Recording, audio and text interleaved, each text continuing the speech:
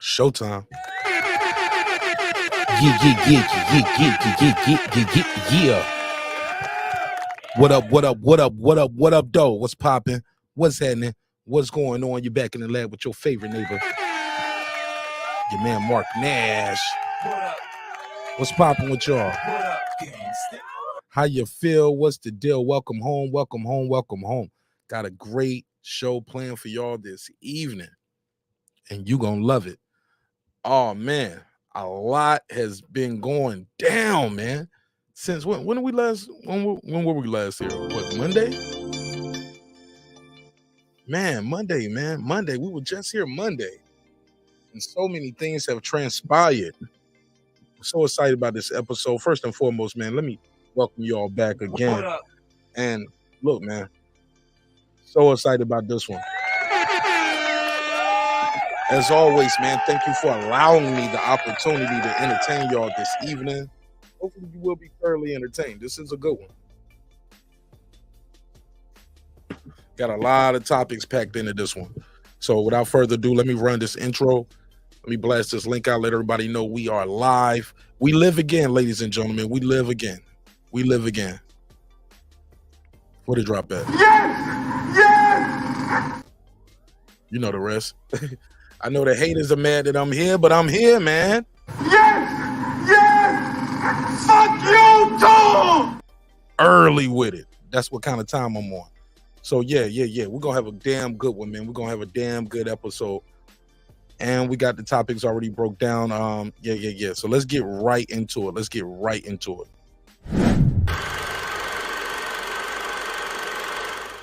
that squad sound.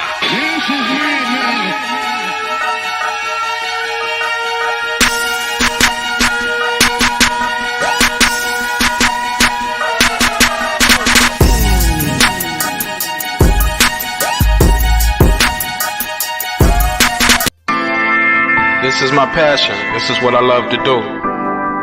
But some days, sometimes, I'm just like you, man. I hate this job. Damn, I hate this job.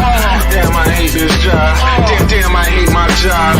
Damn, I hate this job. I'm just like you. Damn, I hate this job. Man, I hate this job. Man, I hate my job. From a good dream I wake, sun rays on my face, planning out my day, hoping this ain't the one that I catch a case. I feel so good, I feel so straight. My manager keep calling me saying, hurry up, you late. Hurry up, you lay off. Y'all, man, I hate this job. Man, I hate this job. Been trying to play it cool, but it's hard to play it off. I've been hanging on to this bullshit, cause my car still ain't paid off. I know I'm on my way up. My boy just got laid off, so y'all, man, I hate this job. Man, I hate this job. These hoes is so ratchet. These niggas is so sneaky. Y'all don't even really pay enough for y'all to only pay bi-weekly. I'm trying to double up my cash. Take this job, shove it up your ass. Yo, man, I hate this job. Sometimes I wanna say, walk in and slap my boss. This shit is getting hard. Damn, I hate this job. Gotta make it out of this struggle, bruh. And I don't really mean to take it out on you. You just a customer, but damn, I hate this job. Damn, I hate my job. Damn, I hate this job. Damn, I hate my job. Damn, I hate this job. Damn, I hate this job.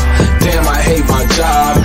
Damn, I hate this job. We're the reason why your stockholders always stay afloat. Yet I'm asking, are they hiring? Like everywhere I go, schedule will say 9, but I think it's fine if I clock in at 9:04. I work 40 hours a week plus overtime just to be bro. So y'all, man, I hate this job. Hate that I applied. So much has transpired since the day that I was high.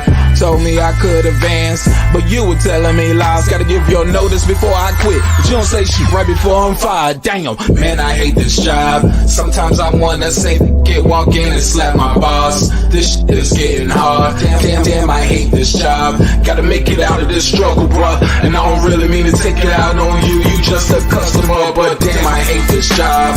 Damn, I hate my job. Damn, I hate this job. Damn, I hate my job. Damn, I hate this job.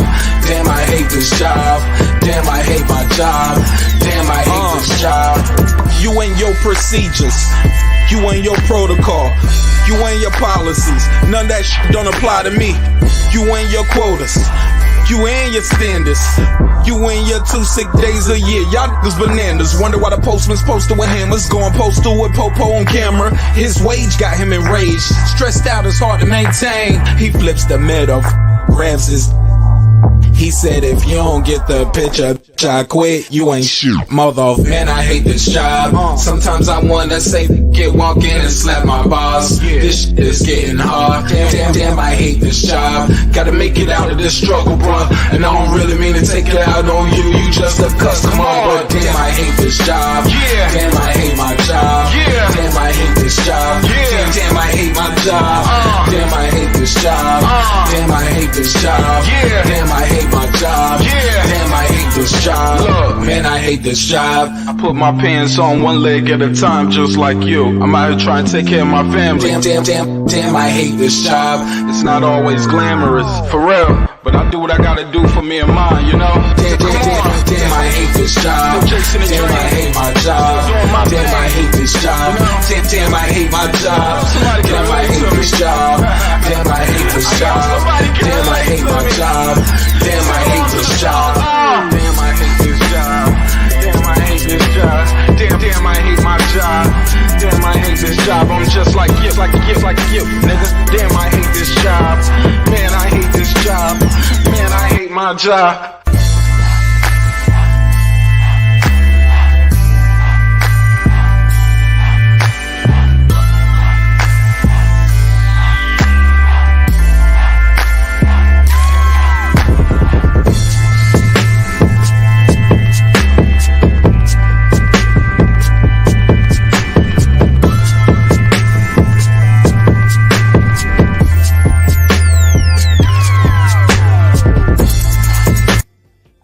The views and opinions expressed in this program are those of the speakers, commentators, experts, and or the host. They do not explicitly nor necessarily reflect nor represent the channel's policy or the views held by the channel or broadcaster. The broadcaster or its channel cannot be held accountable for all or any views expressed during the program. Basically, if I didn't say it, don't come for me. You come for the person who said it. And please don't sue me for somebody else's words. With that said, let's start the show, motherfucker. This that squad sound.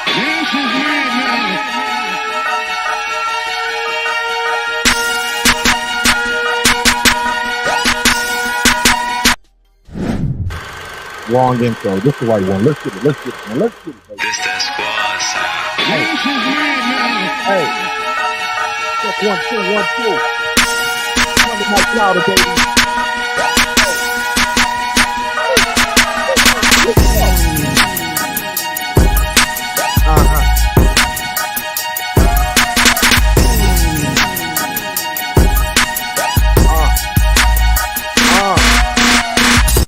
Showtime.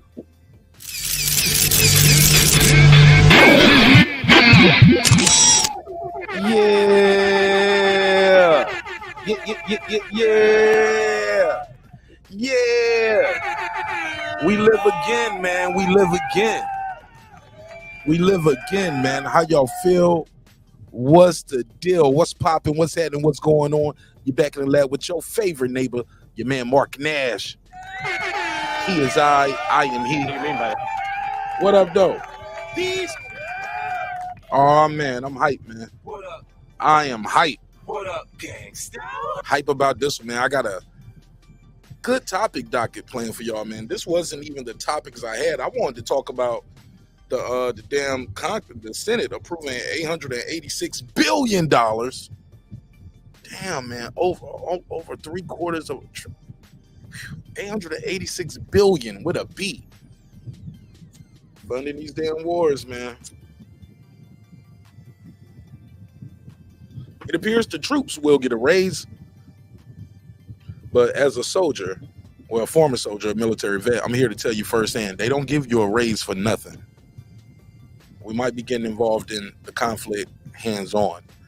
As of right now, America's just funding the war, but funding 2 wars in Ukraine and as well as what's going on in the Gaza Strip. So, damn, man, I wanted to talk about that tonight, but there's so many other things going on in sports, and that shit right there kind of make you a little stressful. So I guess we needed a little distraction, but definitely going to come back with that one this week. I got to do that topic this week, whether on Patreon or on the live stream, or even if it's a standalone video. I got to talk about it and tell y'all how I feel. Got some announcements real quick. Happy birthday to our good sister Lisa Bells. Lisa Bells, she never fails. What up with you? What up, Lisa? How you feel? Let me adjust that fan. I can hear the wind blowing in the mic. All right, there we go. Shout out to my homegirl Toya. Toya the Tutor. What's up, fam? How you feel? What's the damn deal? What's popping with you? Drumming for life. What up, Lisa Bells? I see Taz in the building. Tech. What up, Tech? Okay. Y'all ready to have a good time? Say yeah. Wherever you at. Even if you by yourself, just say, yeah, man, I'm ready to have a good time. All right. And I'm sure people will file in as we continue, but I got to start off. We just got to jump right into it. I can't be sitting around waiting for everybody to get here. Drumming for life. What up? All right, so look, we're going to jump right into which topic we're going to do first. Let's start from the top. All right, let's see if he deleted it. Gervonta Tank Davis, boxing star. And when I say he's a star, ladies and gentlemen, you ain't got to like it. Gervonta Tank Davis is definitely, he's a boxing star. He put out some tweets earlier today. He had the Twitter fingers. They were tweeting away. And he had some things to say. Some people have took this as he's ducking Devin Haney. I'm here to say not so fast. Let's slow down a little bit. Let's not be so quick to rush to judgment. But let's talk about it though. Let me share the screen so you guys will know what I mean when I say these things. Again, shout out to everybody who's here now watching it live or will catch the playback. If I keep the playback up, y'all know me, I'll snatch a video down quick. Like if you saw it, you saw it. If you didn't, you didn't. It is what it is. All right. This was earlier today, and if you know Gervonta Tank Davis on Twitter, he deletes tweets as quick as he put them. He'll put it up, then delete it. Put it up, then delete it. Put it up, then delete it. He kept these up. These are out here. Look at his hand speed real quick. Though. Watch this, y'all. Y'all got to see this. Watch this. Look like I got that on fast forward or something, don't I? Nope, that's regular speed. All right, so Gervonta Tank Davis tweeted out some things. He said, well, it started with a fan tweeting this. They said 3 weeks, so 3 weeks away. This is an old video that he put out. Somebody retweeted. He said, man, act like y'all forgot, man. Act like y'all forgot, man. Stop playing. So it's some old picture videos of Tank Davis training. He jumped right to it. He said, get that snack shit out of boxing. Here we go. Early, just jump right into it. Then the next tweet was, did he or did he not get caught cheating before? Them snack people. Then he said, and Eddie was about to he's talking about Conor Ben. He said, and he was about it, and Eddie was about to let him fight someone, before, after, let someone fight before, after they caught the dude cheating. Okay. Now let's unpack some of this, because I ain't got to be here all day on this one. I got the other topic is going to eat up a lot of the clock, I'm sure. Shout out to everybody who's here early. Bruce Gas in the building. What's up, Alden Johnson? What up, fam? How you been? He said, salute to Mr. Nash. No, salute to you, sir. He said, and the chat, and happy birthday, Lisa. Yes, man. Please tell Lisa Bells happy birthday. And I got her Cash App on my community tab, too, if you want to send her a couple dollars for a birthday. You buy her a cup of coffee or something. You know what I'm saying? I'm sure she'll appreciate it. She did not ask me to do that, by the way. She did not ask me to do that. I sent her something, and I figure I'll put the offer out there if anybody else want to send her something for her birthday. All right? Modern King Boxing, what up? He said, "Oh hell, Twitter receipts." So let's jump right into it. My thoughts first. Make sure I got this phone line open. Oh, got 100%. Ooh, plug that in now. Got 100. Plug this shit in. All right, so Tank Davis, man. I'm curious at what sparked and spawned. Hold on one second. Curious at what sparked and spawned this this Twitter rant today. Because here's the thing. Devin Haney's been with Snack for quite some time. Quite some time. This isn't new news to anybody. Anybody? Anybody? You never heard of it. Oh, you heard of it. This ain't new news. He's been with Snack.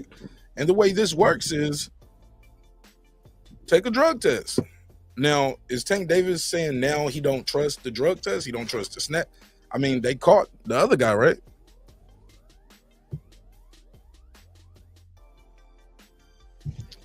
I don't know, excuse me, if fans are just looking for a story, but I didn't see him anywhere say, I'm not fighting Devin Haney.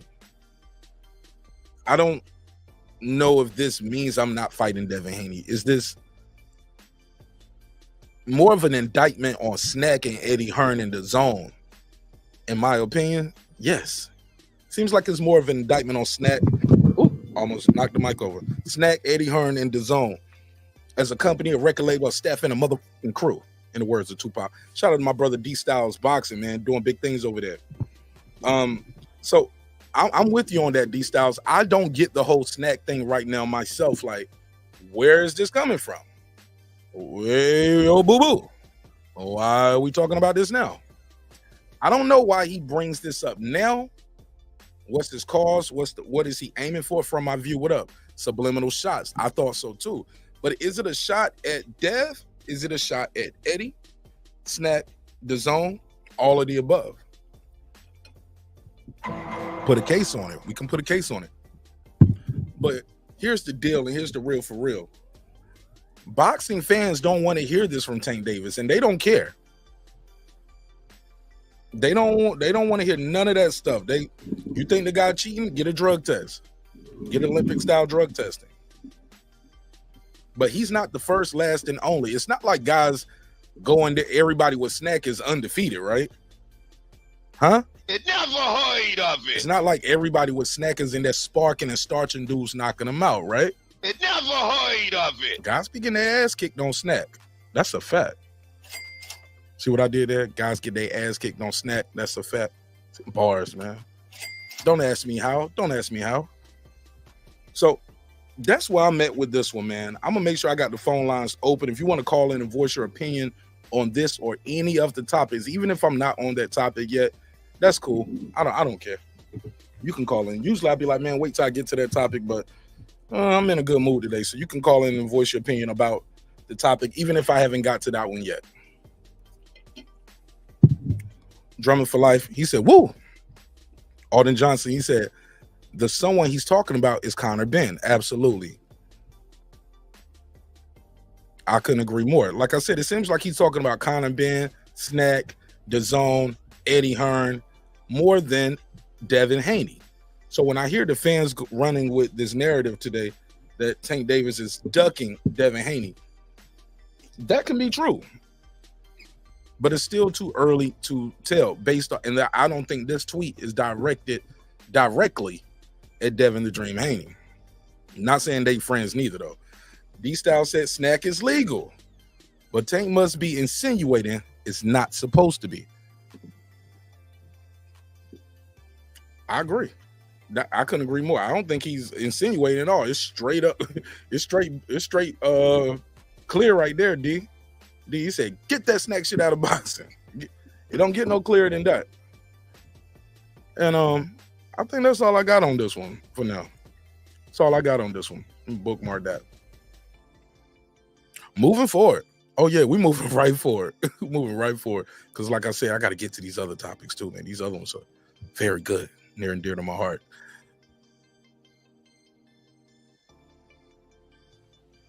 Let's move on. Let's move on. Where we at? Where the next one at? Boom. Oh, not there. Claressa Shields, man. Hold on. Where are we at? Oh, move it around. There we go. Claressa Shields. Oh, no. Not my girl Shields. Claressa Shields out here looking a little shaky, baby. It's looking a little funny in the light, man. Make sure when y'all pull up, too, man. When y'all pull up, make sure y'all say happy birthday to my homegirl, Lisa Bells. 404, you got the flow. Tell them your name, where you from, family.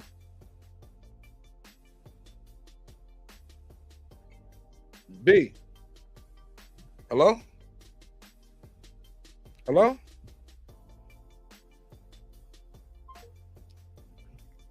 Let's see if I can call him back. That was weird. What's up, dog? What's up, OG? How you feel? I'm all right, man. I tried to call you on the other number. Yeah. For some reason, I answered and I said hello. I couldn't hear you. Talk to me, man. This is Brian Norman Sr., father and trainer of Boxing Rising Star, Brian Norman Jr. Yeah, man. I just wanted to say, man. Fresh off a big win against Quentin Randall on that Shakur Stevenson undercard. How you doing, sir? I'm all right, man. How you doing, man? I'm blessed. How's the young champion doing? Oh, man, he doing excellent, man. We ready for the next one. I know that's right. Revamping some things up, man. Cleaning some shit up, man. I ain't got nothing to do with the next one, y'all. Just to let y'all know, I was not a good matchmaker. No.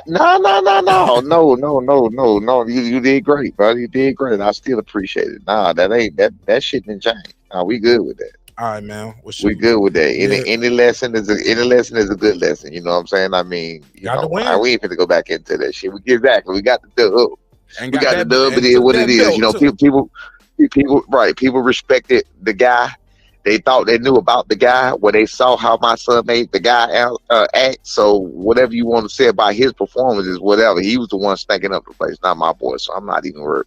I hear that. I'm off of that shit. I'm past that shit. I know that. So right. I got a couple of things I want to talk about. I mean, I seen a couple of your topics, man. I was gonna wait. Till you got to him, and then I heard you say, "Don't wait till I got to him." I was fucking. I'm gonna call you. Yes, sir. Talk to me.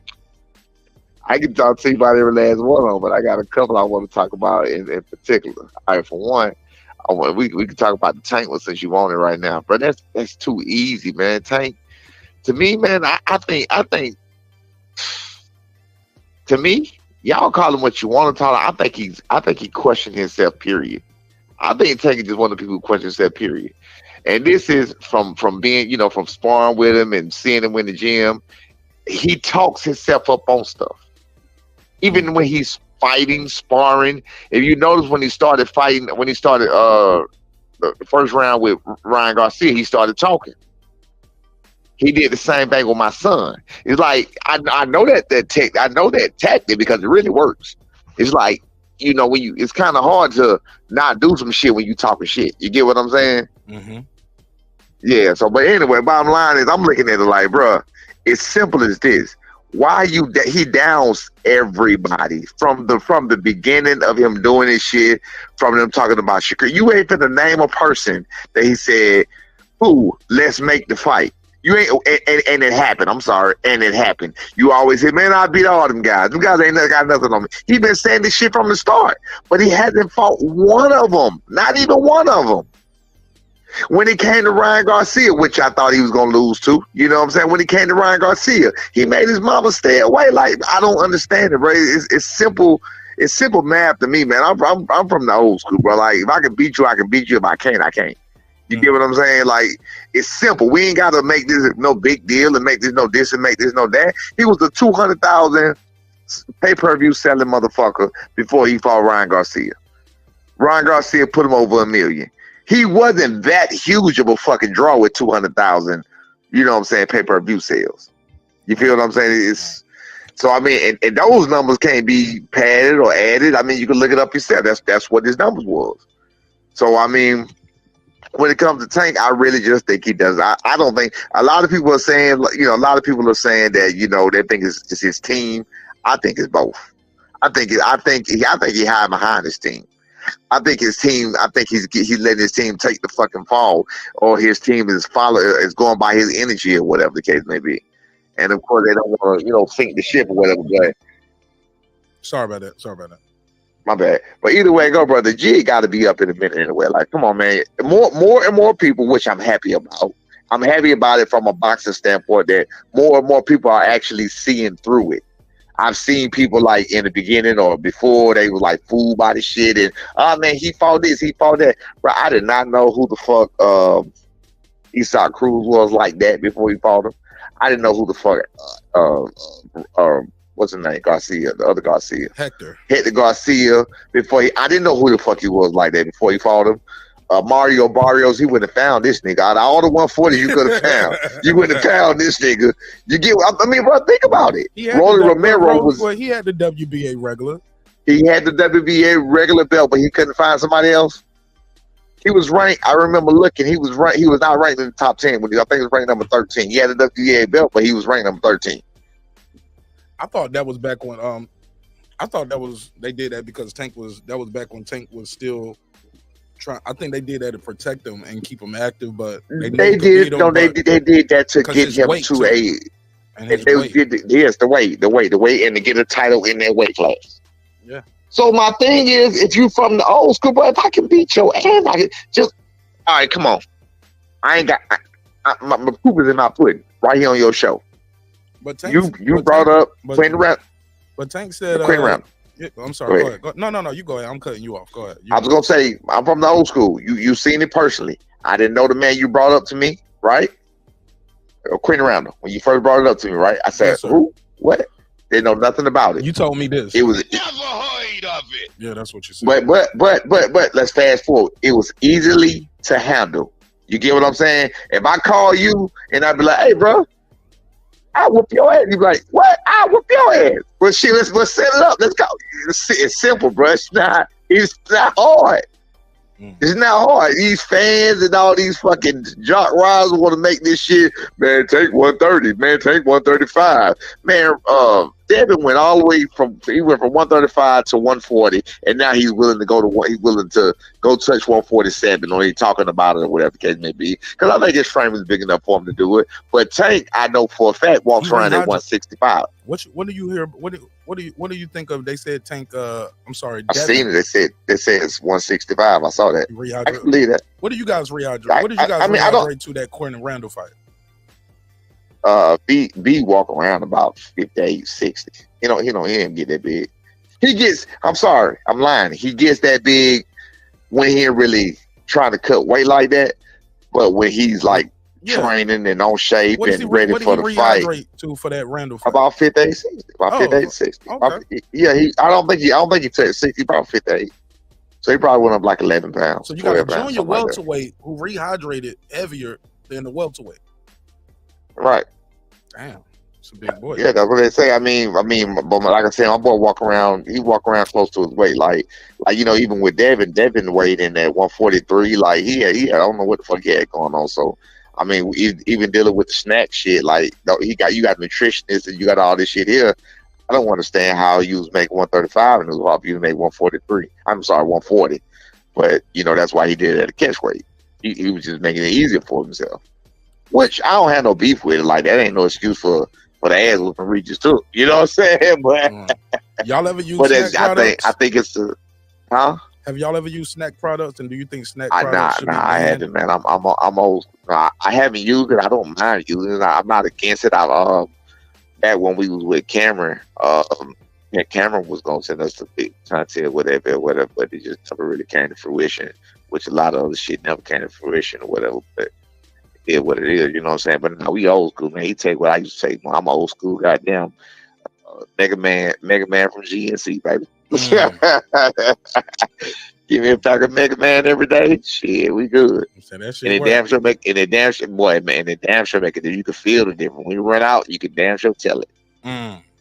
When you run out of your shit, like you'll be working. You could be doing the same exact thing. Then you be like, damn, something ain't right. Then you figure out, oh shit, I'm out of pills. I ain't taking my pills.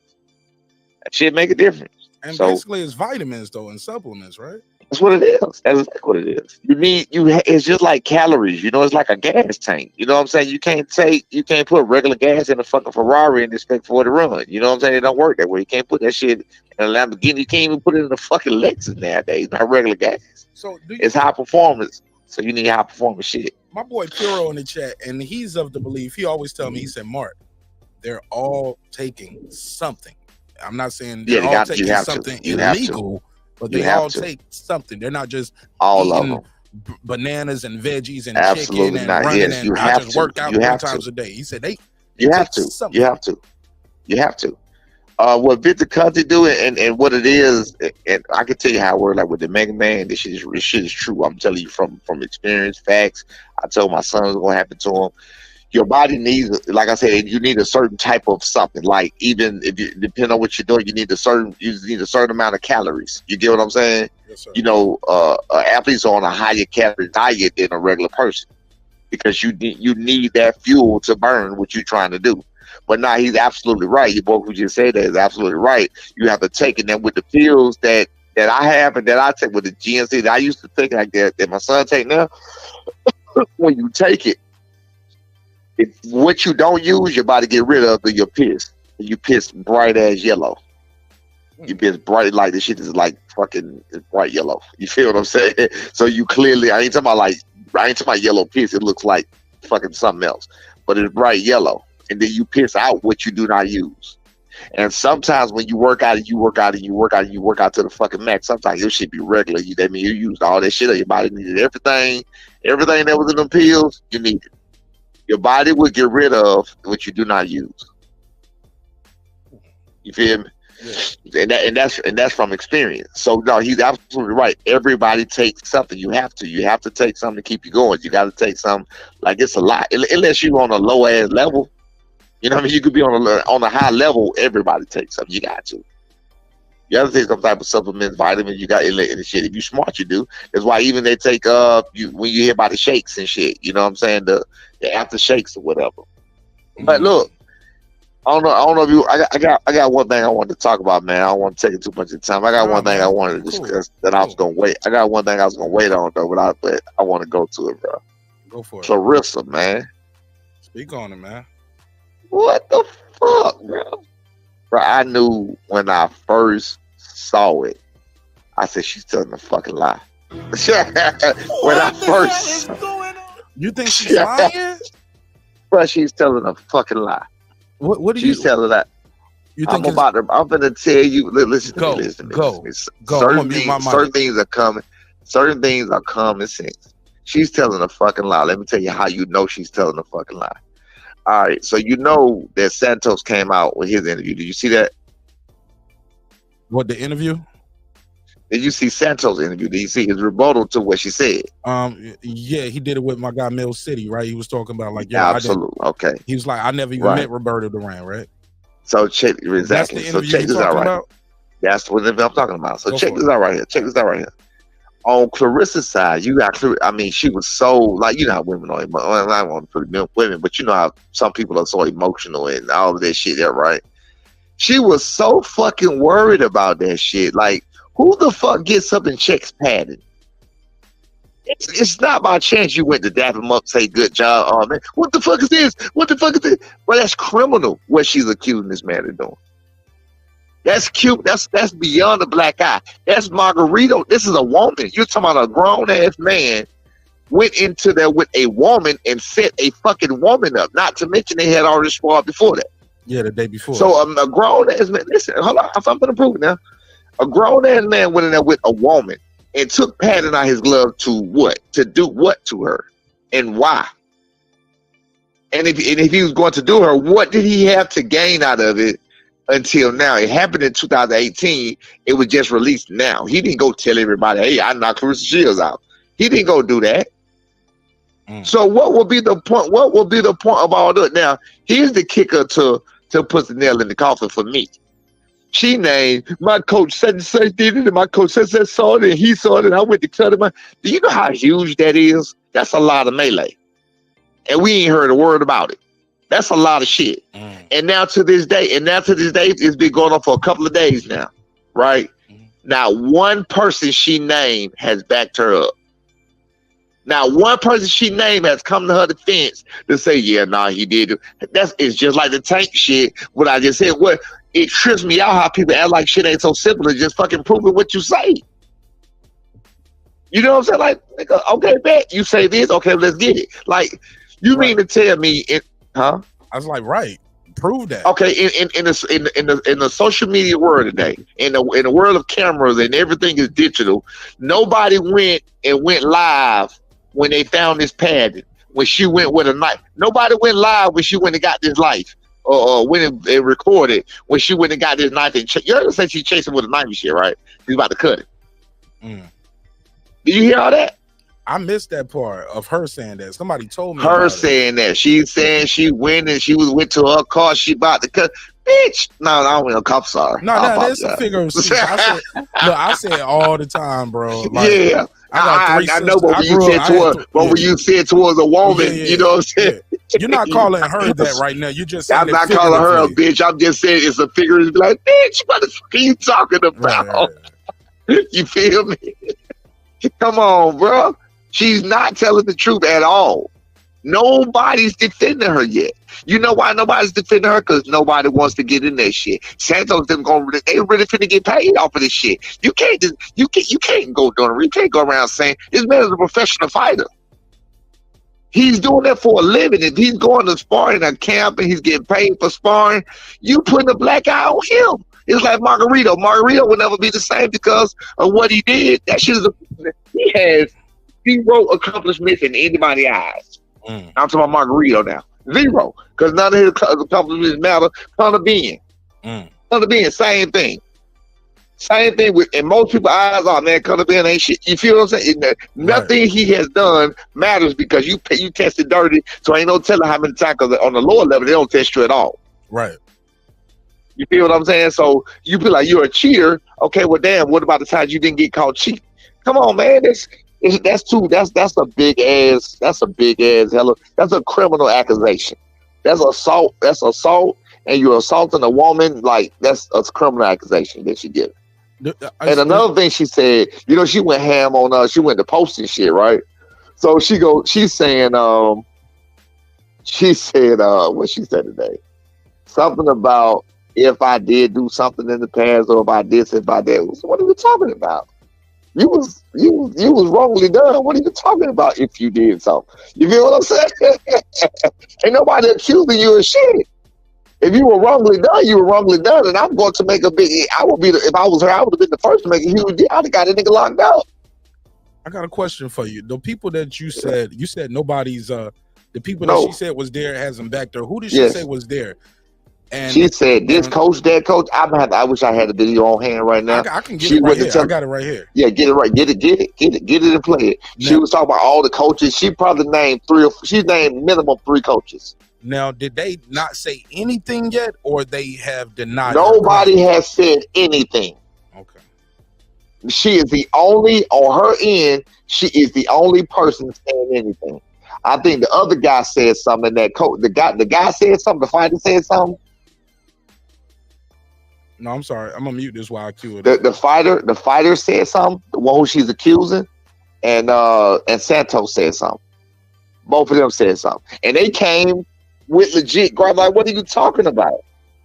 You get what I'm saying? Like, they came out again, just like regular people. Like, everybody's not with this fucking IG, social media, all subliminal type bullshit. Like Tank, that shit Tank do. Some people are straight up like, bro, what? All right, well, let's prove it. Let's talk about it.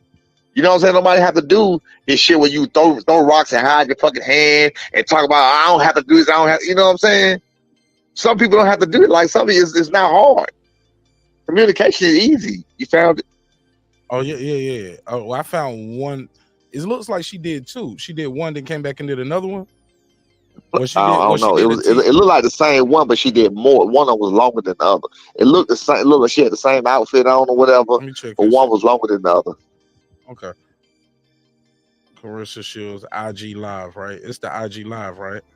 Okay, yeah, the one that she got. I don't know. Because I seen one. She had on pink or some shit, I think. Okay, I seen one. This the one I seen where she got like a black top on and like an army hat or something like that. IG. I don't know. Let me see. Listen, let's hear it. Let's hear it. Let me see something.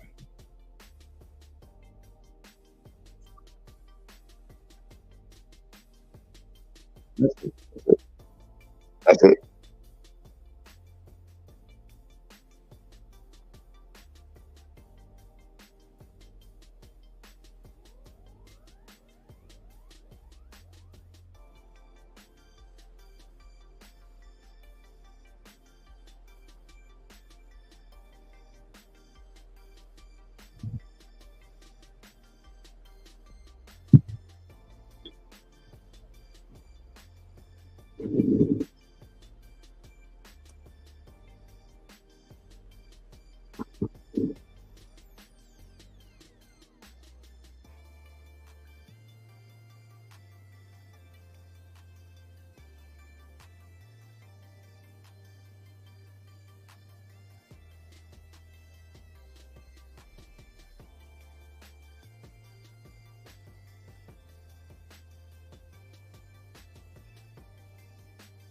Oh, that's what she's talking about. Okay, let me see.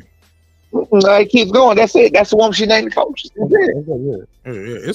That's a short right there, but Oh, okay, yeah, that's what I said. It's the exact same one, but she said a little long. She was like, Coach such and such did this, and then she was like, Coach such and such. She like 3 coaches.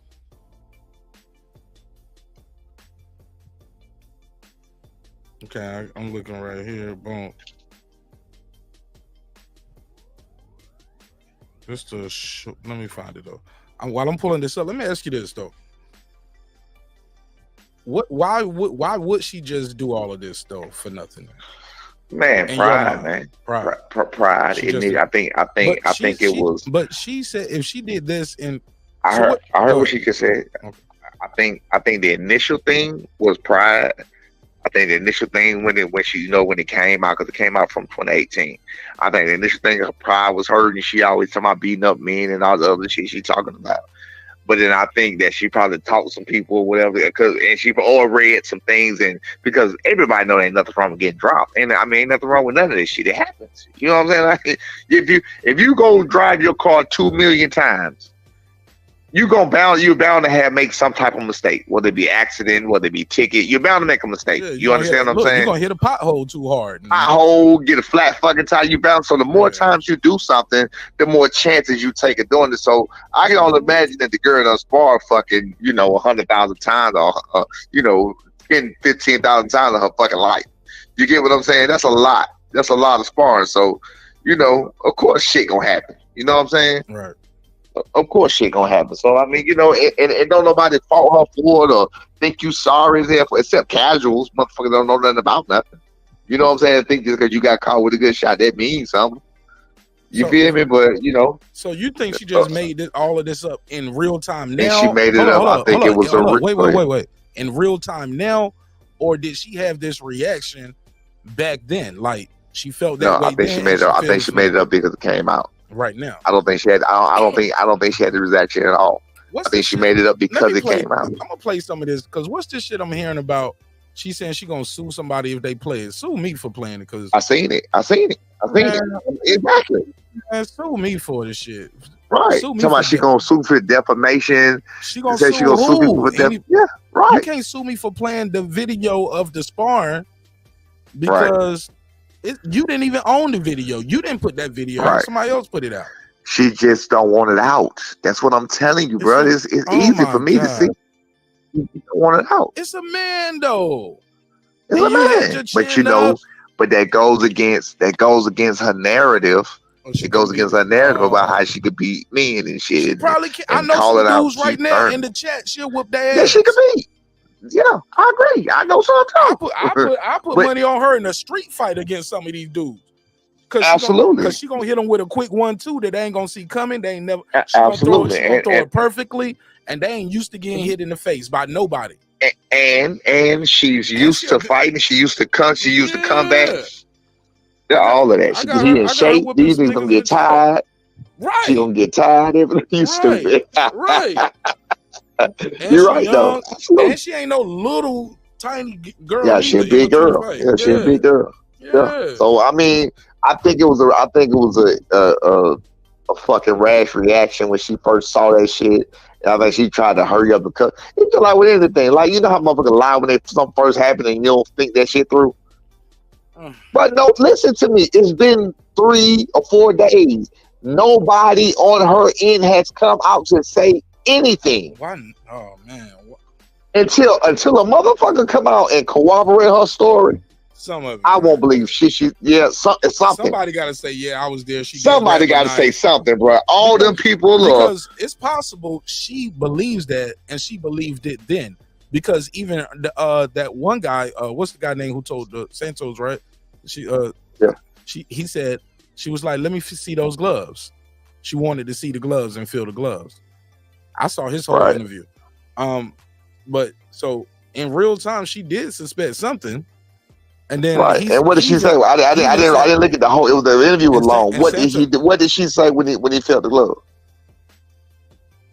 What did she say when she felt the glove? I can't remember, but I remember her coach. She complained then, and then her coach ended up. She did complain about the glove back then. Yeah, and he was like, "Let me see." And he said, "I showed her they were 16-ounce gloves." Blah blah blah. But I don't remember hearing nothing about the padding complaint then, though. I gotta go back and watch it again. She just saying some shit. That's all. So like you said, you might be right. She probably really do believe it then. She said then her coach went over there and looked at it. She was like, "Damn, man, I ain't never been in trouble before." She was like, "Let me see them gloves."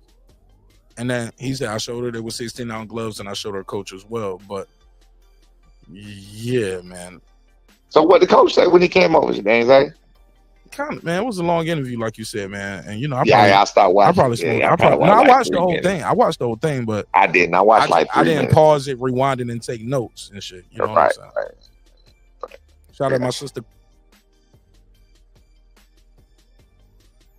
Happy birthday, Lisa Bell. I'll see you all in the chat. You know, happy birthday.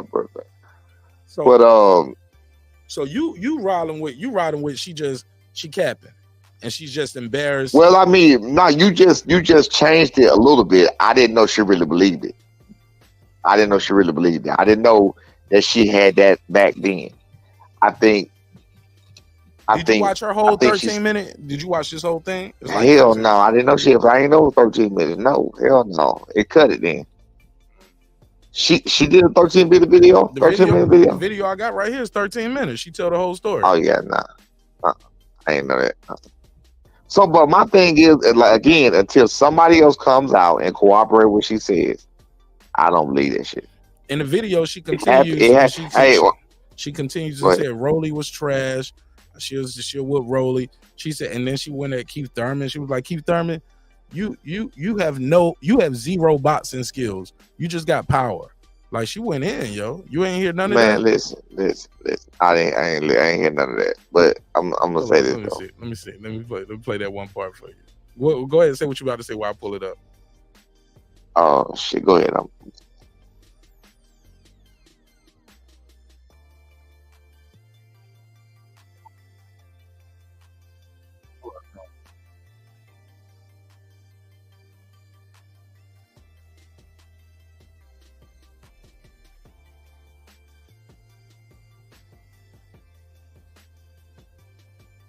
So she sparred him on Wednesday, sparred him again on Thursday.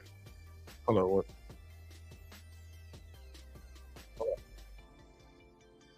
Monday.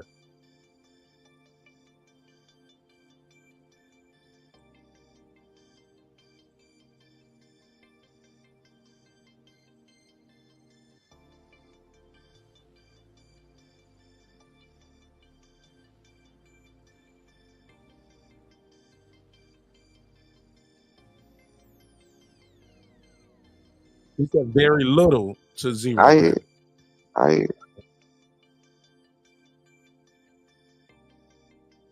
Yeah, she just got dropped in the bed.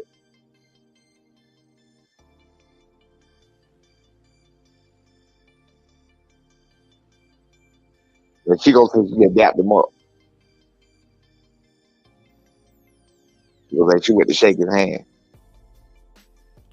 Oh, I ain't heard that part. We don't go. She goes. She goes to shake his hand.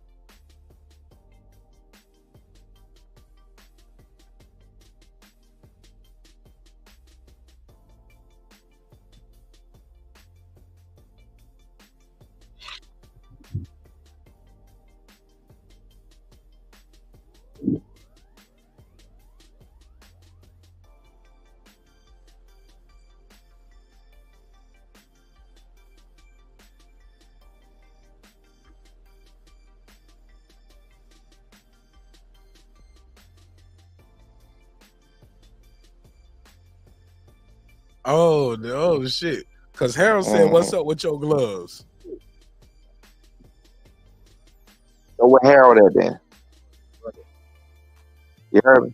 Right. I need to reach out to him. What she say his last name was? Right. She go back. She said it. She said it. Go back. She said it. 55. Let me see. She couldn't remember his name, but then she finally figured it out.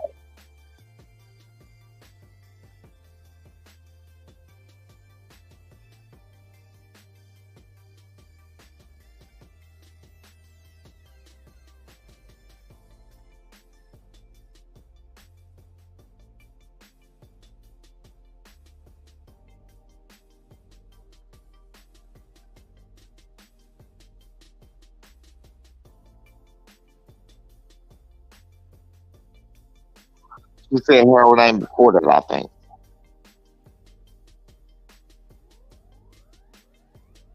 Before this? I think she said it before she talked about, yeah, she said a little bit before that.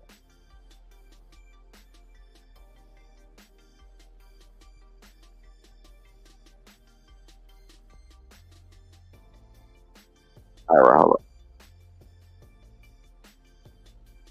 Hello.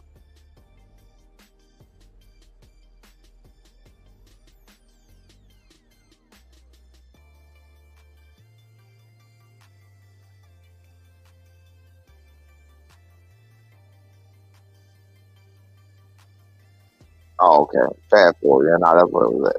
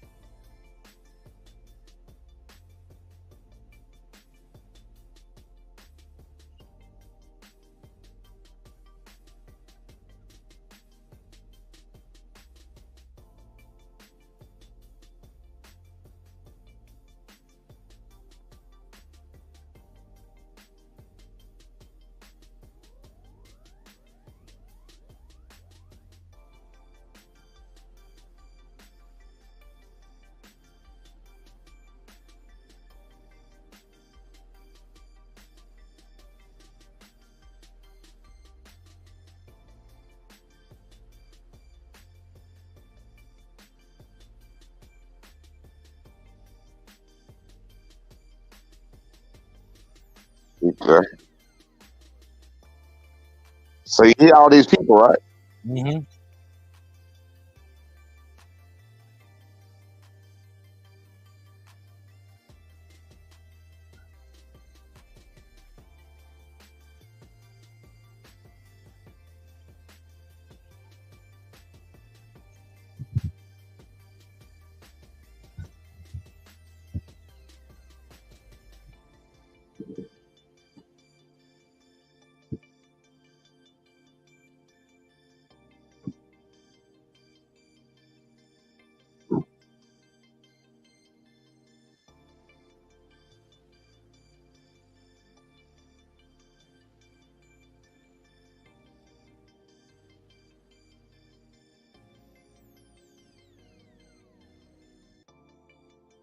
Woo!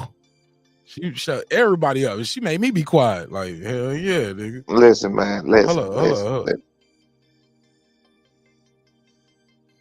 Claressa Shields would be the best babysitter ever, though. I ain't gonna lie. She clap them hands, tell them kids shut the fuck up. Everybody shut the fuck up. Everybody gonna shut. Grandma gonna shut the fuck up. Right. The dog gonna stop barking. The fish gonna Everybody. stop booping. Everything.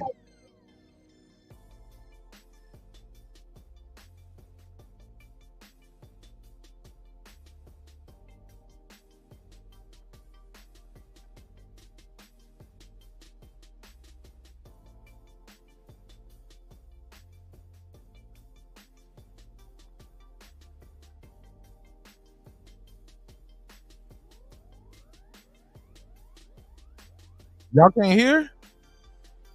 Oh shit! Oh shit! Hold up! I just realized they can hear it. I mean, you can hear it on the phone, but they can't hear it. Okay, my bad. Let me share the screen. Oh damn, they ain't heard none of that. So they just silent in the motherfucker. They just silent. The show just silent. Man, they just hear me and you talking. All right, here we go. Shout out to Fight Hype.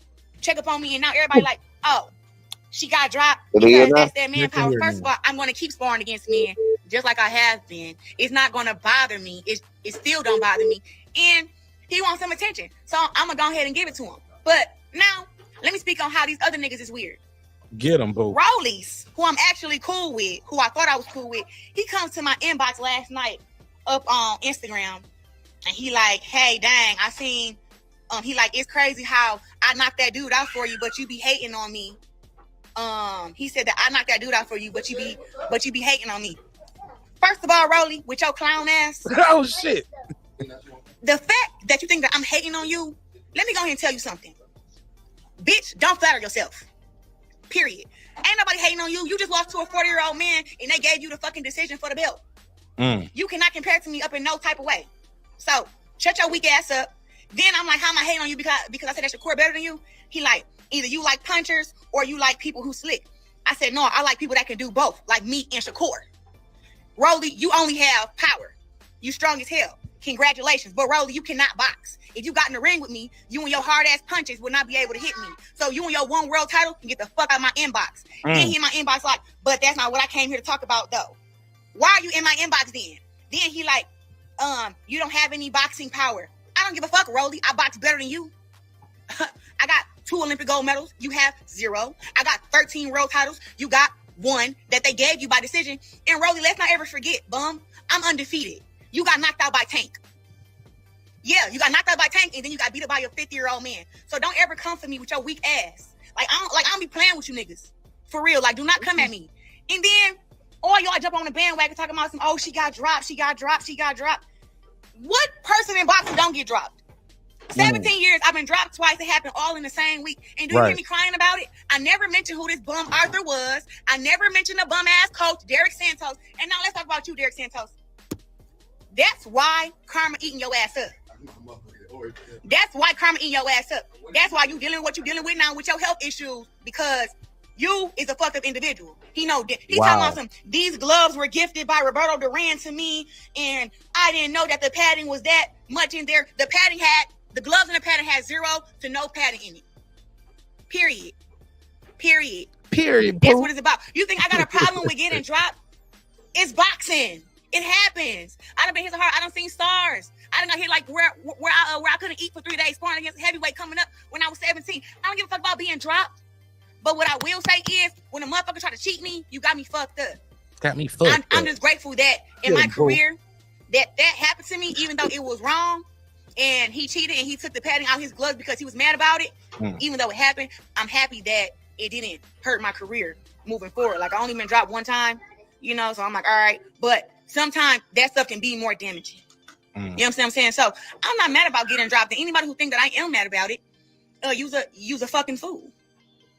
Undefeated, the only 3-time undisputed, 2-time undisputed. It's just me and Terence Crawford. Y'all can go and kiss somebody's ass, literally, and do not play with. Hold on, say that again. Undefeated, the only 3-time undisputed, 2-time undisputed. It's just me and Terence Crawford. Y'all can go and kiss somebody's ass, literally, and do not play with me. Yeah, do not play with me. For real. And now y'all talking about some, oh, she called out Keith Thurman. It still remains that Keith Thurman do not have any boxing skills, and he got power too. Him and Rolly need to fight each other. And Rolly, next time I see you, you can put your motherfucking dukes up, because I'm gonna punch the fuck out your ass, because whenever I see you in person, you bow down and you be respectful. That's period. But then you want to come to my inbox talking about somebody hating on you. Nigga, don't flatter yourself. Is you stupid? Hating on Rolly. You sound stupid. You sound dumb. You is dumb. You dumb. You better keep talking to them TMT motherfuckers and get your contract and your fights again. Right here at the end. Let her get these bars. I got it sped up. So it ain't gonna take that long. Let her get these last bars out. Watch this. Together and keep getting them easy fights where they're gonna give you the fight, because one thing is this. Whether a motherfucker is strong or not, I don't lose. I can guarantee you that Savannah Marshall can whoop Rolly's ass. Wow. Shakur gonna whoop Rolly's ass. Devin Haney gonna whoop Rolly's ass. Teofimo gonna whoop Rolly's ass. Ryan Garcia gonna whoop Rolly's ass. So Rolly, while your punk ass came to my inbox, nigga, I will square up with you and whoop your ass. Literally. Nigga, I will come to TMT gym and literally put my hands on you. I will embarrass you. With all that power you got, I will embarrass you, little nigga. You sound stupid. And then you want to post the video. Nigga, you not defending me up in my honor about some shit that happened 5 years ago. You knocked out a bum. Congratulations. Wow. Congratulations. Now I want to see what you gonna do with your boxing career. Because they match you against anybody who got skill and somebody that can take a punch, your little dumb ass is gonna lose. People out here like, who the hell is Rollies? That's exactly what I said. Who the fuck is a Rollies to be coming to my inbox talking about some, why you hating on me and I knocked this dude out for you? You knocked him out for you. I don't need you to defend me. I'll be swearing that y'all just so hard. And then this dude who you knocked out, he quit boxing after being knocked out one time. I got dropped. I got jawed. Got back up, sparred him one more round, and then sparred another dude one more round. I mean, 4 more rounds. I went 8 rounds. So how did I get knocked out? I got knocked down. Inbox on some, I knocked this dude out. And I literally inboxed Rolly years ago when I seen he knocked the dude out. I said, oh my God, thank you for knocking this dude out. I fucking hate this dude. He's a fucking cheat. But like I said, I ain't the one who be making excuses. Like, one, I never had. She said she told him he was a cheat. I heard you. I was about to say something I about never that. had the video. Never cared about the video. It doesn't matter to me about getting dropped in sparring. I've never lost a fight. I got more belts than all you niggas. I'm the most accomplished boxer in history. You think I give a damn about how y'all be running y'all mouth? You weird. Really came to my inbox acting crazy. He can't beat nobody. All right. Hey, check this out right here. I gotta say this. Any boxer will tell you this. Do you know what 16 ounces mean? Do you know what the ounces is? Do you know what the ounces is? Yeah, I understand. I understand. No. The weight of the are, glove, less padding. that's all, my nigga. Yeah. See it. The ounces is just the weight of the glove. That's really it. Yeah. Certain gloves, you probably never even heard of these. Ever heard of Fairtex gloves? Are you old? You know my face. You ever heard of I know what you're talking about, but what's your point though? I'm about to give you my point. Respectfully. I have seen. Huh? Yeah, I said with all due respect. I said with all due respect. I ain't mean. Oh yeah. No, we good. The gloves. I understand what I understand. I believe you now. I believe she believes it. That's why I say I didn't know that she's. You know what I'm saying? So what she said about it. I didn't hear the rest of that. I didn't hear all of that. I didn't know she addressed that way back then. I believe she believed it. Do I believe it's true? Not really. I've seen. That's what I was about to say about. Do you know what 16 ounces is? I've seen gloves that's padded and laid different. You understand what I'm saying? Like certain, like, of course, Grant gloves are puncher's gloves. Right. All the Mexican gloves are puncher's gloves. The Fairtex gloves, what I was telling you about, they have more padding on the knuckles. It's just a weight thing. It's just a distribution of it. I've seen gloves before that look like 14 to 12 ounce gloves, and they be 16 ounce gloves. Yeah, I remember. I remember Zab when he fought Floyd. Zab gloves look small, like they look like MMA gloves compared to the right. I think Floyd had who did he have? He might have had the Reyes. No, Reyes do punches too. No, Floyd had big ass pillows. They look like pillows. Oh yeah, because he got them soft ass hands and shit. Right. Yeah, but they was, so that's what I'm saying. So when do you see? So he was found in 8 ounce gloves. So when do you see 8 ounce gloves padded like that? But that's just how they padded them for him. Yeah. So anyway, now that you say that, I'm actually glad I'm talking to you about it because I didn't know. I've been going to talk about this shit damn near all day. I didn't know she really believed it. I thought she was just fucking. She went off about this shit because the damn video came out.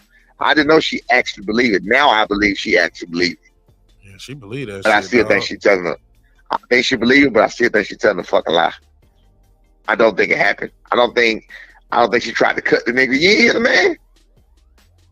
You heard the man interview, right? Did that sound like a dude that come on, man? Yeah, I guess it's all about who you believe. Like, I ain't gonna lie. How hard is that? But how hard is that to disprove though? How you know guys would, just like right now, people think she's tripping. How you know guys are not thinking that she's tripping then? They're like, bro, but they just scared to say something to her. You feel what I'm saying? These guys, when you interview this guy, he looking like, bro, I never even met with her, bro, man. What she talking about? You feel what I'm saying? Now, I'm gonna say something to you. You know what I'm saying? You know me. I keep it real with you in person, on the airways and everywhere. Yeah. I don't bite my tongue. Even though I got a lot of respect for you, I'm gonna just say it respectfully. Hey, bro, is it possible even with new information, you haven't changed your opinion because it's a self-fulfilling prophecy. You already got your mind made up, even with presented with new information. Because your first preference was, man, she ain't tell nobody about this. Where all these people at? Right. No, You know no, hey, man. I'm a thinking man. I'm a thinking man. I see where you're coming from. The only thing that's changed is they haven't said anything. Right. But she definitely sounds like it's some markers there. They haven't said anything, but the things that haven't changed. Yeah. They haven't said anything, but the things that haven't changed on my side, like they haven't said anything is really everything. Like I'm looking at it like, bro, this is a female. It's still a bigger deal. That never changed. That's a fucking salt. Like I don't think he took the padding out. The things I think, even with that being said, even with her believing that the gloves were different, I can believe that. I can believe she believed that because I've had that happen before. I've had people say about my son. I've had people, man, what kind of gloves is it? And I've had people give you other gloves, their gloves to use to spar. I've had that happen before. Any fighter tell you that. It happens. They'll want you to use their gloves because they don't trust your gloves. They look at the gloves, nah, man, these motherfuckers look a little goddamn thin. And they'll grab their gloves. Shit, like, what give a fuck? What kind? They 16. Look at they 16s. I don't think nobody took no fucking padding out of them.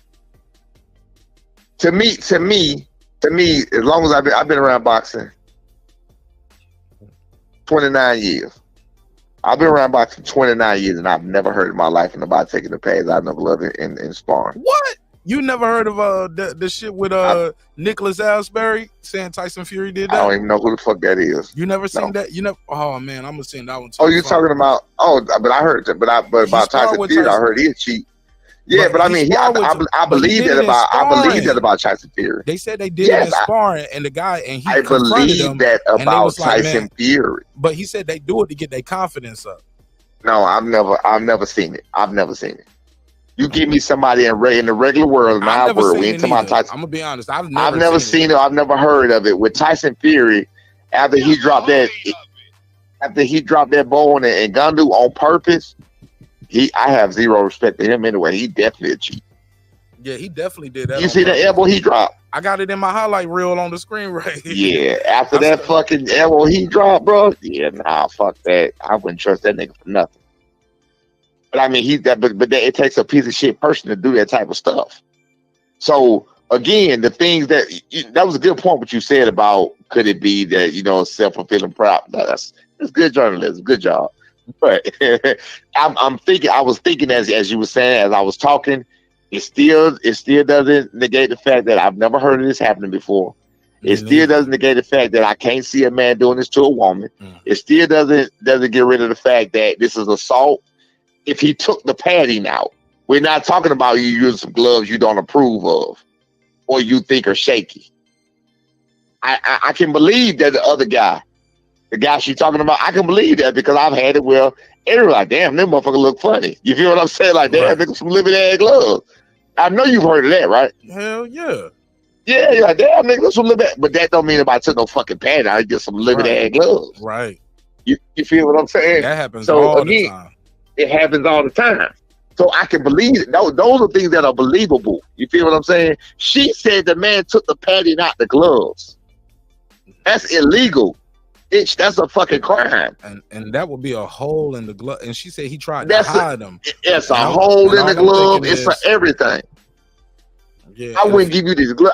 You would never get this glove back. We would have took it. I would have took the glove. Thank you, bro. We would have took the glove. I'd have called the motherfucking police. We'd been a whole lot of shit going on. You probably would have got your ass jumped in there, nigga. Like we would have fucked you up. Absolutely, it's a woman. Yeah, man. Shit. If a hole is intentionally in it, ain't gotta be a woman. Shit, let somebody come in there with be on that shit. Right, man. Right. Like, and they with that bullshit. Pull you off that nigga, man. So you get where I'm coming from there. It's too many holes. It's too many holes in that story. But it did change. The only thing that changed here tonight, which I'm still glad I talked to you about it, is I didn't believe that she believed it before. But now I believe she believed it. She believed that shit, bro. I didn't hear the whole interview. About it. So what? I want to hear somebody has to. Yeah, they on the clock, all the people she named. Did you hear all the people she named? She named. Did you hear all the people she named? Right. She named. So it's 2-on-1. She said right this now. coach. She said this coach. Harold. She named the other sparring partner. Right. She named all these. She named at least 3, 4 fucking people. Yeah. It's bad. Somebody need to say something. You feel what I'm saying? Or but if you take the coach knows just like me and you know, nigga, some girls are way different. Yeah, you can agree. Yeah, nah, nigga, we ain't using them. But he said she said, but the Roberto Duran thing, he said Roberto Duran gave me these gloves. I heard. She said that he gifted. And he's like, I never met the Roberto Duran. Right, I heard it. But that doesn't mean those gloves. But hold up, that doesn't mean those gloves didn't come from Roberto Duran. He didn't get. They are the Roberto Duran's gloves, but he didn't give them to you. You got them. Right. You get what I'm saying? Right. I was holding some Canelo gloves in Vegas. Ray Vargas was there, and he had some gloves, and from Canelo fight, and they had blood on them and everything. Right. He had some gloves from the fight. Now, if he was to give me those gloves, these that gloves, don't mean Canelo gave them. Yeah, I got some gloves that came from Canelo. From Canelo, but that don't mean Canelo gave them. I got you get what I'm saying? Gotcha. Either way it go, man. I mean, like I said, I'm actually glad that she in a both. Well, she still might be. I'm about to say a both face ass life. But here's a couple. We got 2 other big issues though in this story. According to him, she sent him a DM threatening him. Back then?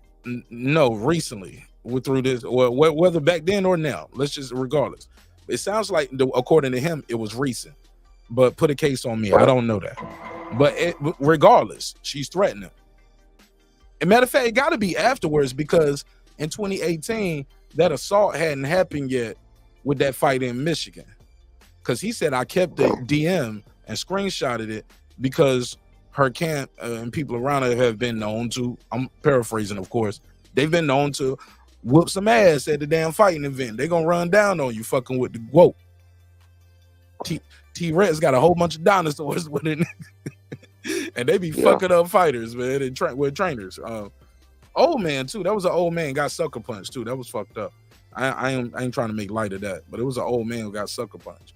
But it was the trainer of her opponent. All right, so fast forward. Another thing, he threatened legal action. Well, he didn't threaten, put a case on that. He alluded to the fact he might be seeking legal action. Oh, yeah, no, I heard that. Yeah, that was Santos. You talking about Santos. You talking about Santos. Yeah, the other, I heard that. Coach.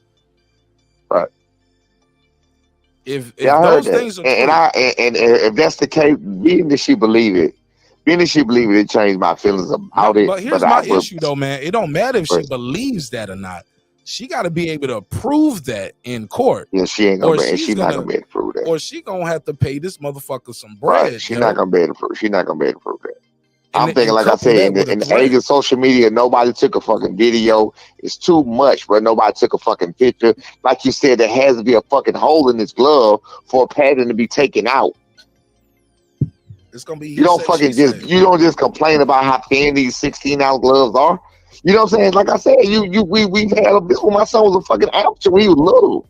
You had them up, we turned the bitches over and find a little tail on nigga at 16s. Oh no, hell no, man. I mean, I better really take them. You feel what I'm saying? Yeah. Happens. What I'm talking about is heard of. What she's talking about is unheard of, except with Tyson Fury old bum ass. I don't fuck with Tyson Fury no more at all after that. Ain't gonna lie to you. That's y'all stable, man. You know. That's y'all stable, man. You know what? You know what, bro? Real talk. I'm gonna touch on this real quick. Did you know I didn't fuck with Devin no more after that push? And he pushed Loma? Yeah, I didn't fuck with him no more until Saturday. I fuck with him now. Why you say that? Why? Because he pushed the guy? I didn't fuck. Man, it was the way. I'm looking at it from a fighter standpoint. I know you tried your box. Yeah, box. All right, so you box for. I'm trying to spar Brian now. Listen to me. You know how they teach you your stance, right? Yeah. Why? I don't know how they showed you. Because he was squared up like that. He was squared up, and there is absolutely, nigga, I can put you with my finger. Ain't nothing you can do about it. I know they taught you that, right? Yeah, you're gonna move backwards. You're gonna take a half step. You're gonna move backwards, no matter what. Yeah. That man was squared up in a relaxed state, and it was how hard he pushed him. Okay, well, we come from that era. I come from that era. But bro, we come from that era. I seen Larry Holmes jump off a car and drop kick a motherfucker. I seen Riddick Bowe just straight up hit a motherfucker with a. And we know about Mike Tyson biting niggas' thighs. No. I'm talking about at the press conference though. Remember? Right. Remember? I know. We talking about Mike Tyson biting niggas' thighs. You remember Mike Tyson? I think was Lennon Lewis. He bit his thigh. Well, Lennon Lewis, he bit somebody's thigh. Oh, yeah. You know what? It was a press conference. You know what? Yeah. And you know what? That might have happened. And that melee with him and Lewis. But I'm from that era, man, where I seen Riddick Bowe literally two-piece a guy. Pop, left, right. Hey, listen. That's fine. Let me ask you a question. Went on. Let me ask you a question about that though. Was they in a relaxed state or did it get heated? No. Were they in a relaxed state or did it get heated at first? No, it was heated. It was heated. Exactly. Loman didn't say shit. He wasn't doing shit. He wasn't arguing. He was standing there. Man. When it's heated, it's heated. Man. When it's heated. I don't know, bro. Man, I don't know. That was a push. Look, I'm just telling you how the fuck now. It was a fucking major push. And that's how I felt about it. You think Loma lost the fight because that push had him fucked up? I don't think Loma lost the fight. I think Loma won the fight. Obviously so. I can tell. Right. Yeah, I think Loma won. No, I really do. No, I really do think Loma won the fight. But anyway, though. One day, man, we got to rewatch that fight together, man. We can do that. I'm gonna bring you on the Patreon as a special guest, and we'll rewatch that we fight. Can do it. You call me, we doing it. But listen, check this out. I believe, but I fuck with them now though. Because I respect this. I respect their journey. I mean, it was hard for me to anyway because I respect their journey, and especially like with his daddy. I mean, that's major, man. You know how his daddy paved the way, and they did that shit together. His son just followed the script. And he didn't buck the system, like, bro, that shit was perfect. People don't understand how hard that is in itself. Yes, I can't. It's so hard, and people be giving Bill so much fucking flack, man. I respect him so much, bro. He did he did his thing, but people not understanding. They be giving these fucking fathers all these flack and shit. They don't know what it takes. It takes more time than they fucking probably working on their fucking job, and they working 40, 50, 60 hours a week. You know what I'm saying? It takes a lot of time and a lot of money for everything. Money, energy, time, sacrifice, my nigga. Yes. It takes a lot to do what a father doing this shit. Yes. To build this dream. Yes, sir. And fund this because yes, sir. This kid is special. For the bigger cause. It's for a bigger cause. And I'm just going to invest into my children. Yes, man. Yes. And the way he did it. I got this motto I be saying up here when people be going in on these bots and dads. And I be hyped when I say it, but I'm going to say it calm right now for you. I be like, most of y'all niggas, y'all daddy ain't never took y'all to the corner store. You feel what I'm saying? Sean Porter daddy took him to the mountaintop. Yeah. Bill Haney took his child to the mountaintop. Fimo Lopez took his child to the mountaintop. Yeah. And none of those guys were ever pros their damn self or made matter of fact, none of those to a certain level. Matter of fact, none of those. Man, that's what I'm saying, Haney, man. It Lopez, takes a lot. People don't. Man, you have to mold. Man, it's hard doing this shit. Andre Ward to the fucking mountaintop. Andre Ward, yes sir, like, yes sir. Motherfuckers take people to the mountaintop. And if you listen to Andre Ward, I'm glad you said Andre Ward. If you listen to Andre Ward, to my remembrance, I don't know if all of them do. Andre Ward, to me, he's the most that talks about the things that Virgil Hunter used to tell him and the things he used to say. That's molding his brain. It takes time and energy to do that. You don't just tell a child something one time and they listen. Nobody with kids on here they know that. They don't understand what it takes to get this fucking child to stay behind you when they're a teenager, when their hormones raging, when they, what I'm saying, when they don't agree with this, when they don't agree. Think about how many fucking teenagers slamming doors and everything else. You got to fight through all of that shit. Hey, look, being a grown man. Hey, look, being a grown man. Yes, saying, hey, sir. Look, and then I'm going to weigh 140 pounds. Right. For a fight. 147 pounds. Bro, you ain't eating pizza and wings and hot fries. Yes. Like, you can't man, live, they don't understand the journey, man. So again, I'm looking at it from I look at Bill Haney from the angle I'm looking at, man, and man, he might be somebody said yesterday, I believe, that might be the greatest father-son duo. Yeah, that was my topic. That was my topic the other day. That was you? That was you. Yeah, people. That was you. Yeah, people I probably. heard it. I heard it. Somebody No, else it was you. stole It was you. It was you. It was you. It was you. It was you. And I heard asked, it. It was are you. they? Is it because at 25? I heard it. I heard it. It was you. They are tracking for the Hall of Fame right now. That was you. That was you. I heard it. One more, the night before one more big win, like this big title at another division. Yeah. He's a Hall of Famer, man. He's going to be a walking. Absolutely. 3-division champion, former disputed, took the belt from a 2-time champion. With only one loss and that guy went on to become undisputed. Like, are you kidding me, bro? No matter how you promoter, man. Right. No matter how you stab it, man, they did it their own way. They jumped ships. They done been to they fought on everywhere, bro. Everywhere, bro. They went everywhere. They went everywhere as a team, man. They fought on Triller. Yeah, they made the sacrifices, bro. And so that's what I'm saying. Like, I respect that so much. And after seeing that victory and after seeing, how he did it and, listening to his dad and listening to how the son talk about his dad, like the respect, let me tell you, they talking about how he didn't stop Regis. He could have stopped Regis. His daddy stopped him from stopping Regis. But I respect that. I respect that. You didn't hear what he said in the press conference after? He was like, he got caught with Linares. He got too greedy. He got too caught. He was talking to his dad in the corner. He was fucking him up. His daddy said, not yet. So I was telling my son, like, he telling me don't fuck him up yet. He don't knock him out yet, right? So then that's when he was like, he kept telling him don't do it. He wanted him to say stick to the game plan. As at the end, this is what right, because if it comes, it's gonna come. If it comes, what he said, he told me to stick to the game plan. If it comes, it comes. And he stayed disciplined enough bro. He did not falter away from what his daddy said, dog.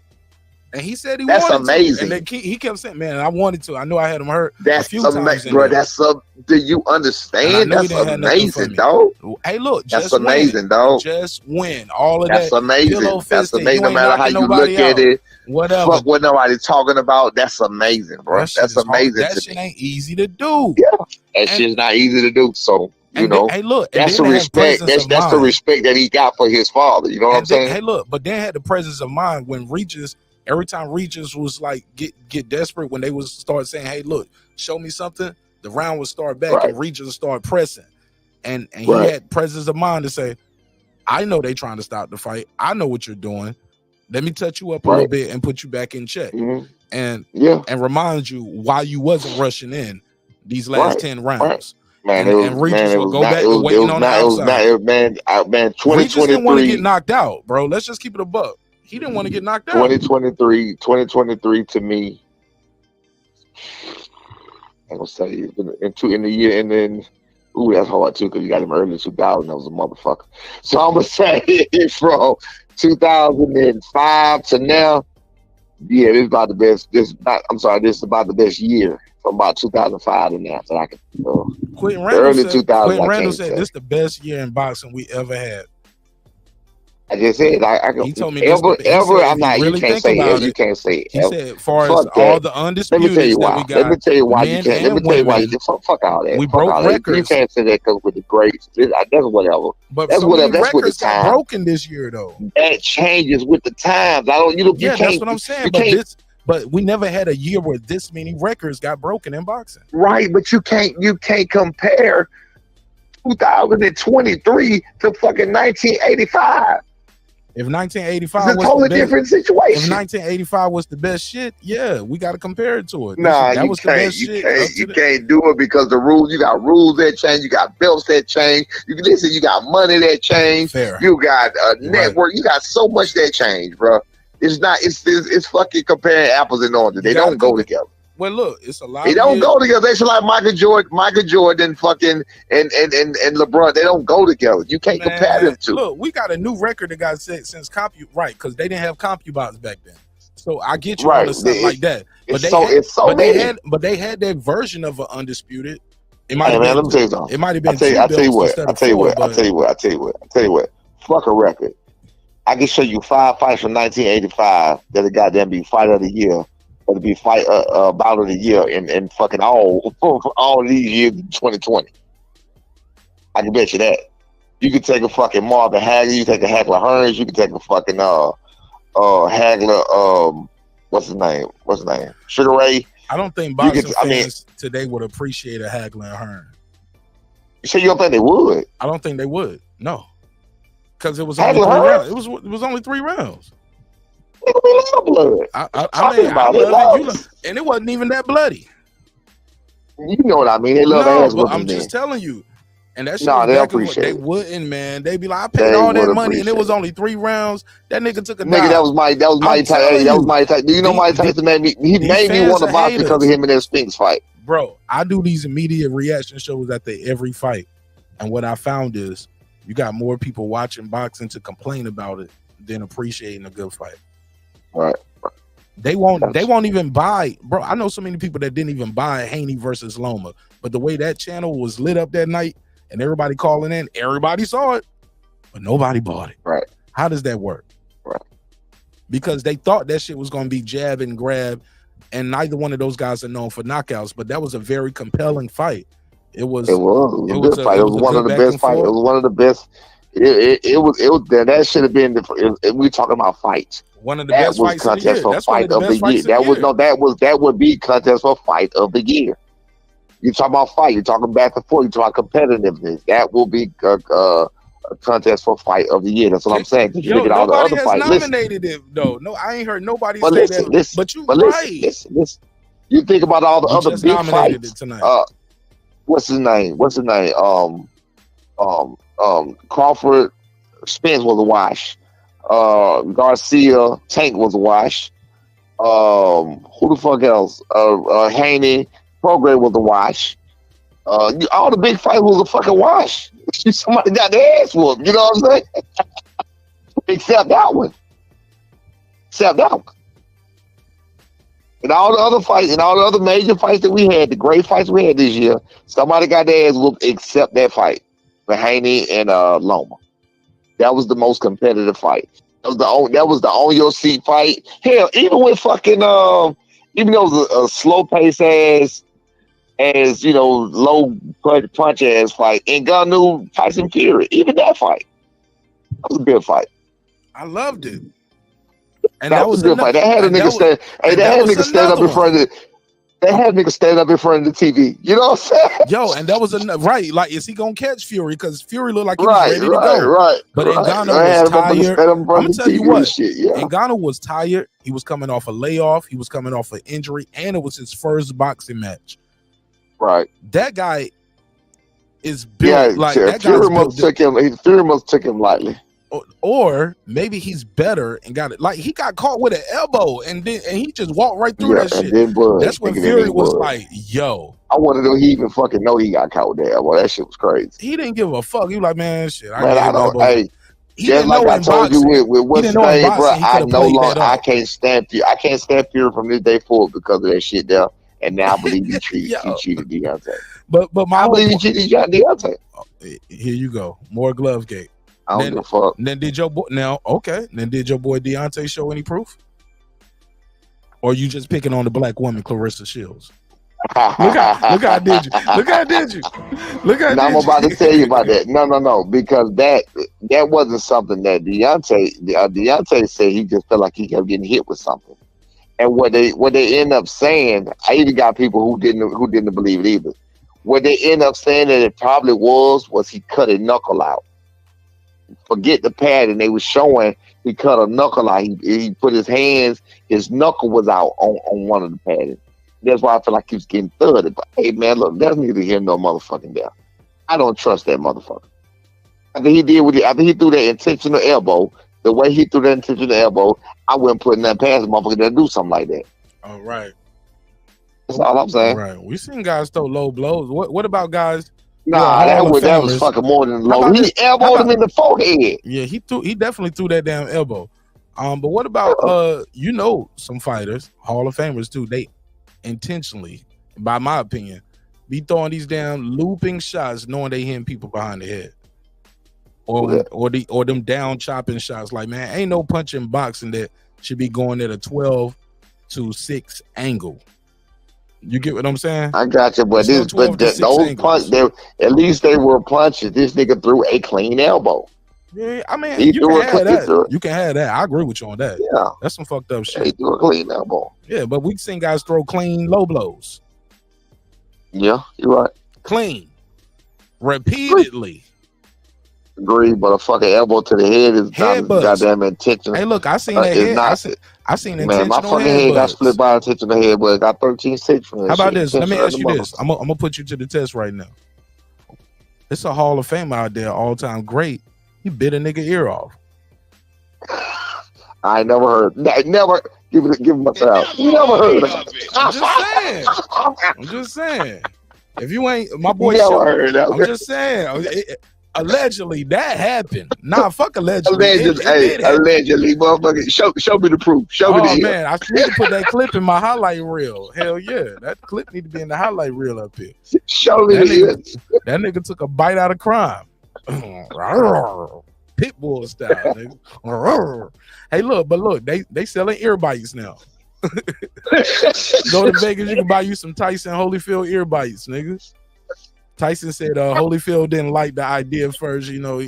He said, but then he saw how much the check was gonna be. He was like, where do I sign up to get when do I need to fly in to get my mold? baby. Let me get my ear mold Wow. made. Let's go. And the ear and the This mold shit is the crazy. size of Holyfield's ear. It's the mold. The part that was missing. And then they just I got chopped it, they just chiseled it out, you know, because you know he got that It's still selling. man, yeah, they get high off them shits. Like they ear bites. Oh, it's that CBD shit. Yeah, Oh, okay. the CBD, weed. I think they probably got some virgin, like you can just get the regular ones. Just get the strawberry Yeah. flavor, Holyfield Lear. Yeah, that shit crazy, man. Next time I go to Vegas, I'm gonna buy a couple, man, just to bring them. Yeah, man. But all right, man, That I ain't shit gonna let wasn't you that. go. Oh shit, you got something on Draymond? To my Draymond Green? Hell yeah, you ain't see him? He did some. Yeah, I he seen did it. some- Yeah, I seen it. That nigga got the check. he It's did a about spinning back. they suspended him to death. And They suspended him to definitely. Definitely. And I agree.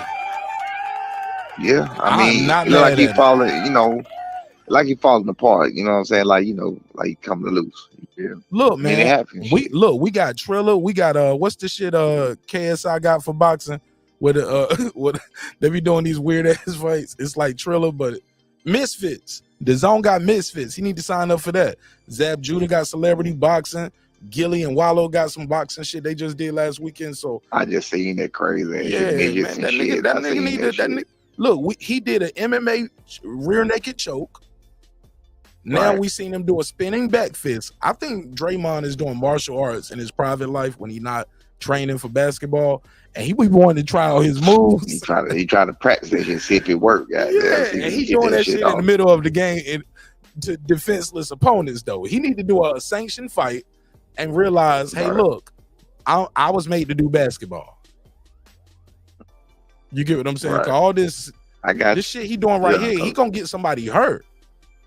He yeah, gonna get I somebody, agree. So and so somebody's you gonna see get. what I'm saying when he Look, playing by let me different say this goddamn last rules. part. Let me say this last part, and I'll pass you the mic, Coach. He is a liability for an NBA athlete right now because Right. at this point, if he does something to my star athlete, I'm gonna sue I'm gonna sue somebody. And that's Not probably just why him, they went ahead. But and I'm gonna suspended sue the him commissioner or whoever's in charge. team, I'm the like, commissioner, he right? has a pattern. Because you see, you got a party and you didn't and you left him in. That's why I say I believe he was suspended for all this time. They probably gonna get rid of him. And it's escalating. Right.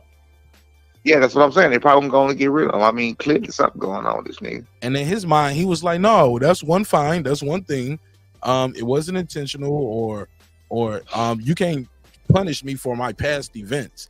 Yes, the fuck we can. It's called a Right. history. It's like It's called being a right, predicate. nigga. Being a It's like when predicate you that felon. fucking you get one warning, 2 warning, red slip, pink slip, nigga. 2 weeks of Oh, man, I suspension, remember those nigga. days. God damn. Hey, look, man, I've been Right. getting in trouble for a long time. I remember when they used to start off. The warning was we just put your name That's on the right. board. No, the teacher. Yeah. No, the teacher would just put your name on the board. Then you get a Remember? check. When you fuck up again, then you get 2 checks, 3 checks. We was the same age, motherfucker. I know that. I ain't never get them gold stars. You know how they like in gold school, stars. in school suspension. Motherfucker, get your ass out of here. The best I ever got was like a silver star. I never got the gold star in class. Man, I ain't getting none of them goddamn stars, man. I was always They knew me at the office. I was already gone. Mr. Marcus, back again. Yeah, man. My mama at work, she said, y'all can't drop me off there no more. They're going to kick her out the factory. Y'all got to take me to my auntie house. Right. Aunt Susie is me again. Rest in peace, Aunt Susie. But look, Draymond Green, I just think he's a risk. And I think the NBA cares. Hence their quote, NBA cares. We care about our image. We care about kids watching, being global in our sport. And this is bad for the image of not just your team and you personally and your character. This is bad for our brand and our product. Our product is too much money around for them not to be worried about that. Too much money involved and too many investors involved for them not to be worried about that. Yeah, your product for people not to be for flaws, not for being great. Right, absolutely. And you know, he said that was an accident. Did you hear that shit? He said, what a fucking that. I seen the way he came off. That's why I think he coming. Well, that's why I say I think he coming unhinged. I think he coming to loose. I seen what he did. But it wasn't. It was like unwarranted. It was nothing. It was like he just did that shit. You feel what I'm saying? Yeah, you wild. To me, the clip they show, I didn't see the whole thing, so I'm just seeing the clip, you know, that everybody else seeing it. To me, it didn't look like the guy did anything to him for him to turn around and do what he did. So, to me, it looked like nigga just coming unloose like in his fucking brain. No, mental illness is motherfucker. It's you ever dealt with somebody with dementia, any kind of mental illness? Yeah, nigga, me. So wait, no, Rip, you serious? What you mean? I forgot what you said. Nigga, have you ever dealt with anybody with any kind of mental illness? Yeah, absolutely, all the time. So check this out right here. So have you ever seen that person regular at first, and then you watch that person realize I grew up with him. So that's what I'm telling you. My grandmother, my aunt, my grandma had dementia. My aunt had my grandma had Alzheimer's. My aunt had dementia. Right. So that's not the person you remember, but to them, this is everything they're saying and doing is real. You feel what I'm saying? But they don't know no different. They don't understand. You think that's what's going on with Draymond, coach? I don't know. That's what I said. Some got to be going on with the way he fucking acting. I don't know. We don't know his personal life. We don't know what the fuck he's going on, man. I done seen some crazy shit now. Right. That's why I asked, have you ever seen it? And you'll know that it could be just that simple. Yeah. It could be just that fucking. It could be just that simple that you see a regular motherfucker fly off the deep end because they crazy.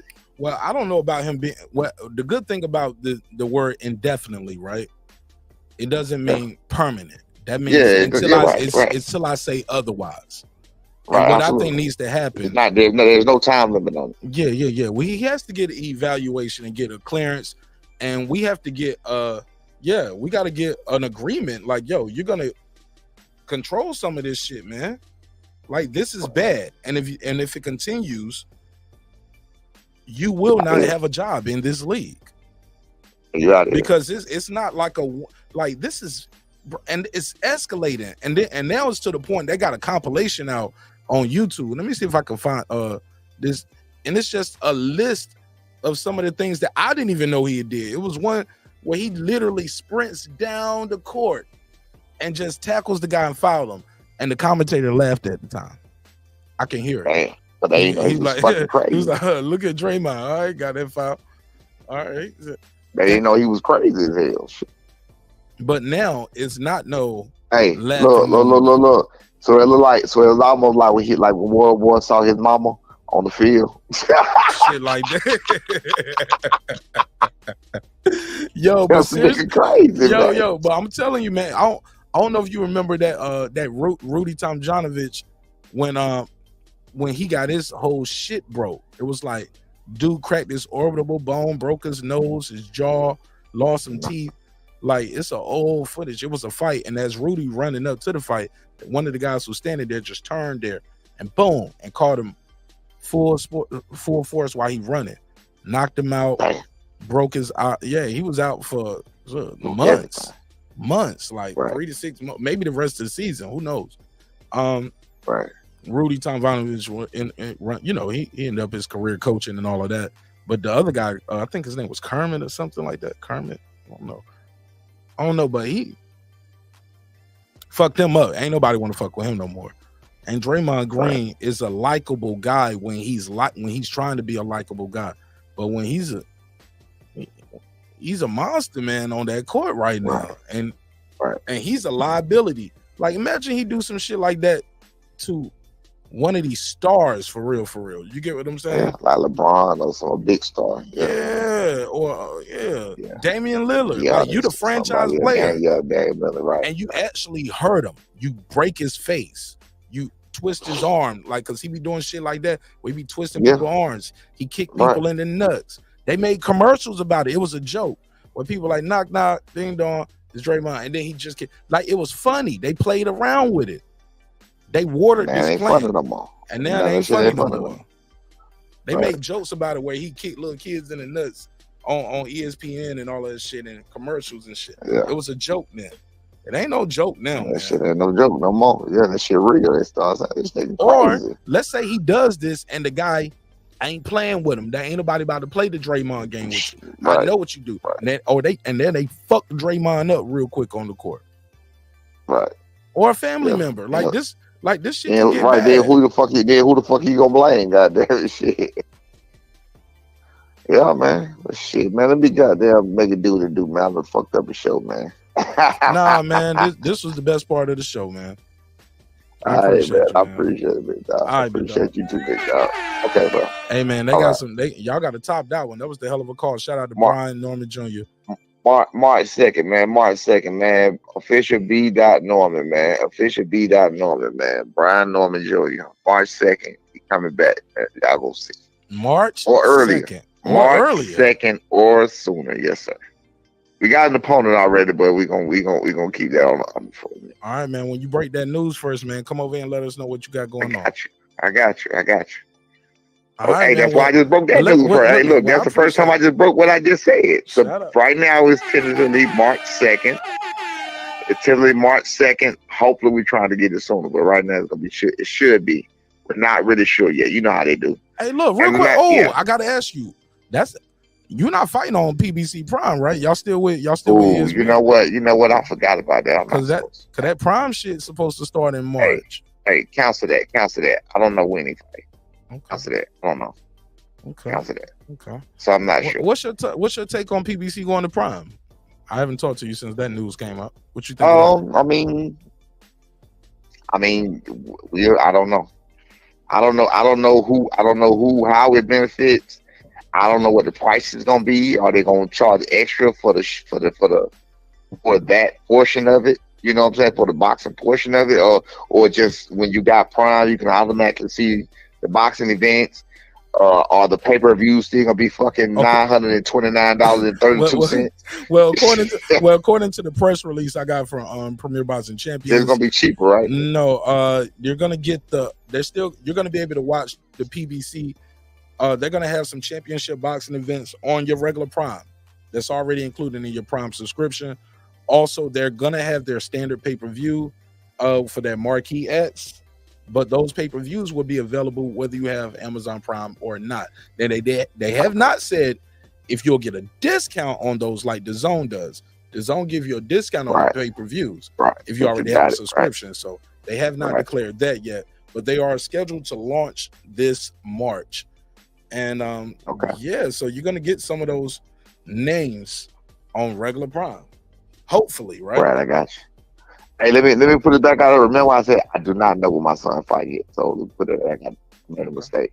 I had misinformation. I just thought about it. But okay. All right.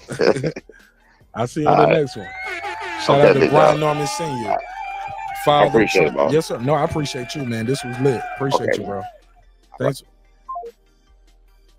Shout out to Brian Norman Sr., father and trainer of Brian Norman Jr.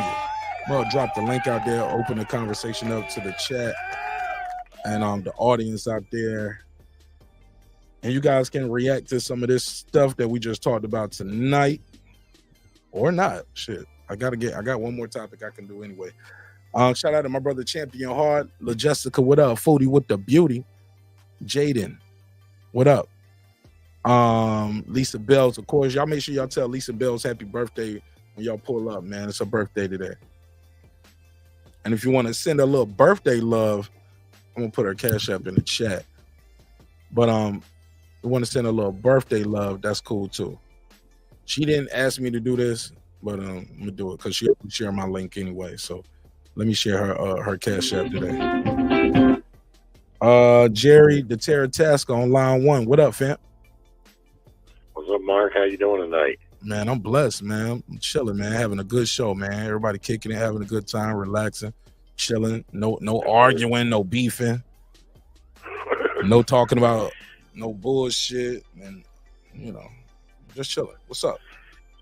All right, well, let's see if we can change all that. No, I'm just kidding. Nah, it's gonna happen. It's all cool though. Yeah, Tank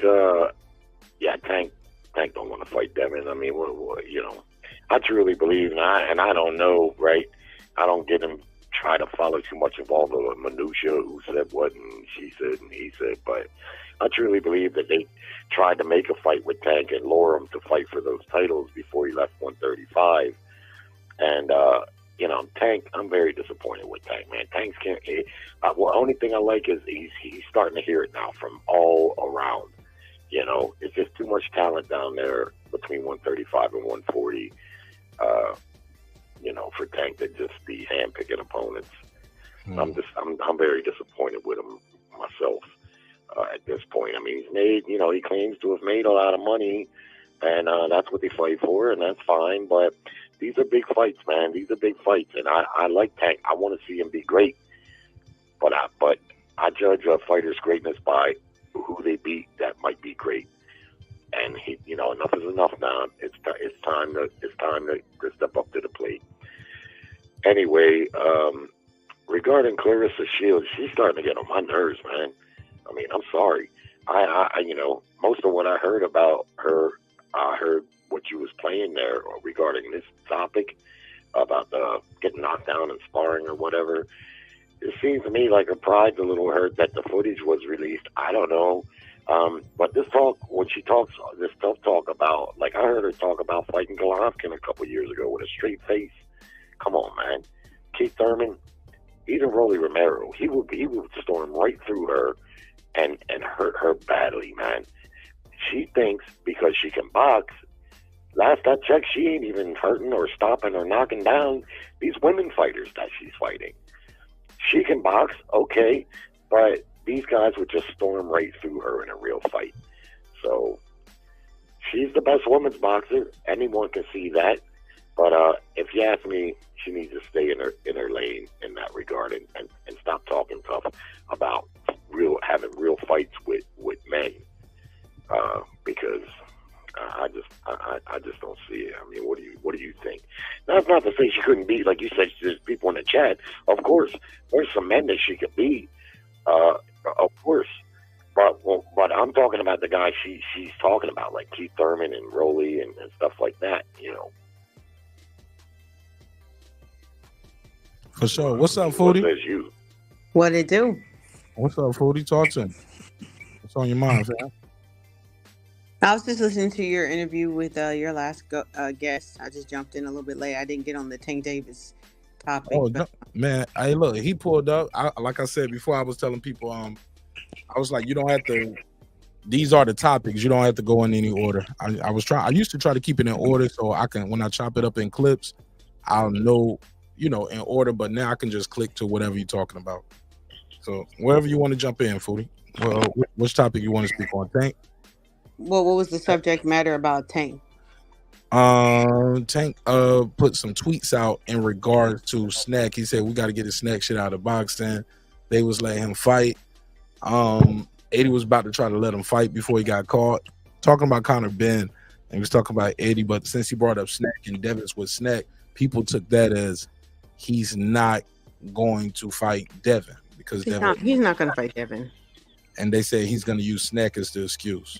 No, he's had plenty of excuses. He had plenty of time to fight Devin, so he don't need to snack excuse. I mean, at this point, I just feel like how I feel about Tiny Tank. He just need to drink a tall glass to shut the fuck up and go on ahead and make his money the way he wants to. Some people use boxing as a way to measure their accomplishments and greatness, and some people it's just a payout and a paycheck. They want to take the easy route. So I don't put him in the same conversation as people who are chasing greatness. I put him in the same conversation as his own lane. Like he's just happy with just getting the checks, and he'll just age out, and that's what we'll see from him. I don't expect I have no expectations of Tank Davis. Damn. That hurts. Cam, what up? He'll be fine. Yeah, Man, what's up with the homie Marq Nash, though? What's popping with you, my G? Talk to me. What up? Man, I can't call it. I might spoil it, man. One love to you, man. Make sure y'all hit the like and subscribe. What's up, Foodie? What it do? What up? Oh, yeah. Happy birthday, Queen Lisa Bells. Happy birthday, sis. Happy birthday, sis. Absolutely. I've been telling her all day, but I'll tell her again. Happy motherfucking birthday. Yeah. It's a blessing, man. For real. But man, listen. Tank need to watch out. You know what I'm saying? Either shit or get off the pot. You done had your opportunity to do just that. Now, what people not talking about is we've been talking about Boots receiving his email. Did Tank get his email too? Was he upgraded to full-fledged WBA champion? He declined it. He declined. He declined it, so he want to fight for his instead of accepting his email. He don't want to fight for nothing. He want to fight for money, and that's it. That's what I'm saying. Because I'm like he was gonna have to defend anyway as the regular. So it's like clearly not. He been Reggie for a long time. He likes being regular. So y'all feel like he ducking the responsibility like a deadbeat? He ain't ducking it. He accepts his responsibility as a deadbeat. He's a poster child. He ducking the responsibility of being the full-fledged world champion like a deadbeat. He's the champion of being the deadbeat. Damn, that's crazy. He wears it like a badge of honor. And that's okay. He on his passport, bros. Toxic shit. Okay, I got it. All right. He's the division welfare queen. Sheesh, that's heavy. But I just feel like, you know what I'm saying, the man has already gone on record saying that he never asked for the big fights. He never asked for the big fights, meaning he wasn't concerned about the big fights. It was just a paycheck, which, I can respect that. It is what it is. You know what I'm saying? But now, don't put up this facade or this air, and get the Cappin, talking about who you would give smoke to, who you won't smoke with, who you not ducking no smoke from, as though you're willing to put on fights with the top opposition and the top competition in your division, in and or around your division. Because the thing of it is we've seen Tank go as far as fight guys at 140, damn near 147. You know what I'm saying? Like type shit. So no, like that when he fought Mario Barrios. Right, he fought a blown up Mario Barrios. Fought one guy. But what I'm saying is, if you would do it for Mario Barrios, don't talk too tough with Dev right there still. Dev's still right there. Dev ain't went nowhere but right down the street. But Dev was there when he fought Barrios. I'm just saying, you done fought there before. You can fight there again. It's not a problem. No. It is a problem. He said after the fight, he did say it was an issue. He said it immediately after the Barrios fight at the press conference. He was like, I know before the fight, they was asking him more about it. He was like, yeah, man. He said, I ain't like how I felt at 140 tonight. He said, I know before the fight, I was like 130, 126, 130, 126 to 140 is mine. But he was like, I ain't about to go back to 126, and I ain't like how I felt at 140. I'm paraphrasing, of course. Right. But he didn't like how he felt at 140, and he said, I don't really want to do 140. So, hey, look, he been making weight, staying his ass at 135 ever since. I'm about to say he been staying at 135 ever since. But what's killing me about the question that's driving me now is, so is this the end of Tank? What are we seeing now? What's going on? Because if you go up, I don't told y'all what y'all about to get. Y'all about to get this Isaac Cruz work, nigga. I don't told y'all. Yeah. oh So man, it depends on how you view that fight. Is it the end, or is that something to look at and pay your money for? Because it's gonna be pay-per-view. Isaac Cruz won that fight, Foodie. You know that, right? It's gonna be about $85. Yeah. I was lit that night, y'all. I tell this story over and over again. I could not believe how many people were calling in, but it wasn't. They were calling in just to support Tank. They were calling in because they were saying, "Oh my God, he lost. He got robbed. Isaac Cruz got robbed." man, Isaac Cruz lost that fight because he couldn't land on Tank.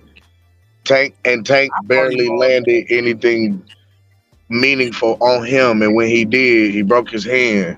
So it was like he ran the rest of the fight. I thought Tank was catching him clean every time he touched him, but he just he didn't have a lot of power with it, and he was beating him with the lead hand more. Check hooks, catching him in time. Yeah, he was jabbing and hooking and moving out the way. Is a one-dimensional fighter. That's the only one-dimensional fighter. He's no competition to. That's what I was gonna say. That's the one guy he didn't. What you call it? I thought he didn't drop. He didn't knock out. All these exciting knockouts that you see Tank Davis scoring. This guy came. He was game. He came forward. Like there was nothing different about this guy than any other Tank opponent in my eyes, except for he had a harder fucking head. I saw that fight earlier, Lisa, and that was a tarantula fight. Because he said Cruz won. I want to hear his take because all of us thought Tank won. Let me hear what he said. Go ahead, Jared. Why did you think Cruz won? I just thought he won, man. He was chasing Tank all around that ring. He was landing big punches on him too, and when you say only difference between him and the other opponents was his head was hard. Well, yeah, and that's what seen him see the distance because we done seen Tank. Nobody goes the distance with him. That guy didn't get in there and go to the distance on some fluke. He's a tough little son of a bitch. Now, Tank claimed his hand was hurt, and probably it was. And that can hamper you in a fight, if you don't have all your guns. But really, the reality is you don't get points for hurting your hand in a fight. You still have to win because fighters, that just happens. You still have to win the fight. Now, I knew Cruz wasn't going to get the decision, and I'm not saying it was a blowout. Maybe he could have went the other way. It's just my general impression was he aggressed all night. He landed plenty of clean punches. He had Tank on his bike at times in that fight. Okay, go ahead, Footy. I'm gonna watch it a couple of times. That's just my opinion, but it's cool. It's cool. It's a conversation. It's all right. The judges made their decision, and shit, we can't never change that. Yeah, it's already in the history books now. It's on their box rate.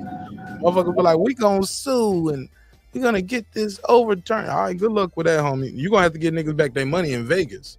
When you trying to win to a loss, I'm gonna have to get my money back. But if he fights him again, that kind of will validate that. At least in my mind, I'm telling you, people want to see that again. This is like this is the main Stavern of Deontay Wilder's career. This is Gervonta Davis's Bermain Stavern, the only motherfucker he ain't knocked out on his record. But Wilder did bring. He didn't knock him out, but he dropped him. Huh? That's not the only guy on Tank Davis record that he didn't. I know. I'm just being facetious when I say that. I don't see how Isaac Cruz is even in a conversation. He's done nothing against anybody. His last fight was awful. He's far from being a champion. He isn't. They moved into the co-main strategically. Foodie. They've been moving him to the co. Moving him to. Well, we just saw fucking Montana Love against Tomato Can #1, It's the co-main for the fight No, last no, week. and the reason, and that's not the PBC. That's a whole different promotional company. And also, Well, I'm not speaking on the promotional company. I'm talking about the level of talent. No, Hey, but that tomato can punch, Booty. What you mean? That Well, wasn't, clearly, and that wasn't but no Montana tomato Love was can. never anything to really be No, fucking clapping his Foodie, cheeks that fight, about. Montana Love was the B side in that fight. He was. Yeah, he was the B side in that fight. Well, not the way people was talking about him before he fucking flipped dude over the fucking guy. No, that was a while ago.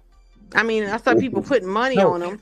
I'm talking about in this fight that you just brought up, where he was he was the name Americans knew on the co-main, but the UK fans. Okay, well, if Montana Love was the B side, then Isaac Cruz. Leave him out. Minus D side. It's not. No, it's not, because he's not coming off no losses. He's been winning. He's Isaac Cruz just got a gift his last fight. matters. Who you fight matters. Foodie, he ain't fighting nobody. Foodie, he fought Gamboa. To them, everybody fought Gamboa. They didn't fight him at his best. You ain't even let me talk. You just trying to make your point. And you're just trying to make your point. I'm listening to you. I've heard what you said. Go ahead. I haven't even finished. Like I keep getting cut off. I haven't even finished.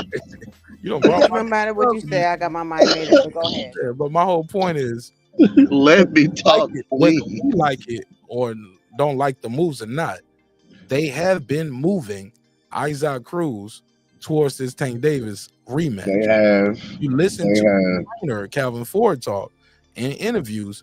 He was like, "Yeah, I wouldn't mind seeing that Isaac Cruz fight again." Well, we know that, but what's the point of it, though? The point is that's the fight they leading people towards. Whether who cares? Not. That's what they're doing is they're maneuvering them back to probably what people are gonna do. Yeah, they maneuvering them back to that though, and we see that though. That's what people are criticizing. People are criticizing that. Well, this is what they doing though, and this is why they doing it, right? Not only do you get, go ahead. Well, I'm saying not only are we getting a rematch for that, and we get to actually prove himself, but now it's also a belt on the line. So now once he I was about to say they would more than likely be doing it for the vacant WBC. If that were the case, then Tank would have taken the fucking email. They're not doing. You don't want that belt. The WBC ain't vacant. Shakur has that belt. I'm about to say no. Shakur got the WBC. It's not vacant. I meant the WBA. I'm sorry. Mm-hmm. So what belt you talking about? What you talking? No one has a belt. The WBA. That's what I meant to say. I said the WBC. I misspoke. So they're gonna fight for the WBA Super. I think they would probably fight for the vacant WBA belt. Yes. Super. Because Tank is already in line of like to receive it via email. He wants to fight for it. Why not? Well, why wouldn't he just take it via email? He's saying he want to fight for it. He's saying he want to fight instead of just accepting. He say he don't want it. He said he don't want it at all. Oh, okay. I didn't hear him say he didn't want it at all. They said they wanted to fight for it. I got you. Yeah. I don't think that's gonna happen. That's why Before that was even on the line, they were talking about fighting again. When Shakur Stevenson, when Pitbull was mandated at the last conference. Well, now you over talking me. Oh my God. Okay. Remember that shit. Remember that shit. I'm gonna remember, Mark. You know I got my motherfucking notes. Remember that one. Now I'm Mike and Mark now. I can't even get out what I'm saying because you over talking me. Go. Okay. Go ahead. Let her get her bars off, Mark. I can wait for my turn. Mark's gonna get me. I'm keeping it fair, Mark. Let me get my bars off. Did he leave? He left.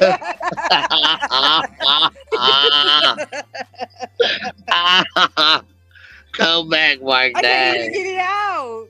Okay, go ahead, Foodie. I'm sorry. My bad. Go ahead. No, I'm fucking with you. I'm fucking with y'all. I'm fucking with y'all. Hey, no, but I'm saying, like, we saw this coming a long ways away. Like when Isaac Cruz was mandated to fight Shakur Stevenson. We already knew, like, he turned that shit down, talking about, oh no, all he's gonna do is run around the ring. We don't want to fight. That's what his daddy was saying. Daddy Cruz was saying that shit, right? Like, it was gonna be a boring fight. So that was way before the WBA strap was on the line, because because Haney had all the belts at the time, right? That wasn't even part of the discussion. So that's not the reason why he's gonna fight Isaac Cruz. He's gonna fight Isaac Cruz because Isaac is cheap, and because he stays within budget, because he's PBC, he's in house, and that's how they move. Look, he said he don't want to fight nobody not named Tank. He want that fight. He want to show the world he can beat Tank. And he definitely don't want to fight nobody that's not named Cruz, Garcia, anybody. So you saying Tank is on this Latino tour? Tank is doing what they're telling him to do. He's allowing them to move him, and Mayweather and Leonard Smellerby are telling him, your best bet is to fight these flat-footed Latino fighters. And I'm not knocking Latino fighters. There's a whole bunch of great Latino fighters of all different races. It's a lot. I know what you're saying. But he ain't gonna fight none of them. He ain't gonna fight the really good ones. You know what I'm saying? So build your name off of these guys, and then we'll market you as a star. So everybody that you fight is gonna be the B-side to you, money-wise, regardless of what it is. We'll make it to where the belts won't even matter when it comes to 100%. Rinse and repeat. I don't like it at all. That is like, you don't have to like it. They love it. That's giving the game a black eye in so many ways, because the thing this is why I love what Devin is doing, right? Because the way that he's maneuvering, he's getting the bag and creating legacy, fighting big fights, big names, and making money along the way doing it. You know what I'm saying? So he's still Devin's gonna eclipse Tank. Give him another year. If he keeps moving the way he's doing, and Tank keeps moving the way he's doing, because I'm right here in Baltimore. Lots of Tank fans here. Everybody tired of it now. They're jumping ship, yeah. Fight, man. They're tired of it now. Devin keeps moving the way he's moving, and Tank keeps moving the way he's moving. With all that talent down there at junior welterweight and 135, Devin gonna eclipse Tank in no time. In my opinion, he already has. I can see that. You know what? He already has, yeah. I think a good fight for Devin before I want Devin to clean out 140, right? To be honest, I think a good popularity, even though I feel like he'll win the fight, I think a good fight for Devin at 140 is Ryan Garcia. That's the one. Thank you, bro. Because if he fights Ryan, that builds his star. Negative. It's a wrap because him and Ryan together, they gonna sell some pay-per-views. They're gonna sell the fuck out of that fight. Yeah, but that's not and that's what he needs. And after that, now we can start. Now you can box Tank out. Now Tank ain't with Tank the money man, and we gotta fight. If he goes in and he beats Ryan Garcia, a guy that's actually fighting guys, man. That would be the one. Work though. I think the way Devin Haney needs to do this. He needs to fight his mandatory, which is Sandor Martin, right? Mm-hmm. Then he needs to fight Teofimo Lopez. That's gonna be a big fight. That's the fight. That's the undisputed fight at 140. That's the biggest fight at 140. It's not gonna be undisputed. It'll be no, this is what I'm saying. This is but it ain't gonna be undisputed. No, this is what I'm saying. He needs to clean out the division. Okay, well, I was laying out what I thought. But go ahead. But you can make those cleaning out the division fights bigger after you secure that Ryan. He beat Ryan Garcia. He's a superstar. I was gonna get to that. Well, get to it, Foodie. Well, I can't because y'all too busy jumping in on me. Oh no! Sorry, you're right. Let her get her bars off. Like I said, this is how I feel. This is how my personal opinion and how. Man, I don't care. Get your ass backstage. No, I'm joking. Yo, man. What the fuck up? Crazy. What the fuck is this blonde head motherfucker think she talking to tonight, man? Hey, yo. Don't be salty. All right, go ahead, Foodie. I told you I was gonna get you, Foodie. Go ahead. No, but you ain't got me yet. I'm so yeah, that was light. That wasn't it. I'm so Go ahead. So I feel like, because Haney needs to fight his mandatory, which is Sandor Martin. That's a very good fight. People overlook that fight, but Sandor Martin is a good motherfucking fighter. I agree. And Haney is a good fucking fighter. That's gonna be a good fight. It won't be a big money fight. It won't be a huge casual. Common opponent with Tio. Huh? Common opponent with Tio. Right. Yep. So And then that's why I said. A Hall of Famer. So then then he should fight Tio next. After that, then he'll unify. Then I feel like he should fight Ryan Garcia. We'll see where Matias is at that time, because Matias is talking about moving up to 147. Because he can't really get too many fights in the division. And he's a very fucking good fighter. If he's still around after Ryan, I don't know. So I feel like you should unify, get the money with the Ryan fight. I'll be there in LA when y'all fight at the cryptocurrency. Vegas, whatever the baby. fuck. That's gonna be in Vegas. I feel like it'll be in Los Angeles, but That'll be an LA fight. I can see that like in LA. Ryan Haney? two Cali boys in Yeah, LA. that's gotta feel be like in LA. they both like, in LA. They both live in LA. I feel like Nah, it's gonna but be that's Los Ryan's hometown though. No, it's not. He's from Victorville, California, which is absolutely He repped Methville, LA, though. Methville, USA. Hey, yo, chill. But On the motor. Ryan Garcia is not from Los Angeles. I reject your deposit. Next. what I Hold on, that's what I'm saying, though. Next is Champion Hart because he just got here. Oh, what up, champ? What up, champ? What's going on? Salute to everybody. What's Peace. happening with y'all tonight? Nothing. I'm over here cooking foodie. Man, we know when Foodie make up her mind, you can't change it, man. I just laid out the plan the way it's gonna be. I mean, you can't say you don't agree with my plan. I mean, I feel like I should be promoting these fights. Y'all niggas is asleep. Hey, yo, you gotta chill, man. You gotta be. I'm being politically correct out here. Don't be politically correct with me. You know better. I'm trying to be fair here. But I do agree with her though that Ryan fight with the Haney, that would be a good money fight. I don't see it being competitive, but it'd be a good money fight, you know, and a good name to have on his opponent. Common opponent. It's a big fight. They both at the zone. It's gonna be easy to make. Easy work too. And easy work too, yeah. But how he beat him? Does he beat him? Does he beat him with? How does he beat him? Easy. No. I think he beat him easy, but I want to see how he does it. He stops Ryan Garcia. That. I'm not one of them fans who's gonna be like, "Oh, this is what's gonna be," but we know. But he stops Ryan Garcia in the 10th round. Yeah, he stops him. No, I think it'll be before that. I think he'll make Ryan quit way before that because Ryan in the corner. They gonna say leave him alone. Yeah. Yeah. You don't want no more. You don't want no more. He had the doctors looking at Regis, dog. I'm saying he had the doctors looking at Regis. I called it. I thought right, and he carried Regis. Yeah. He's going to beat the shit out of Ryan Garcia, respectfully. And Ryan gonna let him for the money. Right. Hey, he knows it. You know it. I know it. We know it. Next, man, that's the biggest fight, man.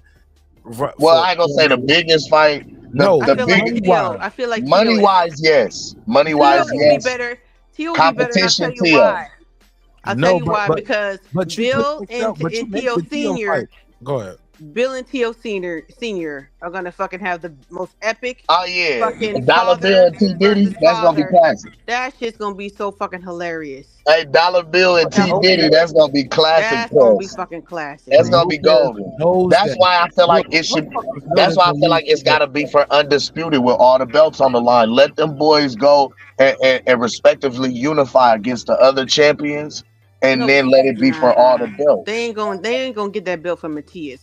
Just that easy. We'll see. What's gonna happen is they're gonna see what happens with Rolly and Ryan. Fight. Rolly is the champion in recess, and he's gonna get rid of. And Ryan's he's not even. He's a non-factor. Oh yeah, because he's gonna drop the belt. Yeah. That's all I'm finna say. Rolly's finna get out of there. He won't.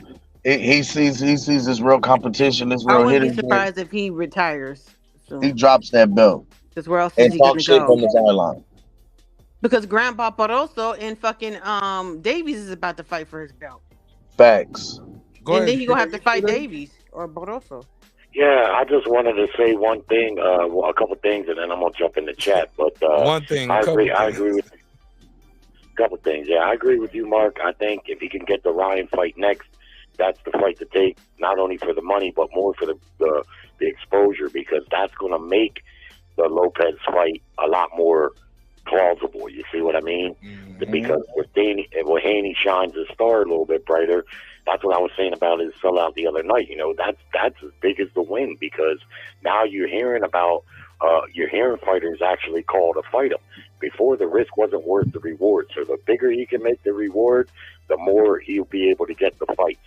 And the only thing else I wanted to say, and I know people probably won't agree with this, I don't think anyone that beats Haney at 40. I wouldn't favor anybody right now. He's just too sharp right now. And Matias, nah. That guy stays way too squared up. He's not that fast. I think Haney would have a field day on him, you know, providing he doesn't get caught. It is a fight, and Matias can punch, but I think people are making too much. The one guy I think, and I don't hear people mention his name, the guy I think that gives Haney any problems or any real problems at 140 is Gary Antoine Russell. Oh. Wow. Yeah, wow. This fighter with a lot of power punches. He's real aggressive, and that's what troubles boxers.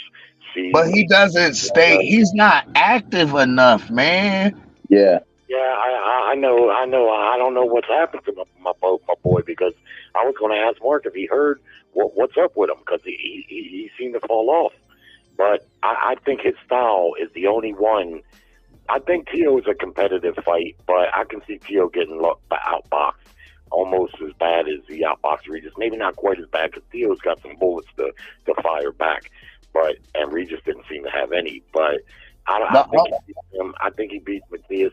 I think let him finish, I'm not Cam, saying Gary would beat him. And you can talk after he's done. I got to clear the line. Yeah, I'm not saying Gary would beat him, but I think that's the one fight. Providing he gets back in the frame, because I don't know where he's been at, but he seems to me to have the best style to give Haney some problems. That's all. Good talking to you, fam. Appreciate you, I'm going to jump in the chat. Appreciate you, Jerry. All right, buddy. Yeah, Cam was going to keep him up here. Keep going back and forth. Yeah, now you can talk. Y'all go back and forth. I need to clear his line. Go ahead. No, I do like Gary Antoine Russell's style. I do. I like the way he fights. He does have the talent. He does have the skill set, but he's not active enough to me. And that's a huge step up fight. That's a huge step up fight for Gary Antoine. And the way Devin looks at 140, that's a tall order. I mean, I said the fight for Dev at 140 was Tio.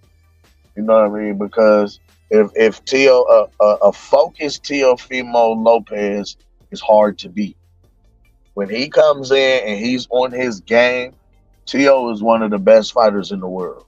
I can't discount that. And the one thing I can say, Tio can box. Tio's footwork is very underrated.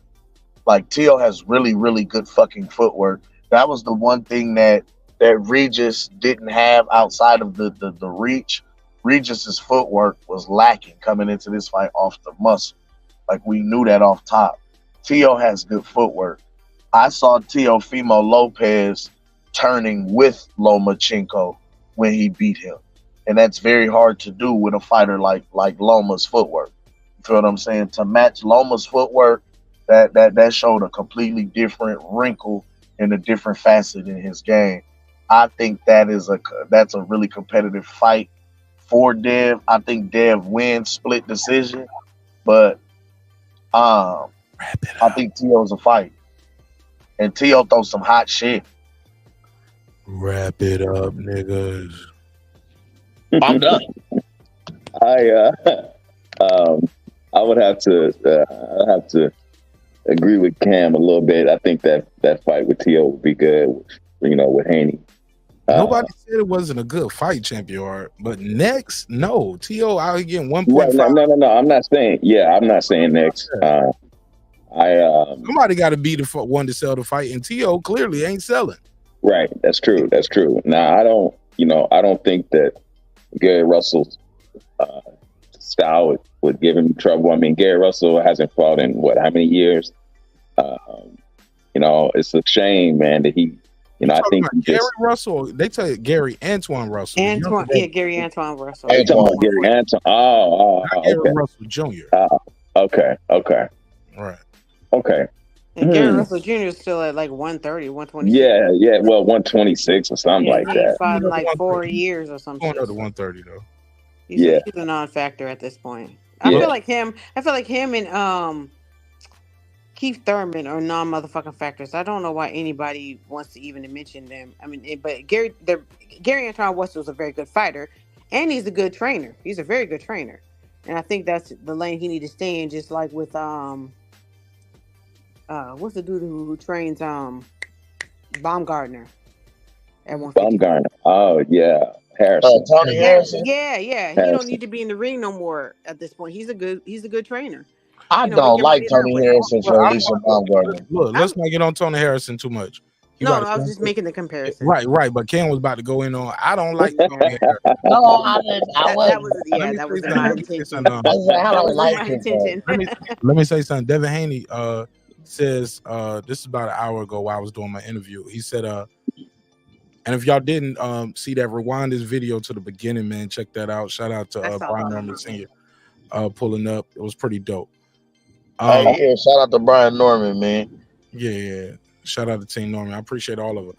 Devin Haney, quote, Tank is Pussy, pussy. He's scared to death of me. He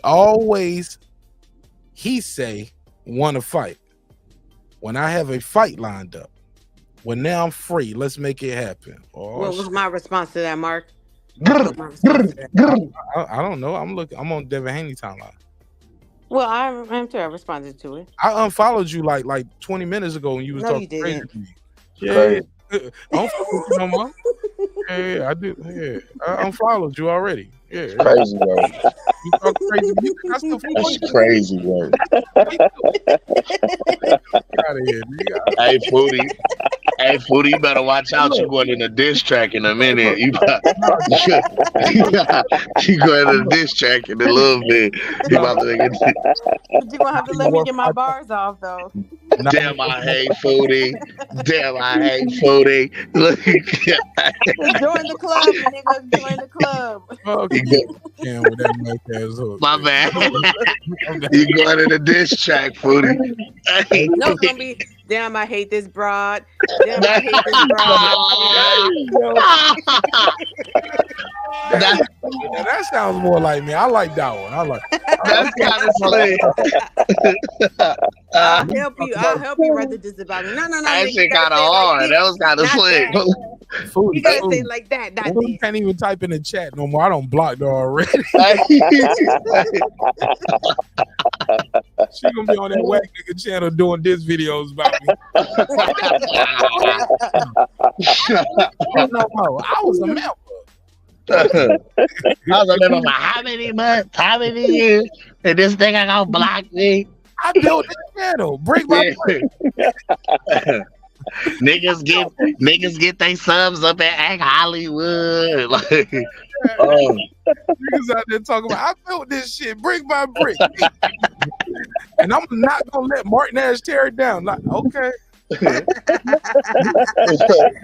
you don't like the way a motherfucker talk. I remember niggas that all the time be like, look, it ain't my show, this is our show. I realized I had to stop saying that.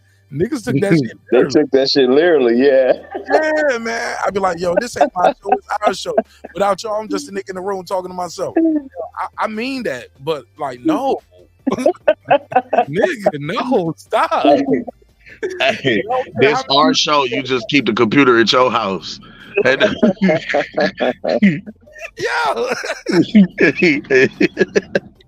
Nerve of these niggas, man. All right, let's get back to the content, man. You know I gotta troll a little bit. Yeah, I'm still being nice. Hey, look, never mind. So, he continues. He said Mario Barrios was working with Snag too. What's the problem now? And then Devin Devin has been with Snag for years. You must be saying you're a duck. And Devin replied, well, yeah, Mario Barrios was with Snag. What's the problem? You fought him. He continues. I've been doing the same things for years, just killing myself to make weight. The world said I was pillow fisted, and I was this, and I was that. Now, once I move up, I'm actually healthy. Y'all got every excuse in the book. Shoot, I'm retweeting all of these. Let's keep going. He said, I would never go back to 135. Get it out your head. It's a wrap. Like, fuck that. He like how he feel moving up. He moved on. He said, I didn't beat Regis by throwing my weight around or bullying him. I beat him off skills. And that's fat too. Controlling distance, controlling the ring. He won't tie him up laying on it. Go ahead, champion. You a fighter. Yeah. Oh yeah. He put on it. I mean, he looked good, man. Really good. Better than, I expected. Damn, that's it. Come on, yeah. Pause. Give me some more. Go ahead. Say some more. From a fighter perspective, like, see the guy go in there. Yeah, from a fighter perspective, he was in the zone, and a lot of people, people that have never fought don't experience that. Like they say, when a basketball player is in the zone, he can't miss. Well, yeah, the rim looked like the size of a hula hoop. Right. Well, Haney was in the zone, not being touched, being able to hit and not get hit like he was doing. And I compare it. Everything was like Neo when them bullets got. He started. Right, exactly. And I compare it to remember in that first Spider-Man movie when Peter Parker was fighting Flash in the hallway against the lockers, and the whole scene. Right, Foodie. See, Champion, what you got to remember is the first Spider-Man movie for you was like in black and white, nigga. That shit was Spider-Man, does whatever Spider-Man can. The same as our first Spider-Man. Your first Spider-Man, when he hit him, the word said, "Bam!" Crack. Your first, hey, look. Look, his first Spider-Man was a solid movie. It didn't have nothing but music and pictures and stuff. But no, you can find this on Netflix, man. It's not that old. I love you so much, man. Appreciate y'all being able to take a joke. Yeah. But there's this scene, man, where he's experiencing everything in slow motion, and you see him moving, and he's like tripping out, because everything to him is in slow motion, but he's aware of everything around him. I mean, like flies, in the air. Tobey Maguire Spider-Man? Yeah. Okay. Yeah. They got a whole new shit that I don't even know about. Yeah. When he threw the punch at him, and he looked at the punch, looked at everybody in the crowd. Exactly. So, that's when a fighter is in a zone, you experience that very thing, like right Neo there. in the Matrix, with the Smiths. Yeah. Real shit. And that's He was in the zone. That's how I be when I be late for work, man. I be in the car. I be running. Like niggas be like, yo, how is he leaving at 120? Yeah, nigga, I gotta get this low. Oh. Hell yeah, especially if I had a monster on the way to work. I'm like, I'm ready, bitch. What's going on? What? You need me to put somebody in? Yeah, I got you. But look, you know what? I'm gonna tell you another example of it in a simpler form for people, like something y'all really can relate to. How many times y'all drove somewhere sober too? I'm talking sober, and you go from wherever you at and you go home, and you almost don't even remember going home. There's a term for that. There's a term for that. It's a psychological term. That's sleep driving. But I can't remember what it is. But it is. You're not sleep, but your brain ain't even thinking about driving home. And the reason why I know what you're talking about, Mark, and this is a psychological term from it. I can't remember. I know you got the internet. You can look it up. I've tried to look it up. All y'all niggas got the internet. Y'all on YouTube, but go ahead. Yeah, well, I can't. If I do, I'll get kicked off if I try to look over. Oh, that'll be perfect. Go ahead, look it up. Crazy work right now. All my dreams come true. But it's because your brain can only focus on one thing at a time. So you're focusing on driving the vehicle, and you're not focusing on the distance and where you're going and all that kind of stuff at the same time. That's the reason why that happens. Like you just get on the freeway, next thing you know, you're at work. I know what you're talking about. You're like, what the fuck? Or you're like, damn, I didn't know I was already at motherfucking almost at Vegas. I've been driving for how long? Like shit. Yeah, my man just said My man just said it in the chat. It's subconscious driving. Well, it's called highway hypnosis, also known as white line fever, is an altered mental state in which an automobile driver can travel a lengthy distance, responding to external events in an expected and safe and correct manner with no recollection. Yeah, I experience that shit all the time. Like, and I be driving on I-10 all the time to work, and there be all them big old trucks, and them motherfuckers, they be falling asleep. Hey, look, you don't even know the exit number names of the ones before and after, like when you get on, because you don't look at them, you don't need them. Especially with GPS now, we got GPS. Like back in the day when you used to have Rand McNally and the fucking have to look at the maps. Oh man, I used to be a bill collector, man, and I used to have them down that notebook with all my maps. Man, that's how it was. I used to work per diem in hospitals as a nurse, like going to a different hospital on the weekend. Me and my mom would take a little dry run or whatever, and she tried to teach me how to read the maps. I'm like, I don't know none of that shit. But then we finally got like Rand McNally and what was the other one? Yawn. What was the other one? I'm on your head tonight, man. Yawn. He on booty tonight, bro. You know about being a bill collector. Right. Your story won't better, nigga. Yes, it was, man. What are you talking about, man? That was a perfect. That was a perfect story. Your heart just mad because Renniston is still knocking on his door for that. You niggas want that one slice toast. You better pay him that $5.99 a week. And do y'all have y'all? I know this Renner Center. And y'all remember Finger Hut back in the day? Yeah. Yeah, I remember Finger Hut. My mom used to love Finger Hut, but then what was the other one? They have Aaron. My mom old Finger Hut about $2,000. Them niggas ain't. In East Bay magazine, East Bay, Hold on, East Bay used to send niggas like you can pay them later type. Yeah, shit? You can make payments on them out here in Cali at least. Cause shit, that is in Cali. I never knew that. See, I remember the East Bay books. I just used to circle them. Like for me, a East Bay book was like, you know how niggas used to play That's My Car. Yeah, that was an East Bay book for me. I'd be like, "Ooh, those my shoes right there." I was so spoiled. I was so spoiled when I was 16. Look, I told my mom, like my mom got the East Bay book, and I was like, "Oh, I didn't know you got East Bay." It was Christmas time, and I circled. I wanted a bubble jacket, and I wanted some brand new Timbs because I was just, starting to listen to Wu-Tang. So, I thought I was from the East Coast. And I really believed I was going to get California. Right? He got a bubble coat and Tim's in California. A bubble jacket and Tim's. No, but honestly, in the valley, it gets cold as fuck, and especially if you're by the ocean. By the water. By the water. Yeah. And we got the Santa Ana winds. Bougie ass pretty. Don't bullshit, man. You have them winds fucking kick up. You be like, God damn, I thought it was a tank top day, but I'm about to die from. She said the Santa Ana winds. Your ass was at Newport Beach with the rich people. Get out of here. Yeah, that's in LA. Like anybody will tell you. Listen, Compton is near the ocean. You don't know that, right? I know. It's only 10. Right. Okay, so that's way out in Compton. So that's how far the coastline stretches in California. It's not just LA or whatever. We had to struggle like Regis, nigga.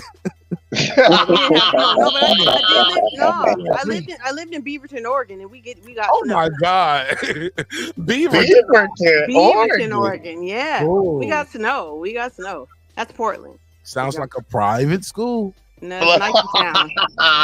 That's Nike Town. If y'all wearing Nikes right now, that's props to Beaverton, Oregon. They definitely doing great up there. Nike's take care of the whole community there. Mm-hmm. Just But anyway, I really believe my mom was gonna spend like $300 on some fucking Christmas shit. And you know what I got? A leather jacket. Yeah. Nice. A members only jacket. No, it was like you go downtown LA and you get a $100 leather jacket. That was. No, it wasn't even a members only jacket. Hold on. Did you get the Timbs or did she get you some lugs? She didn't give me no Timbs. I did buy lugs later on. Lugs wasn't out at the time. She got some Caterpillars. Oh my God, you bought lugs? I bought Oh, lugs. Yeah, I did. Nigga Some ain't never suede bought ones. no lugs in my life, son. And I'm Man, I proud, thought them shits was hard. I'm proud of myself, so I'm a real nigga. I ain't never bought no lugs. I got some beige ones, With and the them shits got dirty Birdman than a on them. motherfucker real They had bad. Full You could Master not keep them Flex clean. selling that shit, Benzino. Nigga, I ain't never bought no With Funk lugs. Flex, yeah, I remember that shit. That Orange magazine, yeah. I never hated it. Niggas wear I lugs. did though. They were like $30. Shit. Fuck out of here, nigga. Because That's what I why didn't realize is like if you from New York or wherever and we know those tan boots are lugs, nigga. No. You better off What my homegirl you taught better me. off coming to school in flip flops or barefooted than wear some lugs. Where I Oh, you can't. can't wear flip flops. You can't wear flip flops. I ain't gonna lie. This how I pull mine off. Okay, so my We mom fight too wouldn't much buy to me wear no flip flops Timbs. in Cali. Yeah. She would not buy me no Timbs. So she bought me some fake joints. She bought me Some Bims. Yep, I had some Bims on, but you never knew because it was like I have on a real, I have on real Tommy Hilfiger, real, you know what I'm saying? So you would automatically assume that I had on Timbs because my jeans was long enough. That's how you do My it. jeans was long enough to cover where the tree was supposed to be at. Nobody caught me except for my partner, man. My New York homie, my little brother Kyle got me. He got me because the soul in the snow, he got me. Like, nigga, there ain't no Timbs. I was like, what you talking about? He said, nigga, you didn't leave no tree in the snow. He's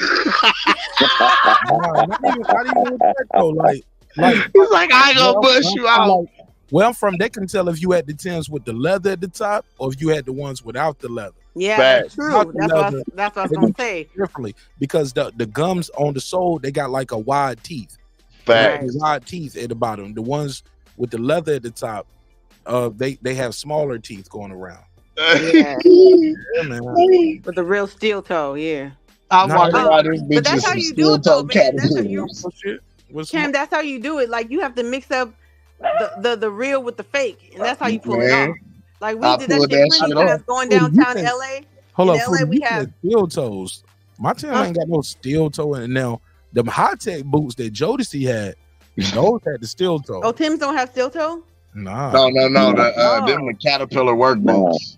Okay, my bad. I definitely don't know. Yeah, Tim's didn't have steel toes. Not at all. Ain't got no real Timbs. Foodie still out there with fake Timbs. No, I never had no Tim's at all. I never had no Tim's. I woke up and realized I'm from California and I don't need no Tim's. So I ain't obviously, nigga. You just exposed yourself. But I'm about to go give you some glory for the season. I'm on your head degrees, tonight, so nigga. don't I'm on your trip. head. Don't trip. It's fucking cold as fuck out here at nighttime. Look, I'm finna go grab me some Timbs for tomorrow, just cause now you got me on back on my shit, man. Bro, I got 2 pair. I want the lady Timbs with the high heels. A pair that I can wear like everywhere. Yup. But then and they still look fresh. Yup. I got me like these are crisp. Like I want some Manola Blahnik Timbs. Yeah. Them the joints you only pull out special occasions. Girls still wearing those? Huh? Girls still wearing Manolo? No, but I'm about to bring them back. Yeah, I got my daughter's son. I was gonna say, damn, I ain't heard Manolo since 93, nigga. What the fuck? Since Sex in the City. Ended with the city. I mean, 2003, yeah, but yeah. That shit been about Bring them back to the lugs, Foodie. Hey, look, hey, look. Listen. Bring them back. Listen, I was a young mother on a budget, and I got lugs. Okay. Bro, don't be out here in those shiesty ass lugs, man. The suede ones, the light brown suede ones, they were kind of clean though. Yeah. But I only wore them for a few months. Hey, look, Foodie was wearing lugs with Beverly Hills Polo Club. No.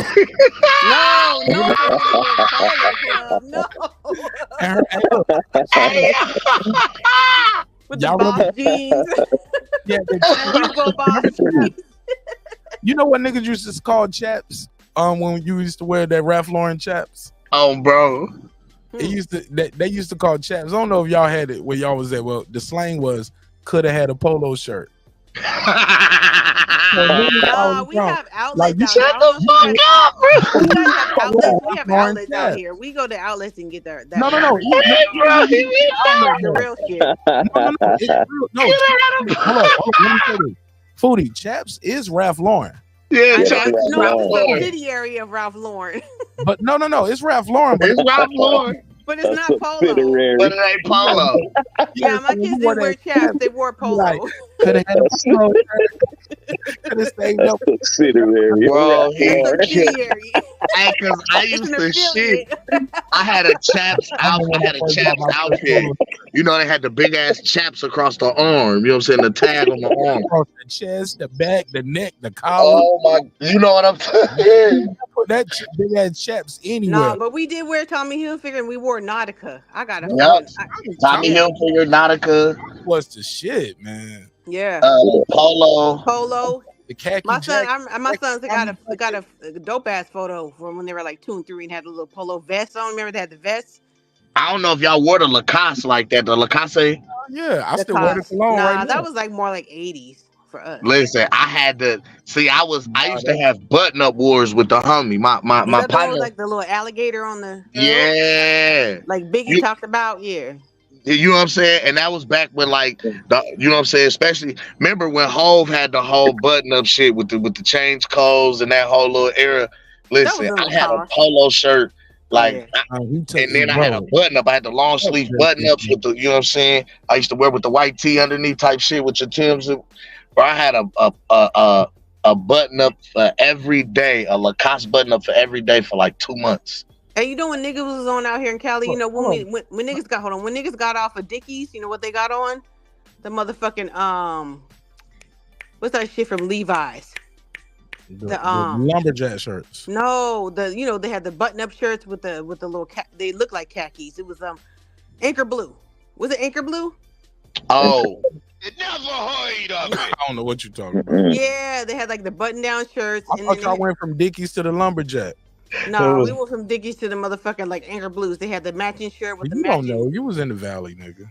Yeah, but niggas, You was girls in the valley don't. Valley, girls in the valley don't date niggas from and leather jackets. I'm about to say, them niggas was wearing. Out there looking like the Fonz and shit. Listen, niggas from LA would come all the way out to the valley to fuck with valley girls.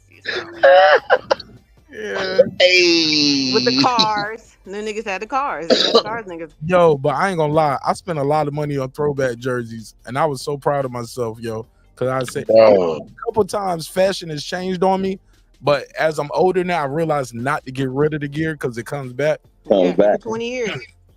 Like the fucking Averett. Y'all remember the big ass Averett bombers? Yeah, but by the time it comes back, my North gonna be Face too big for it. jackets. Like, and that's why I keep now. If nothing else, I keep my jackets. I had the Averex hockey, the hockey shirts. Coming back, but Hove had niggas throwing away and selling their throwbacks. When he said change clothes, it was over for the throwback. Yes. I don't know about y'all, but I spent bread on them throwbacks, yo. I had a OJ. Yo, I used to troll niggas, yo. I'd be in the club in an all-white club with an OJ Simpson throwback on. You That was fly though. It was the Bills going to red, white, and blue shit. Red, white, Stop it. Nigga, you know that. Nigga, and look, Fabulous. and I would kill him. I had like, don't let it be cold. I had a red bubble North Face with this shit. I took North Face off. Nah, but them Carolina blue fucking Carolina throwbacks was hard. I never, you know what? As long as I love Carolina. Ain't you from Carolina? Yeah, but I ain't never bought no Carolina blue nothing. That was one of the hardest fucking colors. I'm lying. Period, I'm man. lying. I had some. No, when I was in Atlanta, I had some J's, and I had like I did have some. I had one Carolina blue outfit in my whole life, but for the most part, yeah, man, I wasn't fucking with that shit. I was the 40 when I lived there. Hey, y'all remember the Grant Hill? After I joined the army. Hell yeah. I found I had the Grant Hill boots in tan and black. Them shit was hard. Nah, nigga stole my Grand Hills at the Boys and Girls Club. Yo, what happened to my y'all son call too? Air Force Ones where y'all lived at? Because we call them uptowns. Oh no, we call them the We Grant either Hill. call them big nights. Or matter of fact, we call them big nights. We call them big nights. Those were the high top joints with the straps. Or we call them uptowns. And as I moved around, I found out I didn't even know they were called quote unquote Air Force Ones. Because we didn't get on the Air Force Ones out in Cali. Like we didn't call them that if they niggas was wearing them. Niggas would wear K-Swiss, and what we call K-Swiss was kill a slob when we see a slob. Yeah, Booty, don't say that. Why she banging like that? Cuz she banging. Why she banging? Why she banging? You just said it too. Like, she from Compton, no, big crippin'. She out there. Not from goddamn Compton. She from Compton. She big crippin', kid. She was. That's what we called them. You talking about your acronyms? That was the acronym. Shit. No acronyms. So you didn't want to be caught at the bus stop at nighttime wearing them K-Swiss if you was in the wrong area. But you had to keep them clean though. And you know what they had to be clean. And what niggas would do is because they were flat, they would take a sock and put the sock like where your toes are in the toe. The shoe. Yeah. So they wouldn't make flat because they made everybody's feet look like skis. Now this is how I know how tough Cali culture was, how influential it was to where we was here in the Midwest, right? Because back when I was growing up, all we wore was either the dope mans, which was the Cortezes. You know what I'm saying? That was Mexicans only out here in Cali. Yeah, we wore the dope mans here. It was the dope mans. Cortez. You know what we call dope mans? What's that? Black Air Force Ones, like the low cut, all black Air Force Ones. We call those dope. Yeah. We didn't, but we never got into the forces until the dope man were the Reeboks, the all black Reeboks. Yeah. Now we call them the soldiery. We call them soldieries because of the New Orleans cats that we knew. You know what I'm saying? The New Orleans niggas that made Reeboks really heavy. Yeah, but like Nike, somebody in chat said dope man Nikes. Yeah, those. We wore the dope man Nikes. We wore K-Swiss. No, we had Converse. That was dope, man. We wore, and that was the thing. It was different though, because the Crips wore the K-Swiss and the Converse out here, and then it was like, and they wore British Knights too. The British Knights. Yep, BKs. Yep. But then it was like the like my blood homies wore the dope mans. Oh my god. I don't want to get into much. It was a lot going on here. I just remember. No, we just talking about that. We ain't talking about banging in that. We wasn't banging. I'm just saying this is. I remember. I already know where y'all going with this shit, man. But anyway, we ain't gonna talk about that all night. I'm just saying. Those were the shoes. Politics can get, and I got affiliations out there. Nah, we ain't. I'm not politicking. I got plenty of affiliations, but. I'm good anywhere I go. I get away with what I get away with is I don't allow none of that shit up here, man. No, but what people don't realize, and I'll end it here. People don't realize as far as Bloods, they only were black. Like I didn't know a lot of my homeboys was Bloods or Pyrus because they didn't wear bright red. You just expected them to be wearing bright red. But out here in Cali, they knew better than that because who the fuck wouldn't target somebody who's wearing bright red or a bull jacket or whatever, right? Them niggas wore all black Dickies from top to bottom. And I didn't know that shit for a long fucking time. So they don't stand out like that, you know. And to be honest with you, I don't know what kind of shoes Bloods wore besides Converse. I mean everybody wore Converse though. Right. Only niggas like you perpetrating and pushing that gang culture, getting niggas killed, calling that shit. K-Swiss, that's what it was. Whoa, that was heavy. Perpetrating a fraud. That was heavy. How she just over it. Yeah, she said that shit like she said that shit like it was a nursery rhyme. Peter Piper. She fucked it up, but it's all good. Yeah. Damn, and she ran it down. Yeah. Rep your I don't feel like tour that guide foodie. Pure don't. Who y'all OG, cuz? No, I'm playing. Who y'all OG, cuz? Yeah, who your big homie? I can resist. No. No, I'm cool with the essays. I'm cool. On some real shit, man. I gotta get y'all. Go with the brothers. Most women are cool in any hood, to be honest with you. Yeah, that's true. Yeah, y'all got the dessert. Shit, y'all bringing. You hear me? That's true. Even if you're not gonna get it, just the thought that you might. You know, they like to Absolutely. invite you. Come on through. Invite you to the party. Look, shit, I might not. I might not. He might not. Somebody getting it though. Somebody, listen. Somebody, come on, man. Nah, somebody ain't gonna get it, and somebody gonna lie about getting it, but that's okay because that's what y'all do. You fool. You sound like you gave it up, and then you trying to tell niggas they didn't. Nah, no one ever. Yeah, I gave it up. No one ever knew who I was giving it up to. One of the homies tapped in. Look, one of the homies tapped in, kid.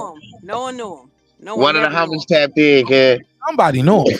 Nobody knew him. No, nobody that I knew him. Okay, that's all that matters. That's all. No, that I'm not. You know, I'm not fucking a virgin or whatever. I'm just saying nobody knew. I wasn't messy like that. His homies knew. Like, hey, you know, Foodie with the beauty, shit. But his homies knew not to fuck with it. They knew what to do and what not to do. Look, you know, Foodie with the young girls be fucking with sloppy niggas. Hey, you fuck with no sloppy niggas. You need more people. Hey, Mark, you know Foodie with the beauty. Look, this her right here. Look, hit play. Hit play.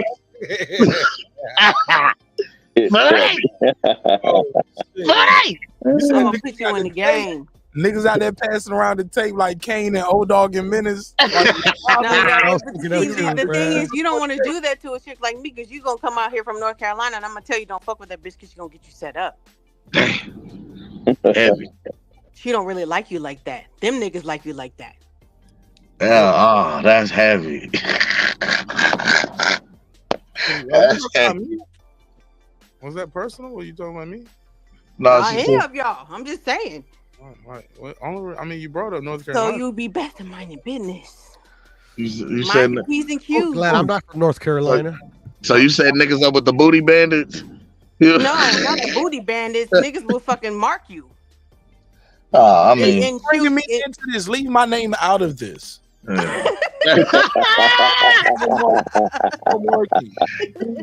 yo, that's crazy. I'll hip you to the landscape. You know what I'm saying? Yeah, about the whole demonstration. Yeah. I need a tour guide when I come to visit. I'll be the homegirl. Like, oh, you ain't never smoked this kind of weed. Let's smoke out. Let's drink. Let's talk. Right? Like, hey, I like your homegirl or whatever. Well, yeah, you don't really want. I mean, you know, if you want to, go ahead, but let's just be careful. These are the things you don't do with her because for sure. Them niggas like you. You know what I'm saying? They see you as a mark. Yeah, facts. You sweet. Out of this. Take it or leave it. Foodie. You a lick. I got you. You a lick. Exactly. Yeah, you a lick. Like, nigga, you a lick. Like a lollipop. I'm definitely a lick to niggas. I ain't gonna lie. Pause. What? Wait. I'm a lick. I'm a walking lick. Nigga. It's crazy. I know I'm a walking lick. I'm gonna tell you why I'm a walking lick. You know why? on some real shit. Okay. I don't know if I told. As a matter of fact, I might have told this story a couple times. Just last week, man, I saw a lady at the gas station, and just me being nice, she pulls up to the pump.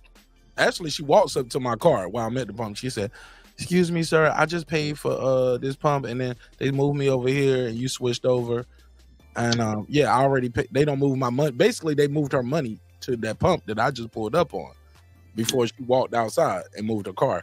And I said, and you know me, I'm just trying to be funny. Got a quick mouth boss. I said, that's too many pauses. Foodie, shut the fuck up. That's how I talk, nigga. Too many pauses. You are a pause. Too many. You are a pause. So you're a mark. Hey yo! This is crazy. Oh, you gotta be quicker than that. Ooh, you got that colonizer hair on, and she feeling brave tonight. All right, okay, Whitey. All right, let's play. Okay, Mark. That's racist. Yeah. Right, that need to be a drop. That's racist. So I just tell her, I was like, well, shit, you already paid for the pump. That's great for me. I'm gonna get some free gas today. like, no, I'm serious. I really need to get my gas. I was like, all right, man. You know, I was just joking. I was like, how much you put in here? She was like, $2. It ain't shit. I said, yeah, $2. I'm gonna go and move. You need that. You know, right? You know, gas is like, you know. Yeah, especially up a gallon. I pray for the days. I miss the days you could 3 get and $2 up. worth of No, gas. yeah, Shit. 3 and up. And if you're getting premium, it's 3 and up, $4. shit. 5 and up. Oh, man, it's down to $2.25 here. Well, Hey, now it's my look, God. we happy because it's down to like $4.60 for premium. I missed the. Who was around when gas was 99 All right, cents? so back to my story. Let me put them whack ass niggas backstage. Right, so, back to my story. And I don't like your laugh. Let me get back to you too. I don't like your laugh neither. So, like I was saying, so I'm an asshole. A little bit. And that's my joke, Puro. Niggas don't stole that joke too. The fake kick off the panel. Niggas stole all my shit. Yeah, I did that today myself. You know, They do the fake kick off the panel. That's my shit. They stole that from me. Shout out my sister Nick Rich. Make sure y'all, when y'all pull up, tell my sister Lisa happy birthday. And I got a Cash App pinned at the top if y'all want to send her a cup of coffee. You know what I'm saying? Hey, Mark. But look, hold up, man. Let me get this off real quick. So boom, I move to the other pump. And I don't know why. I felt it in my spirit. It was in my spirit. I look over, I go to the pump beside me. She's still there. And I was like, I ain't trying to get all in your business, but where you going in Atlanta with $2? She was like, I'm on my way to the south side. We was on the north side. You know, I was God damn, somebody farted. That's what it sounded like. I'm like, okay. Nah, nigga, she going to the south side on 2. Now get the fuck. That nigga been eating burgers and drinking Coca-Cola. Yeah, nigga, I'm smoking, but I lost my. I was hitting the blunt when you said that shit. Hey, Foodie, that nigga say he hit a blunt. That shit sound like a kazoo. That nigga say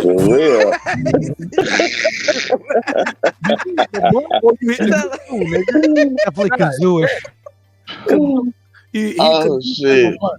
I was like, man. I was like, God damn. I was like, where you going to land on $2? She was like, I'm going to the south side. We was on I was in Bankhead. I don't know if y'all heard about Atlanta Bankhead. Yeah, I know. I had a load and I had a route in Bankhead. And she said, I'm on my way to College Park, Riverdale area. Now, if you know Atlanta, that's about 20-30 minutes because of traffic too. At any given time of day, you're gonna get that traffic. Like unless you're catching it in dawn hours, you can get there in 15, it's you like can get there in Cali 15-20 minutes. But if you go in there at any time when normal people are awake and moving around, 35-40 minutes. Easy. You know what I'm saying? Yeah. And she said she's on her way to donate plasma. And man, I was like, wow. She down bad, man. I was like, damn, you giving up plasma? And y'all know me. Now I'm doing the interview at the gas pump. I was like, you giving up plasma? How did you get into that? How much did they give you for that? Hey, look, then she started trying to pitch it to me. She was like, well, look, when you donate plasma, the first 4 times, they're going to give you X amount of pop. But after that, you know, after the first 4 times, it started dropping. I said, shit, how long you been giving plasma? Because nigga, you know the payment schedule. How you doing? You know what I'm saying? But long story less long, I end up putting $20 in the tank. You get what I'm saying? Yeah. But I didn't know that till the bitch told me she needed premium. I was like, bitch, I don't even use premium in my work truck, right? I'm using regular for $2.99. But if you're giving up plasma and you driving premium and you need premium, then that car was like a older, it was like a SUV, like a Acura or something like that, but older Acura, and it was beat up. You can tell it was dirty. Acura, Nissan, or whatever, not even an Acura, or whatever it was. It was kind of beat up, and this probably wasn't even her car. You get what I'm saying? You know, damn premium. She got you, but get what I'm saying? But that shit, she was trying to get there to $2, and I don't know why I felt it in my spirit, but I knew it wasn't gonna break me. But I knew it was gonna do something great. You helping somebody, you blessing somebody else. I feel I knew she needed that. Well, that doesn't make you a Marq then, Marq. I know, but I'm saying I got a heart like that. Yeah, but you're not a Marq though. When I'm talking about Marq, but Foodie, I do shit like that all the time. Like, but that's not a Marq. That's just being but Foodie, shit. But I'm wearing a Rolly ring. You get what I'm saying? I'm wearing jewelry. I'm Well, no driving. one cares, but I'm I just wear saying you're nice being. things. Well, I am a walking lick to some people. I know what you're saying. Because I got I don't that. think you understand what Sometimes I got that shit on me, and I be looking like that shit. But then sometimes I make sure I don't even look like nothing. Like I leave the jewelry at home, leave everything at home except the pistol. You get what I'm saying? Because I got it with me everywhere. Like I had a nigga pull out a pistol on me at the fucking. I told y'all this story. It happened a couple weeks ago. Nigga pull out a pistol on me at the fucking public storage, and he hit my vehicle. Damn. I check the damage. He pulls out a pistol. He didn't point it at me, wave it, but he pulled the pistol out to show me he had the pistol. Like when I walked to the window, I was like, "Yo, my man," and he was like, "Yo, what's up?" And I see he grabbed the pistol. But that mean he wasn't really going to use it. No, Foodie. It gets. I don't know if you heard the whole story. I don't know if I got to tell the whole thing again. No, I'm just saying this is the thing. Is like if somebody just flashes a gun and they're not going to use it, that's a very foolish thing to do in California because a nigga will use what they got on them. You just show me that you're willing to kill me, and that's a self-defense. So that's really fucking stupid. Yeah, but God works in mysterious ways. Like right before that, I just heard a story from one of my homies, and I told Lisa Bell this story offline. And I don't want to get a yawn moment on y'all, but long story less long. I just far as this part, I just heard a story about a woman who survived a life-threatening car accident, and they was trying to charge her with murder because the other lady died. Now she's still serving life because she ended up shooting one of these Atlanta street performers in self-defense because he was hitting her car. She got out, she looked at it, he rushed her, she pulled a pistol out. They charged her because they said that was just road rage. You shot him because you were mad about the car. She's doing life. Damn. What 30 years? Yeah, that's damn near life shit, depending on how old you are when you get that sentence. Yeah, but they rob people like that down there. I'm 40-something years old. If I get 30 years, that's life, damn it. I'm saying though, that's how they rob niggas down there. Got 28 years, he's 60 years old, that's life, nigga. Y'all heard what I said? That's how they. But this guy was dressed like the Tin Man, my nigga. He was one of those face painted type motherfuckers. Oh yeah, he's a real street performer. He was on that shit too. But far as the story I heard, because I heard the story from her boyfriend, which is my mechanic, while he was doing some work on one of my vehicles. This is the story he was telling me because he was limping. And I was like, man, where you get that limp from? You weren't limping last time I saw you. Like, well, it's cold today and it was raining. Yeah, what happens? But I don't walk with a leg. Yeah, and this shit fuck with my leg, and then he tells me the story of what happened to his leg. Man, I need to make that a rap. That whole shit will be a crazy. Like the whole story is crazy. Damn. I think 50 Cent already did it. Nah, that's wild though. Nah, he ain't. Yeah. Shut up, Foodie. Boo. Boo. You're joking, man. That's wild though. Yeah, that's heavy. Oh, that's crazy. Like I told my mom, I'm a nice guy, and I got a forgiving heart, forgiving spirit, because God blessed me so much. Like y'all don't know, I don't supposed to be talking to y'all right now. I supposed to die 9 times, bro. I don't even supposed to be here. No, Mark, we know, and I respect you, and I respect your generosity. I respect your platform, and but I do be telling you the truth. Like, yeah, you a little too naive on some of the stories that you be presenting, and that's okay though, because I'm not knocking that. Let's go. I done survived shit too. I listen. When I say God done blessed me, I done had shit happen that. Yeah, I know exactly what you're talking about. Make you smile all the time, make you happy, you appreciate it. Well, shit, is a nurse on a regular basis. You never know who you're walking into a room. You a real nurse or a fake nurse? A fake one. I'm a fake. No, you all right, like, Mark, but you ain't no nice guy, bruh. No, true story. Yesterday, it was just yesterday because I'm off for the next 3 days. This young man. Bro, you wouldn't be here if I want a nice guy. This young man. That's not true, bruh. Right, maybe it is. I don't know. Continue. I'm sorry. Yeah, nigga, get that dick out your mouth. You What's okay? wrong?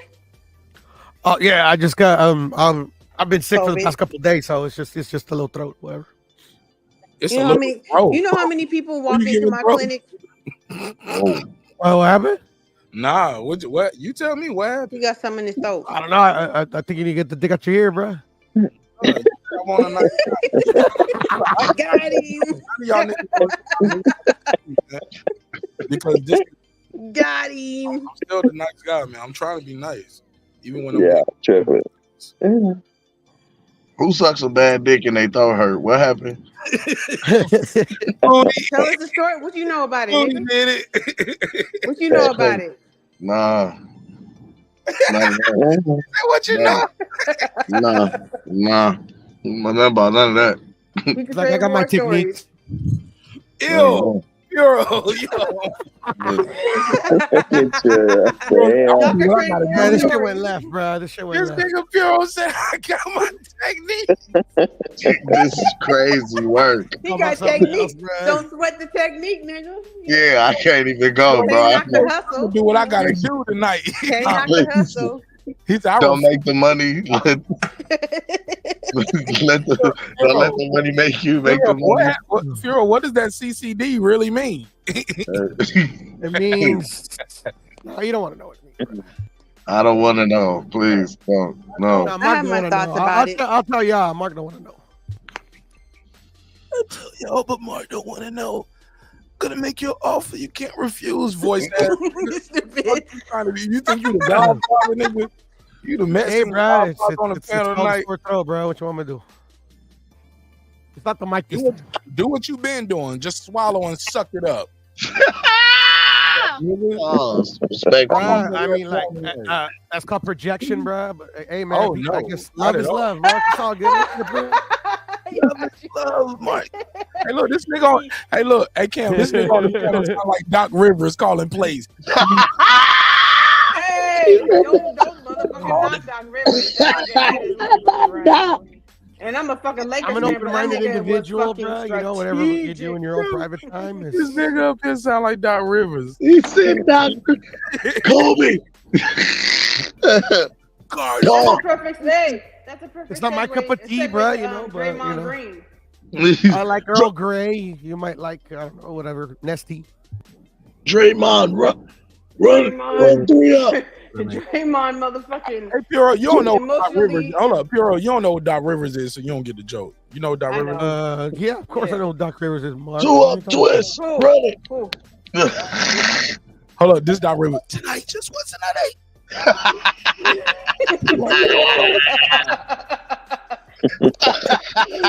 Nah, much respect to Doc Rivers. I like that nigga, man. I like that. Bro, Doc always be He's an hoarse. overrated fucking coach. He really always be hoarse, for real. That's because his ass be screaming on the fucking court all night. You meet Doc Rivers, you be like, "Hi, Doc, how you doing?" I'm doing all right. That It's a nigga need pleasure to meet you. You guys, I'm glad you guys came out to see us tonight. It's a pleasure to meet every last one of you. Nigga need a lozenge. Man, if y'all don't get this motherfucker some Lipscombs and some tea. You're like, What's it called? Ricola. oh God. We just trolling. It's all love. So, but that was my whole point, though. Sometimes you're right, Foodie. I am gullible. I'm too nice. I give people the benefit of the doubt. No, but it's okay, Mark, as long as you realize that, because I talk to people who are gullible all the time and they don't want to recognize it. But it's not that they don't want to recognize it; they just don't want to admit it, and that's okay with me too. I'm fine with that. Look, Foodie, respectfully, you're an asshole. Thank you. Hey, look, but I Foodie, practice. see, I'm an asshole in real life. I'm not on the internet. You get what I'm saying? Like, this I is get as plenty nice of practice. as I get. Yeah. I don't like this version You of have me no you want to idea. in real life. You have no idea how well I've learned to become a professional asshole. At This work. is crazy. She's an I will asshole. make the Foodie, professional I'm about to asshole get banned from my daughter's look daycare. like a Foodie. professional asshole. Foodie, they trying to ban me from my daughter's. She said, I'm about to get fired. If I didn't work my ass out so motherfucking hard, I would be fired. Hey, Mark, it's only starting. Wait till you got to go through that drop off line, my nigga. What's a drop off line? What's that? Oh, you'll see. You'll see. What's that? Dropping your child off at school, the drop off line. Oh man, I've been waiting. Oh. But I don't know what it's like What age now. you dropping them off? Already Like, there, right? I'm walking them in. I walk my child to the door. No, until they're out of elementary school, they have to have a teacher there present. Nigga, I walk my child to the door. I get kisses on the cheek. No, that's what I mean. You have and to. I get a kiss on the other cheek. I get Yes, a forehead kiss, and I give her one back on the You can't just be like, all right, beep, beep. We do a big. Hey, look, low key, I do that to show the other kids my daughter got a daddy, nigga. Unlike the rest. You ain't shit. You flex on them. Bye, baby. Daddy loves you. Look, the other kids don't know I can't go in the room and beat them up and fight them. But they you like, say it all loud. Bye, like, baby. Daddy loves you. Mwah. And the kids be like, oh. Motherfuckers in here. Your daddy loves you, and you know I'll die for you, and I'll kill for you too. I'll kill for you too. Every last one of these little bastards. I remember when my son went to first grade, he went from kindergarten to first grade. His daddy he got him all polo and all that bullshit because he was into all of that bullshit. I got him books. He's like, "What you gonna do? Give him books? Why are you giving him books? You fucking because so he can read. I don't give a fuck what he's wearing." But anyway, so my son was ADHD, and his teacher would call me like, Elijah is very smart and he's always very well dressed, but he likes to socialize with the other kids a little bit much, and it interferes with the other children's learning. I said, well, then give them the fuck something to do. Yep, that was me. Foodie, man. I want to tell them to fuck themselves too. He's bored, man. He's done all that work. So give him something more to do. Okay, keep him busy. All right? I used to have to sit in front of my teacher, and by the time she would hand me the assignment, because I was in front of her desk for talking, so she would hand me the assignment. By the time she got to the last row to pass the papers out, I would be done.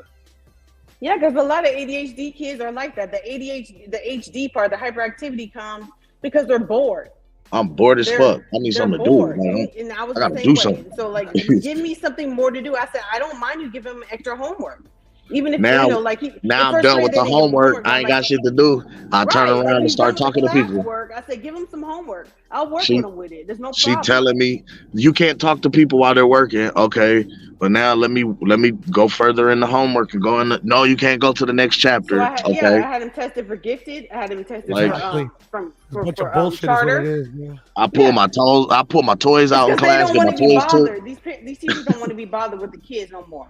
Like, you know, they never have, Foodie. They never have. Yeah, it's true. It's true. They don't want to be bothered. They think they just need to be shut up and be quiet. Like, these are fucking 5 and 6-year-olds. They don't get years and they do the same and shit. They don't even have recess anymore like they did. Like back then. Foodie, they are being paid less than fucking McDonald's employees to teach our children. But I would not sign up for that job if I didn't want to do it. I'm here for as a nurse. Like as a nurse, I wouldn't sign up.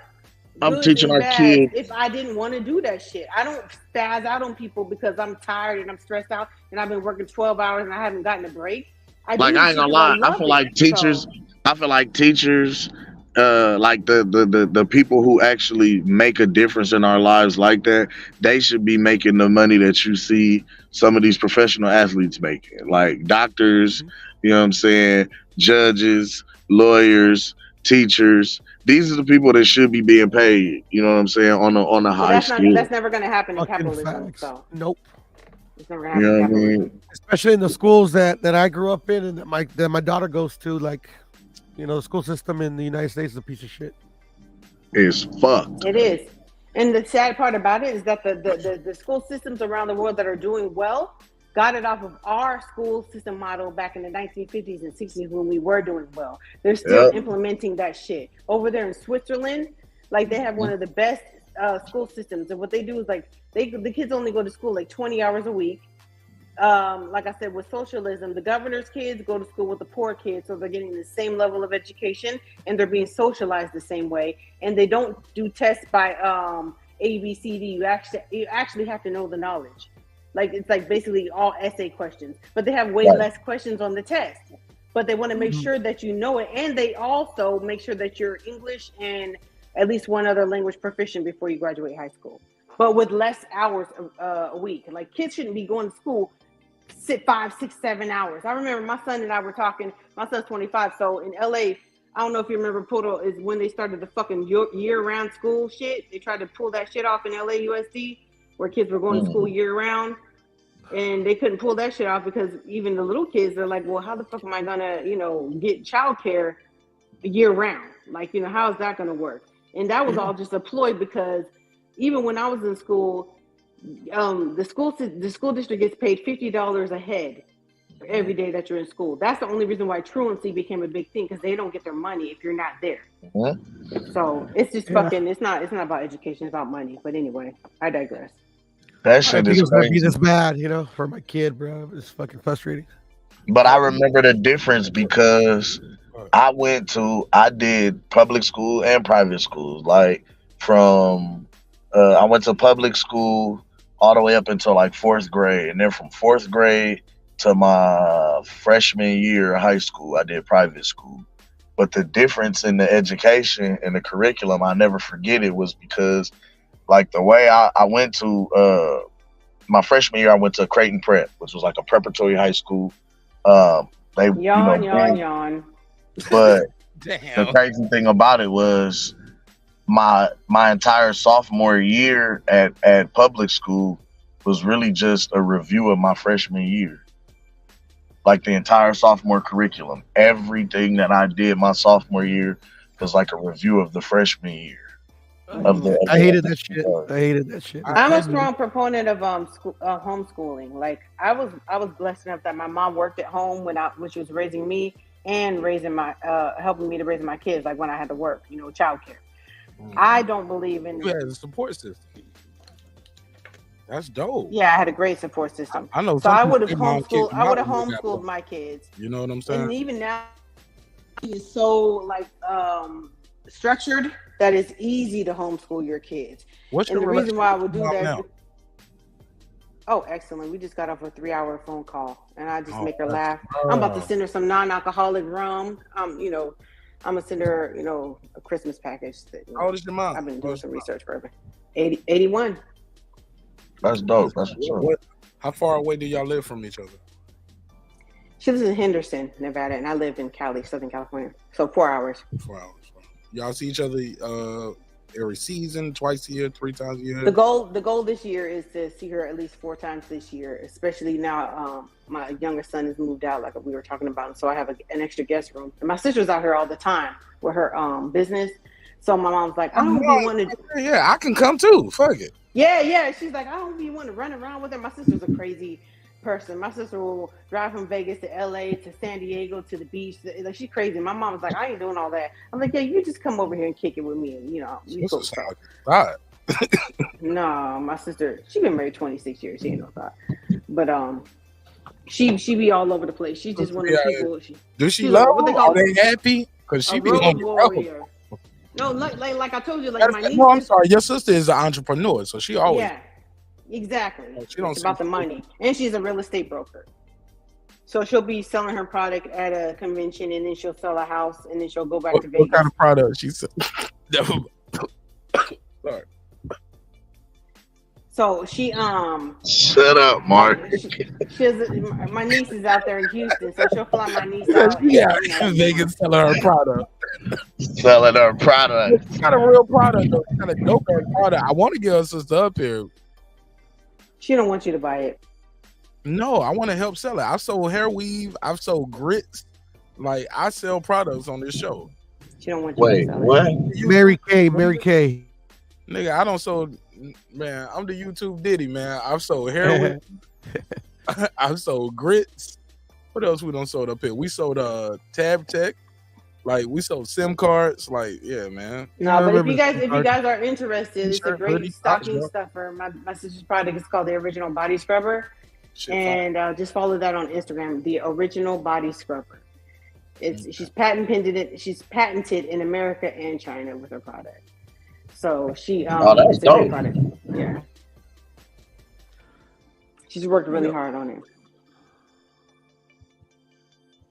I'm trying She's to a pull it great up. mom. I'm trying to pull it up on Instagram.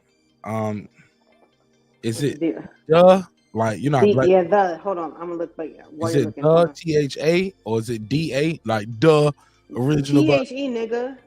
I ain't know we went all the way hood with it. I think it's right here, but I don't know if it's hers. The original body scrubber. The original.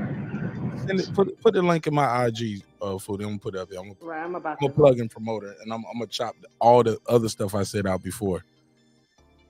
Hopefully your sister can take a joke. She's like, nigga, I ain't never doing no interview with you. I heard what you said about me. I know she's better than me. I would hope so. I would hope this is not the tip of the iceberg of the foodie tree. Good Lord. Please. I'm the baby. I get away with it. Obviously so. My sister's 15 years older than me. God. They thought they was gonna do it again 15 years later. They didn't know. They thought they couldn't have any more. This was gonna be amazing again. Then they got this nigga right here. They thought they couldn't do no more. Then they're like, just kidding. My 6 years was a lot, but Foodie got me beat. 15. No, my sister's 15 years older than me, and my brothers are 20 and 22 years older than me. Ooh, yeah, you got me. No, see, they was cool with them, like 20, and then they're already in the military. They had another one. But they were in the military when I was born. Yeah, but they thought the plumbing that wasn't working no more. Yeah. You thought the plumbing was stopped up or something. Like, okay, that's all the meat we got. Oh no, we got bored of television. That's all. Another one? Flood revolution. They flooded and made one more. Gave the world one more problem to deal with. This crazy ass motherfucker. Another one? God damn it. Here's another one. Another one. Khaled. They was DJ Khaled playing in the bedroom. And I'm the baby of the babies because before my parents got together, like my dad had 2 girls and they're like 10 and 20 years older than me. Like them motherfuckers started way long ago. Like, God damn, what the fuck was what were you thinking? I can't imagine. Like my son is 25 years old and having a baby today. I would fucking jump off a bridge. Hell no. I ain't starting all the way over. Do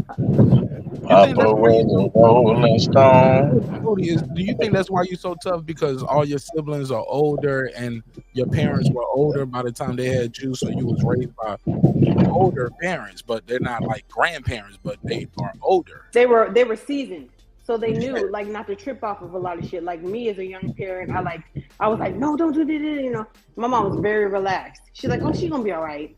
Let her do that. Let her try that. Let her see that. Let her taste that. Let her learn on her own, right? So I learned a lot of shit by trial and error. But she was always like my back. That's what it was. Eating hot sauce and jalapenos. Yeah, that's fine. The pickle. Yeah, she don't. I tell you, you don't want it. But if you want to, then like for instance, like somebody fix the wind in the mic. Is that Cam? Yeah, that's you, Cam. I got you. You remember when the Thriller video came out with Michael Jackson? Yeah. I was like 4 years old, right? I love Michael Jackson. My sister had got me big on Michael Jackson. I took the fucking at my preschool. I took the actual 45 to my preschool. I remember, and all of me and the teachers, the kids, yawn, wrap it up, dancing that and shit. So I told my mom, like, you know, the Thriller really was the Thriller video was about to come out. My mom was like, no, you don't want to watch that. It's gonna make you scared. You're gonna have nightmares. I'm like, no, I want to see it. I want to see that shit, man. I saw that shit. It gave me nightmares for weeks. Cam, nowadays they would call that shit child abuse, bro. That's why I'm muting your mic. I think Cam unmuted just to yawn. He wanted to fuck with you. Yawn. Yawn. Y'all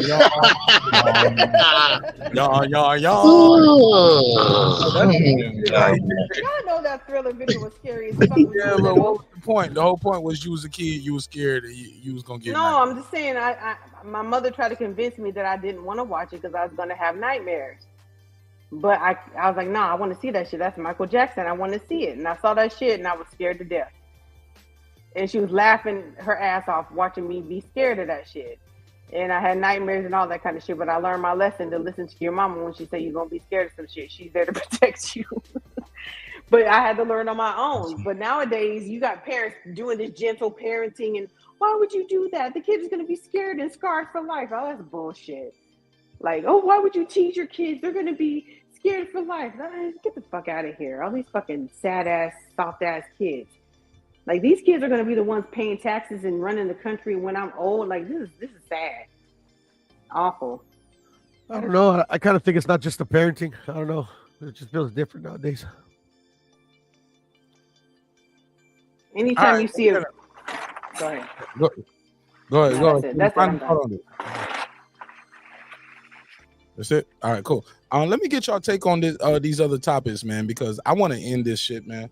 Because all good things come to an end, even this episode. So we got to wrap it up at some point. But I want to get the truth. So let's not talk about Foodie's lugs and that whack ass leather jacket. Her out here gang banging with her K Swiss. Kim, I know you. I'm fucking with Foodie. LaJessica in the chat, she said, "Mark, she must have really hurt you." Yeah, I agree with LaJessica. I was like, no, I love her. I love her. I'm just speaking on it. Hey, look, it was North Carolina, South Carolina. Hey, look, this will be the episode that'll be the mental marker in my mind. I was like, damn, man, I ain't seen Foodie again. Mark is on his LMA. I have got some hurt feelings. I never heard that song. That's a hit. She got a hit, or is it on the album? It's gut feeling, but you got hurt feelings. I ain't never heard that record. That's just hard though. LMA with what's my girl? What's the girl? She from Vallejo. Small hat. You know what her name is? I don't.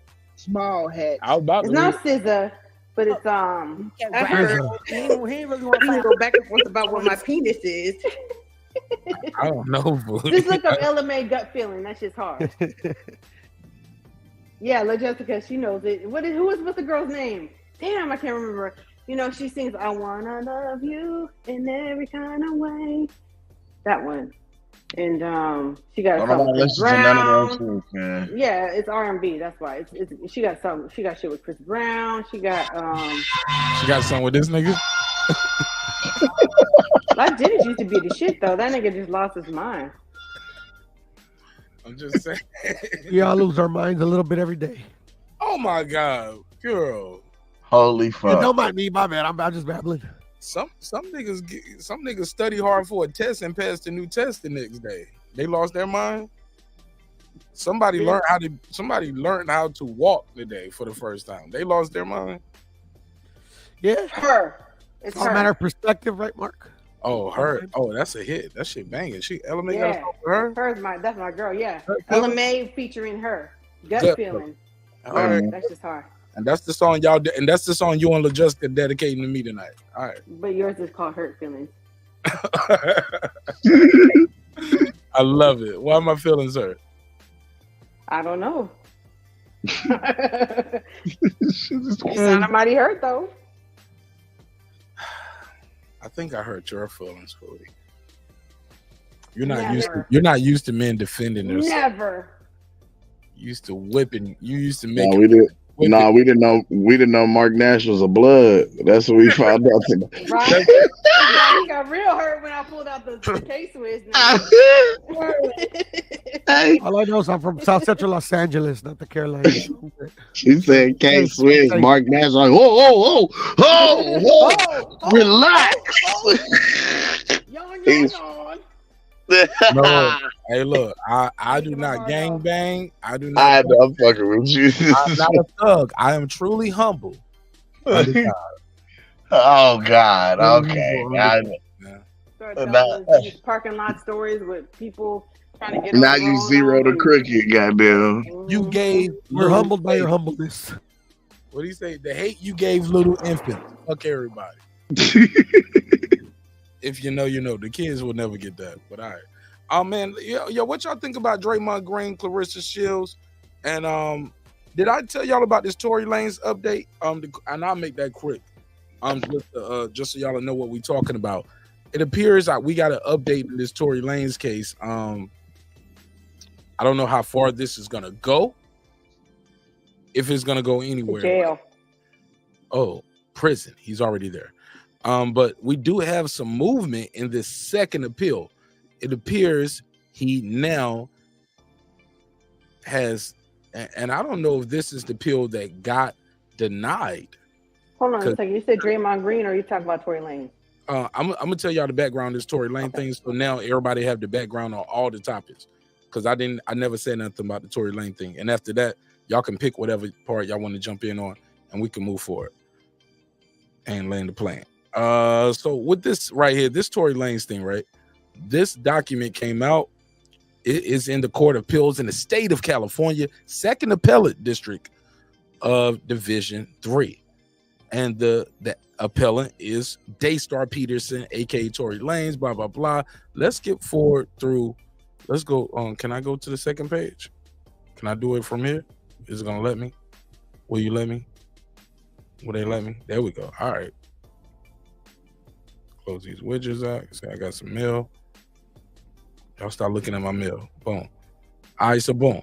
But in a nutshell, this is the thing. This is the statement from the driver. And basically, in a nutshell, he's saying what the rumors were the whole time. Tory, he picked them up, dropped them off. I mean, he picked them up. He was there. They left. He left with the girl, Miss Harris, and Miss Pete, which is Megan. Peterson is Tory Lanez. In the situation right here, line 12, Miss Pete started arguing again, and Miss Harris asked what's going on. Mr. Peterson told her that he and Miss Pete, Meg the Stallion, had been dating and intimate. Miss Harris was upset by this, and she and Mr. Peterson, as she and her and Mr. Peterson had been dating in the same manner prior to any relationship. This is the court documents, ladies and gentlemen. They began fighting, the two ladies, Harris and Pete. He said, I pulled over to stop him. Pete and Harris both got out. The vehicle continued to fight verbally and physically. I broke up this fight and was pulling Pete towards the car. That's what the witness said too. Said one guy had the he said at one point it looked like everybody was jumping on one girl. But that's him breaking it up, and that's Tory, according to this, fighting with the other lady as we proceed now. He said, I'm carrying Megan back towards the car, line 14. I saw Miss Harris with the gun in her hand. Tory ran from behind Megan and myself towards Miss Harris. Mr. Peterson and Miss Harris began struggling as Mr. Peterson tried to unarm her. Miss Harris and Miss Harris, he was trying to unarm Miss Harris. Okay, boom. He said, now this is the only problem with this whole statement. For all the people saying, this gonna free Tory. He said, I was still pulling Miss Pete and did not see who shot the weapon. I was lucky I was not harmed. So basically, he still ain't saying who shot the girl. Because technically, really nobody shot her. They was struggling over the gun, and the gun could have went off. Or Tory didn't have the good grip on the gun, and the girl got a good shot off. Boom. But the shot hit the ground, and then now they back to fighting for the gun. She's still, you know what I'm saying? Like, we don't know. Yeah, because they're struggling over the gun itself. But in his version of the story, Tory is not the assailant. He's a hero. He's trying to break the fight up. He ran from behind. He said he ran from behind me and Pete. Once because he seen she had the gun and ran over there to stop her. He's like, hey, what you doing? You tripping? Give me that. Now they wrestling, tussling over the gun. That's what it sounds like. Sounds like they fighting over the gun. Him and her fighting over the gun. They tussling, fighting over the gun. And the gun going off while they fighting. The gun go off. I just don't understand why there was a gun pulled out to begin with. Because Megan was whooping her ass. But I don't understand. Or maybe, I mean, I'm gonna keep it 1,000. No. Cam, let me say something. Let me say something. Motherfuckers are crazy. Why did the bitch shoot Selena? The damn president of the fan club. Why did she kill Selena? That's a completely different situation. That's motherfuckers are crazy. Foodie, my whole point is, motherfuckers are crazy. And pride was on the line. All of the conversations I've heard about this. But look, the closer people get to you, the crazier they get. You know, according to the allegedly, this ain't the first time that this has happened. As far as Megan taking niggas from her, Like you in the industry, and Then why still kicking with her then? Because she's a fucking star. I met these star ass niggas fucking. But she with gonna take your nigga though. You know that already. and that was this last. I mean, just on the strength. Not even if she looks better than you or whatever. You are like, college educated, and you still are trying to further your brain, your education, your career. Some people don't think like that. Some people well, aren't. then on the other hand, maybe look, Foodie, let me answer you. You asked why. Let me answer it in full. And I promise I give you back the floor. Is it possible that she's jealous of Megan? Is it possible that Megan might be jealous of her? Like, yeah, I'm the star, but I'm not the icebreaker. Like, I'm not the looker. Insecurities, right? You know what I'm saying? She got her own insecurities. People say she be looking like a man. They don't never say Kelsey look like a man. You get what I'm saying? I don't know what Kelsey looks like, but go ahead. She's attractive. She's a very attractive lady, but So that's to the eye of the beholder. Exactly. But nobody ever said she looks like a man though. But to each his own. Like whatever insecurities that she got going on, all of that shit could play in a role of how you deal with your friends and your friendships. Some people use people like things. And pride is a motherfucker. Maybe this girl was like, yo, you keep playing with me, like, yo, you keep doing this, or today's this the last time, like damn, you did that again, like, or whatever happened. Yeah, maybe they're having a so-called proverbial pissing contest. Whatever they have, unspoken pissing contest, like who can get who and who can keep who. I mean, but that's like I said, like I definitely wouldn't have any type of relationships with people like that their own thing going on too between them. Maybe. But like I said, I mean, is it really like where we gun do is with niggas and what's necessary to be involved? Like, if you guys know that that's what y'all do, and I've known plenty of women alcohol who play these kind of games. And alcohol. Keep in mind, they all testified. The way everybody testified, they was very drunk.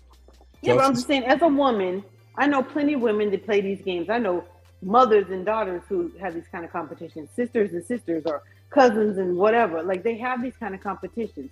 I make sure to distance myself from people who think like that, who have that mindset. But it happens all the time. But I never really realized. I never know. Like it's usually men who have those kind of competitions where a knife or a gun comes. Respectfully, I can't even lie, Foodie. I wasn't even there, and I can tell you exactly what happened in that situation, type shit, because I've been involved in a whole lot of nigga moments where alcohol was involved. Where weapons have been involved. The difference between how men handle those type of disputes and women. It's been the same thing. I've been in. This is what I'm saying. I've been involved in multiple situations where there were men and women involved, and it's gone the same way.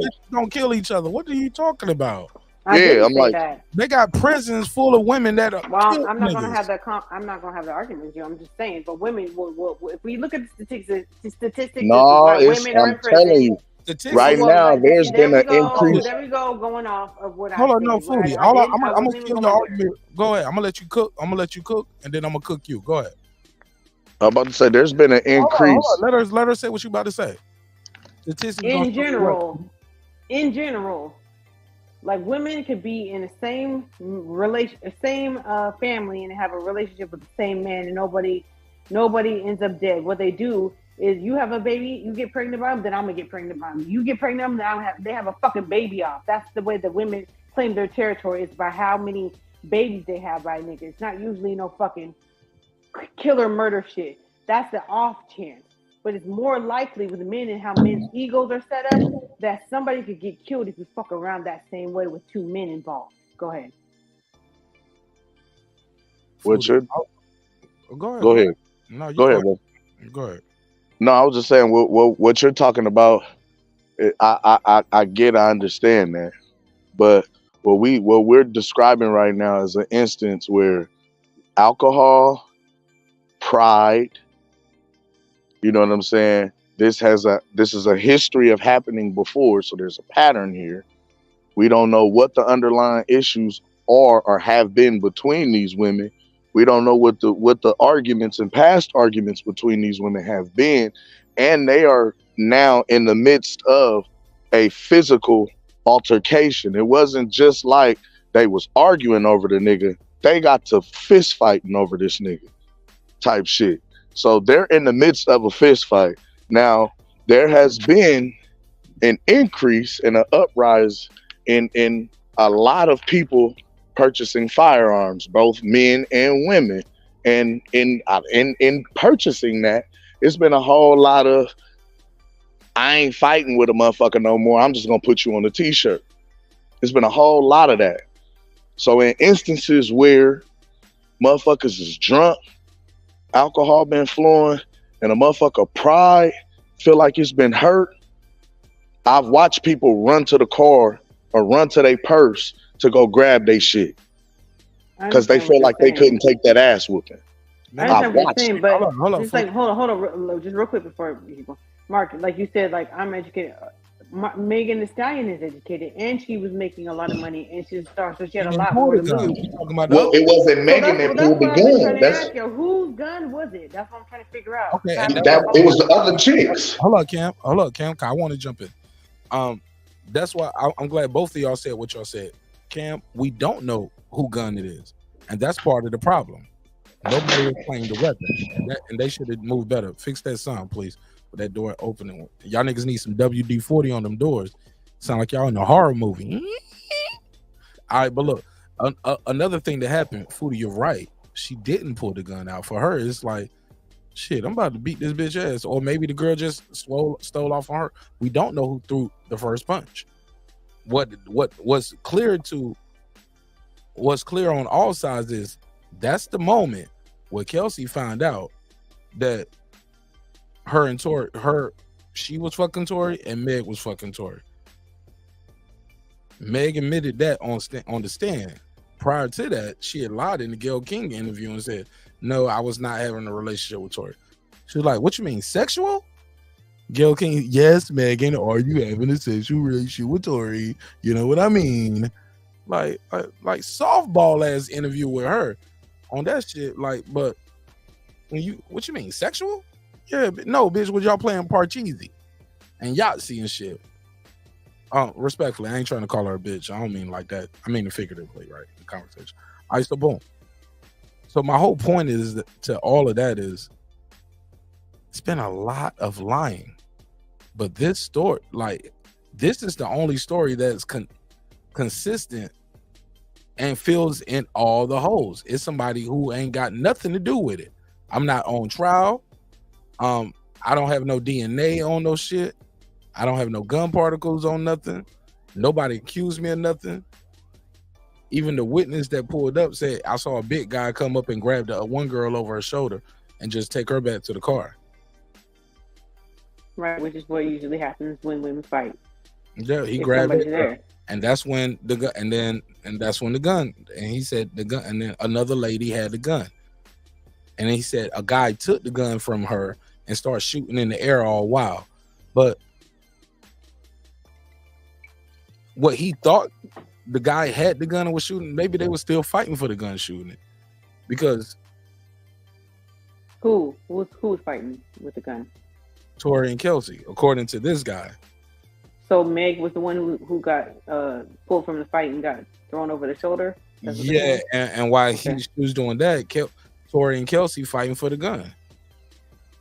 So they're trying to say that Kelsey is the one who shot her. Yeah, that's what it sounds like. Or no. That was his defense, but he didn't take the stand. His lawyers prevented that type of case, right? That was their theory of the crime. Please fix that sound. It's loud. So they're trying to represent that as they're trying to represent that. They have new evidence. They have eyewitness testimony. So that's part of their appeal. But the thing I don't like about this, and we can move on, because I want to get on Draymond, goofy ass. What we don't know is about this leaked information that's going viral on social media. Is this the old appeal or is this part of the new appeal?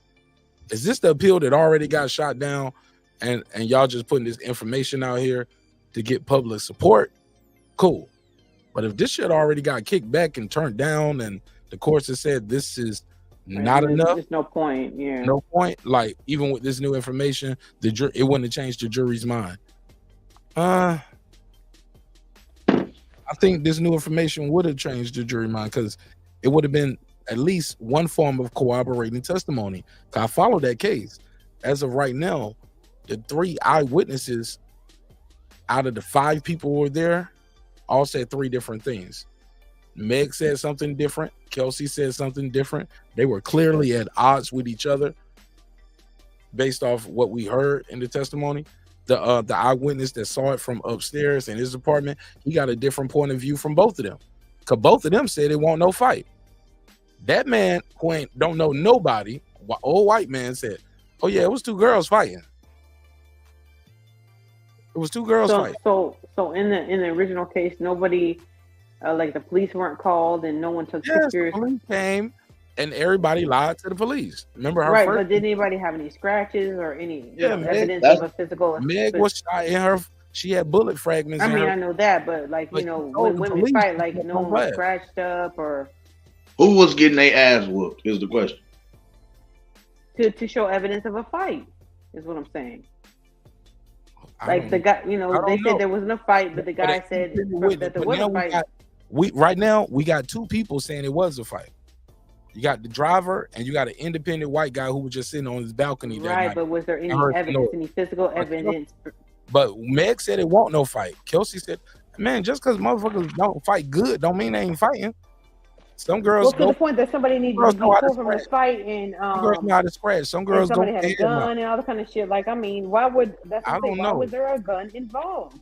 Foodie. I don't know if they look like Michaela Mayer with black eyes and shit after the fight. I'm not specifically asking you, but I'm just saying, like, if those there fights was don't last that long.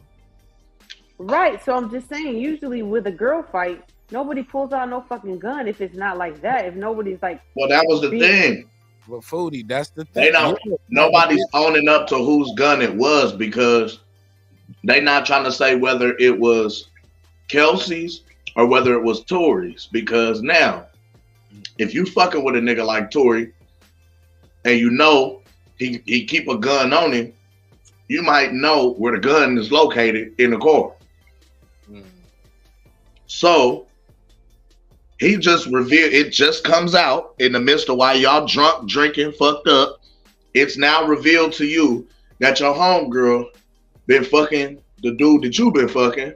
I think that's an irrelevant. I think that's like I'm telling you, they have words. I think in the midst of them having words, they get to fighting.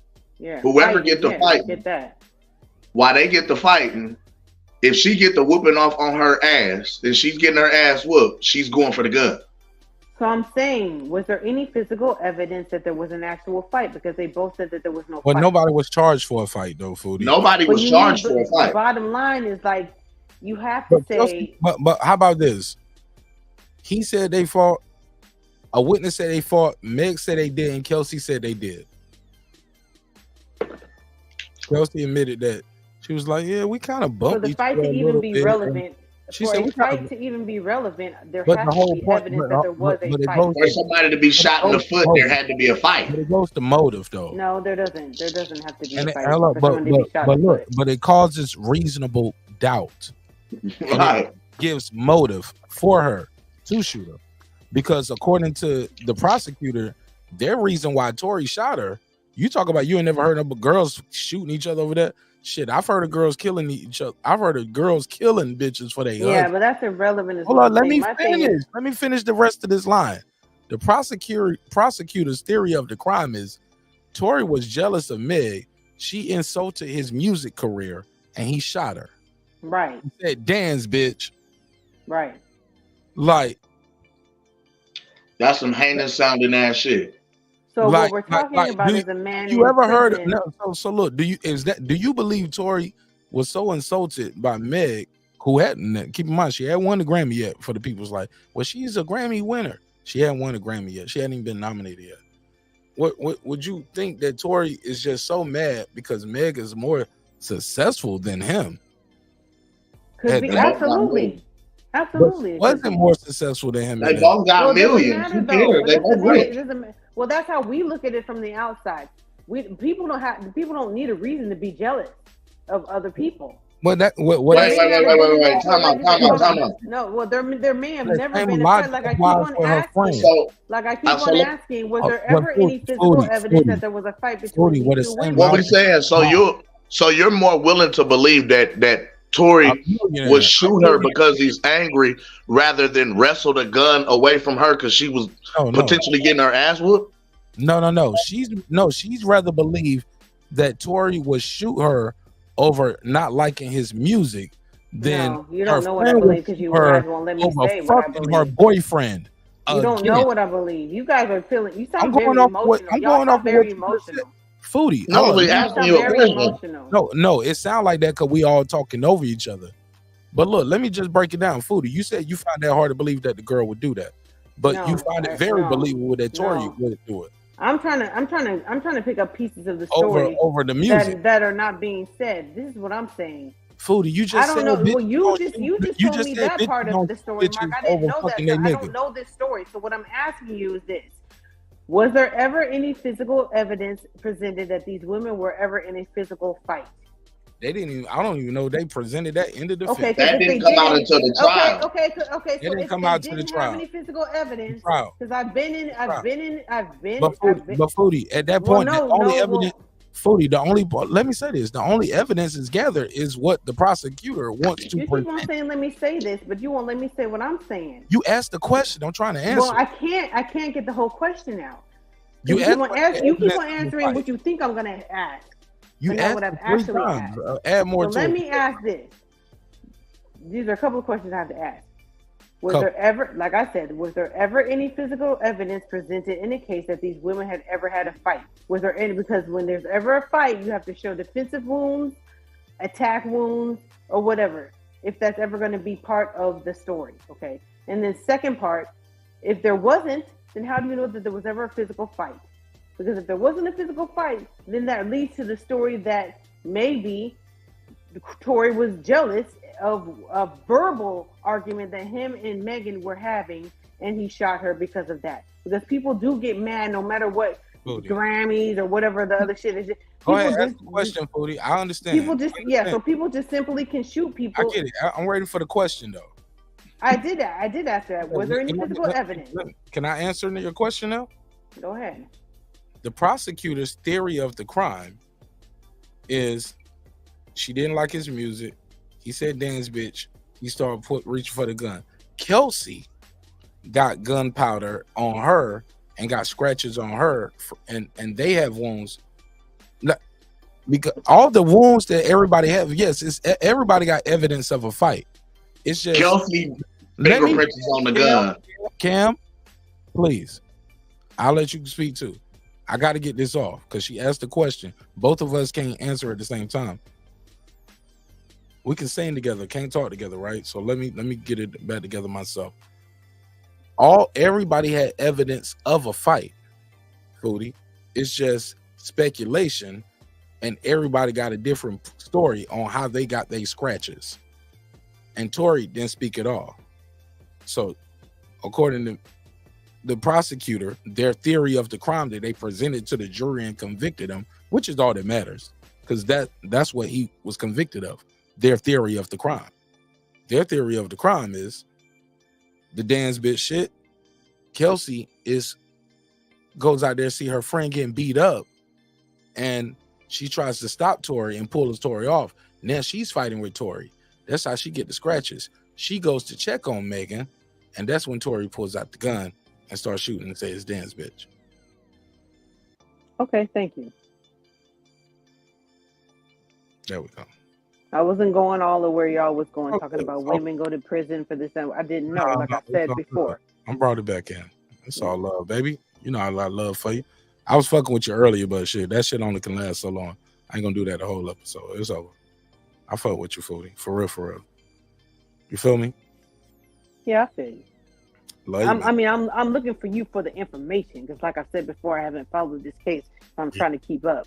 Oh, and man, whoever really deserves to be in prison, whether it's these women or whatever, then they need to. I want the real person to be off the street, so we ain't got to run into motherfuckers like this. You know what I'm saying? Like, if your ass is guilty and you still roaming the streets and the wrong person is in prison, I want the real person to be in there. So it's a possibility, but I'm just trying to. I just find it fucked up that it's like these motherfuckers was missing. Like the managers was missing. The this driver was missing.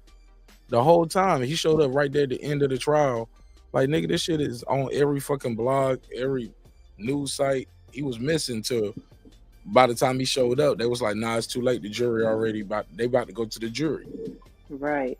So it seems like it wasn't a very good case, and they're trying to get a better, stronger case. This nigga been missing. But like we said before, the only thing I'm gonna say is like we before, a lot of alcohol was involved and a lot of jealousy was involved. So it's very hard to decipher what really happened unless you have some hard evidence to present. The only thing we know for 1,000,000% that one person who has lied and has admitted to being a liar. She ain't never said I lied, but it's on camera. She lied. She told Gayle King she was not fucking Tory Lanez. She told us all. So that's reasonable doubt, yeah. She lied to us all. She lied. And then got on that stand. Hold up. And then got on that stand and said, yes, I was having a relationship with Tory. But is that reasonable doubt, though? And the whole story is just different. Right. All this dance, nobody say dance bitch but her. Okay. But the problem he got, Mark, is that is the victim. And the victim is eyewitnessing him as the shooter. Like all the other stuff that happened, yeah, she lied. Obviously, she lied. That's clear as day that she been lying. The only thing to save Tory is him and that damn driver getting on that stand. But I guess he had to keep it real, nigga. Gotta keep it real. I can't take. But he still didn't. I can't. He still didn't say she didn't shoot. He still didn't say Tory didn't shoot her, though. That's the problem. What you mean? He still didn't say I didn't see Tory shoot him. He acted like he didn't see where the gunshot came from. Right. That's what I said. That's the problem. Yeah, that's the problem. I don't see how it's gonna help change anything. That's what I was trying to figure out. And I don't think he's gonna get the appeal because that's the most important line, and this is the last two lines. I didn't see who fired the shot. That's what's going. That's what's killing Tory because now they're still gonna go with whatever. When really, if Tory was wrestling the gun out the girl's hand, depending on what kind of gun it is, the gun could have fired off. Right. That's not enough for an appeal. That could have been. It's not enough for an appeal when they're pointed out to. But the only question I have is whose fingerprints are on the gun? Tory's but they didn't Tory. Right. Well, then that's all that matters. But the DNA part, they never tested the ladies for DNA. But the bullets in the clip in the magazine has female DNA, but we don't know who that DNA matches. Which is clearly. And Also, that's the thing. I'm gonna tell you another thing I found interesting. That they asked in the witness. I remember this part, and I was like, "Why would you ask that?" Like, I'm just maybe because, bro, y'all know I be studying these little court trial shits, man. And one day I'm gonna tell y'all about my little law experience in high school. They sent me to this shit at the governor's ball in the governor's mansion type shit for all the kids in North Carolina in high school that was considering a career in law, as far as being an attorney. And I had a professor and a guidance counselor. It was like, yeah, nigga, you always like to challenge and argue. You should probably try this. And they sent me to this shit. And this shit was kind of dope.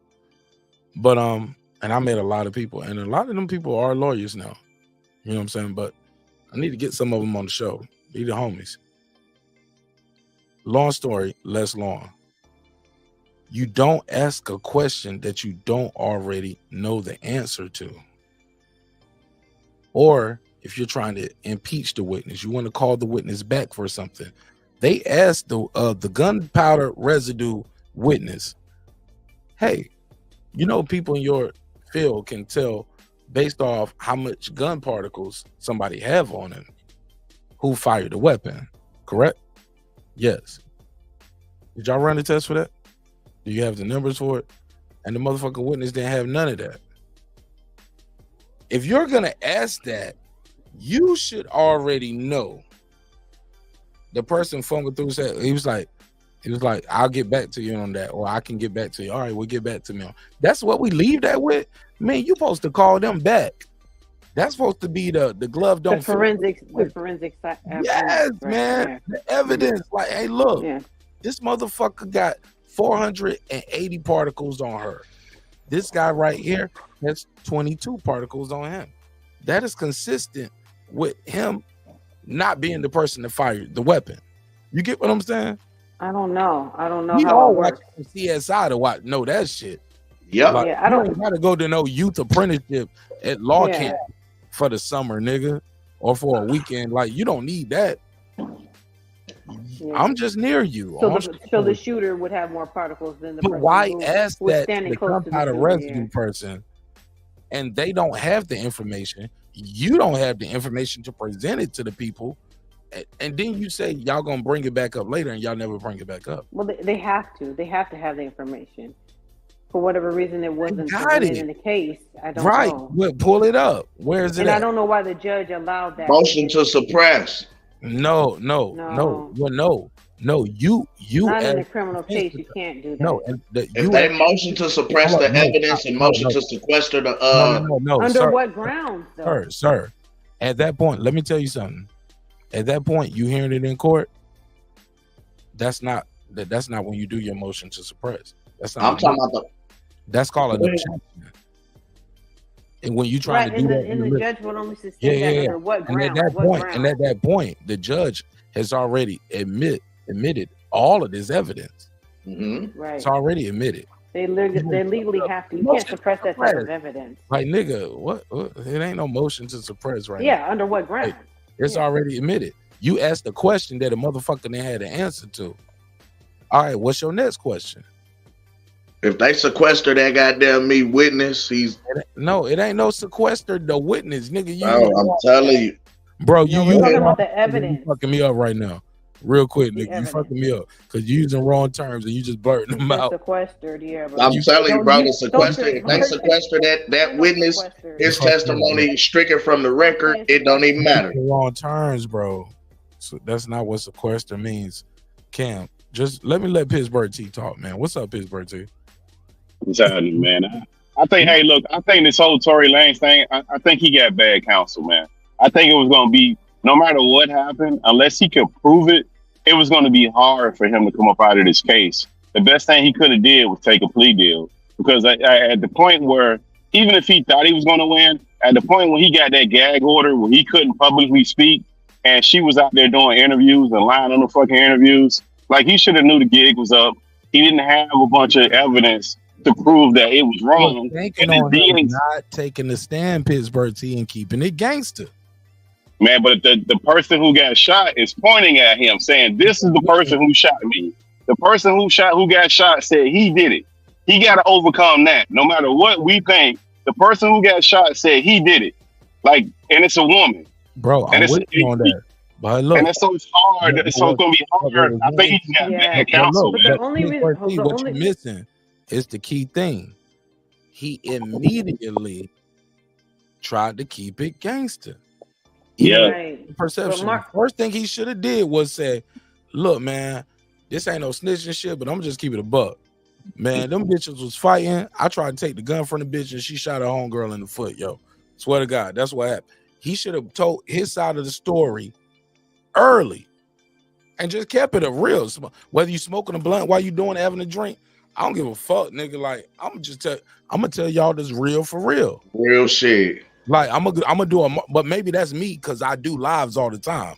No, but Man, the I was evidence would fucking- have to support Listen, his I was fucking both of them bitches. I ain't gonna lie. I was dropping dick off. She found out. She told her that I was fucking her. These bitches get to fighting in the back of the motherfucking limo. The driver pull over. They jump out, get to fighting outside. But the thing is, By the though, time that I get out the doesn't matter, car, Cam, this because bitch got the the thing is gun. this. The thing that we were I don't talking think that about matters. while you, Kim. yeah, No, while you were please. talking about sequestering, this is the thing. But the evidence would show that he wasn't lying. He was fucking both of them. Right, that's what I'm But saying. He ended up So taking the a stand only and saying it. So that's what I'm saying. That's one with It would have Pittsburgh cut that because gap. the only reason Like, why what he fucked up at was he was talking too much, but won't saying enough, and let them put that gag order out before he told his story. You should have told it early. By him telling the story, he basically felt like he was snitching on whoever. If he would have had to say, by him saying he didn't shoot the gun, that's putting the gun dead on old girl. He feel like he telling. Yeah. Well, shit, I would. I was fucking with her. I like her. Fuck all that shit. She was my girlfriend first before I met you. Fuck about all that. We're talking about facing 10 years to whatever he doing in jail. Yeah. Fuck all of that. I don't think it's going that far. If I did, then I would be quiet. If I didn't do it, then fucking You I'm don't telling think it's going that far. That nigga ain't from here. That nigga ain't from. Why would you not think that? That nigga ain't from America. On planet Earth. Foodie, he ain't from America. Just as a human being on planet Earth. Foodie, he's not from America. It doesn't matter where you're from. No, everybody knows how America gets down. Foodie, you can't say it don't matter where you're from when I can take you some places and they go. Please. But you got millions of dollars and you're hiring counsel and they're supposed to tell you how it matters where you're from, how naive but you he are. wasn't the one representing himself. He hired counsel to represent him. Yeah, it was their job to tell that's him. after the fact. Foodie. I'm talking about right when this shit happens, you go live and you tell your story. At that point, no, but what you talking about is after charges being filed. No, he can't be a gangster rapper and be snitching on bitches. I mean, just politicians will just tell you if you are in a land where you are not familiar with the law, you shut the fuck up. That's all it is. That's all it is. You cannot be a gangster rapper and you snitching on bitches. You can't be a gangster rapper snitching on bitches. But he never Tory thought Lanez it is was a gonna gangster get rapper. I this thought far. he was a fucking singer. Nah, man, you ain't listening. He does both. No, he sings and raps. I know what you're saying. Talk about murking niggas and everything. But he be talking about murking and shooting and all Why kind would of shit. anybody believe a nigga from Canada be murking You're shit? missing the So you trying to point. tell me that he's a You're nigga from Canada murking shit, but he don't know the Yeah. laws of the land? Cody, you missing the point. You missing the No, point. no, that nigga is a habitual line stepper is what it is. You trying to tell me that he knows how to play? Yeah. You trying to tell me that nigga want to play the game when it comes to making money, but at the same time he don't know how to hire with all of his money competent counsel. That's what Foodie keep missing. Fuck your opinion, my opinion, the panel, the chat, the channel opinion about Tory Lanez. It's his opinion of himself. Well, I'm talking about you talking about well, he's not from here. He don't know the No, laws of the Foodie, land. I'm telling you, I never said he didn't know the laws of the You land. just said that, Mark. Run it back. What I say he don't know the law You of said the he's land not from here and he don't know how No, things I'm go talking over about here in America. and how people But he move. know how to be a gangster He rapper. didn't think this shit would go that far. I'm telling you. I mean, like we're living in a time where motherfuckers lyrics are being brought up in court. He didn't know that? He's new to that? That feds is watching these niggas? I'm just Everything like, that they say? how you going? Girl, You can't be a gangster rap. You can't talk about sliding on your ops no more. Right, Foodie keep missing the fact. And you just got on the stand and told. You keep moving the fuck goalposts. one. Well, he's not from here. Well, I he's a fucked the gangster girl. rapper. Well, he just did. Well, Foodie he just missing that. the point. Well, he maybe Foodie should, trying like, to have a every time woman right now. every time I make a point, you move the goalpost. No, you still in fight mode. It ain't no win. It like you can have the goalpost. No, I'm just saying that none of it makes any sense to me. Game over. You won. I just want to have a conversation, Foodie. What you talking about though is different. Like Cam said, this dude, you didn't even know he did gangster rap too. Hell no, because he's whack. But that's what he does though. Like when he raps, Tory Lanez be moving packs. This nigga be shooting niggas up. He riding Only on thing I heard about that nigga is when he used that brownstone beat. So Foodie, so my whole point is, when the nigga talk about demons. that's you. That's you. That's all. That's not who he. That's not his identity. Yeah, he portrays to be like a He street. don't seem to have an identity. That's not why he got the face tattoos. He's a player. He's a pimp. He's a you take all hoe. the- He's no, from Foodie, Canada. that's not- He's innocent. He's God damn, guilty. you Like, emotional. That Why nigga's you all emotional? over the place. Is Why what you I'm so trying to figure emotional? out. Like, Why you I so just don't emotional? understand why we're talking about this nigga Foodie, being why you all so over the place. emotional? I'm not emotional. I have no You emotional attachment emotional. to this nigga. Like, I You have no interest emotional. in him. You I'm emotional. only talking about You it didn't because even we want me don't to hear. understand what I was saying. You started talking about, and we do the doing same this. thing, And why we Mark. talking? Like while I was talking, you jumped into why we talking about this. You do the same thing because I've heard what you're gonna say. I But go ahead never and say it tell again. people. I never tell people that though. Go ahead and say it again. Say what again? Whatever you're gonna say. Oh, okay. This motherfucker Tory Lanez, like Cam said, cannot be out here doing that type of content that he does that you don't even know he do, and be the same guy that say, yeah, I know I was charged for a shooting, but I didn't shoot her. Her best friend shot her, and I was fucking both of them. He's a guy at that point to his peers that snitched on two girls. But I don't think in his wildest dreams that he thought it would go as far as a jury trial. This girl, like, motherfuckers taking a stand, drivers get missing, and now I'm about to do 15 years, 10, 15 years. I don't think he saw that happening. He thought this shit was gonna go away. But that's all I was saying.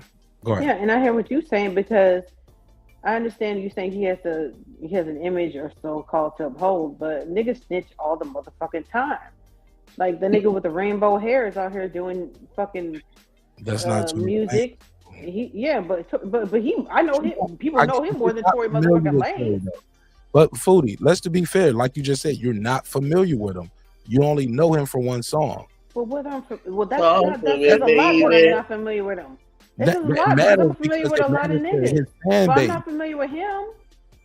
I'm not a fan of rainbow hair, but I know that nigga's a snitch and he doing just fine.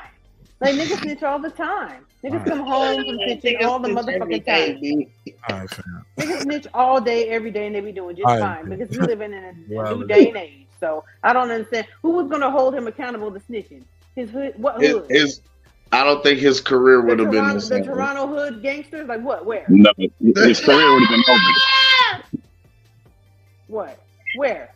Toronto. What hood? His career would have been his career.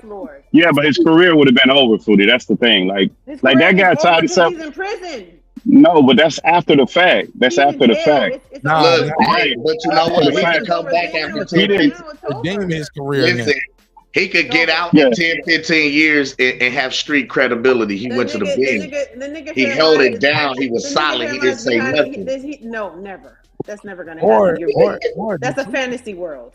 No, that's what's going to happen. That's what's going to happen. The nigga's barely relevant now. Foodie. So in 15 years, he's gonna be you act like Lil Boosie didn't research his career. He beat a murder, nigga.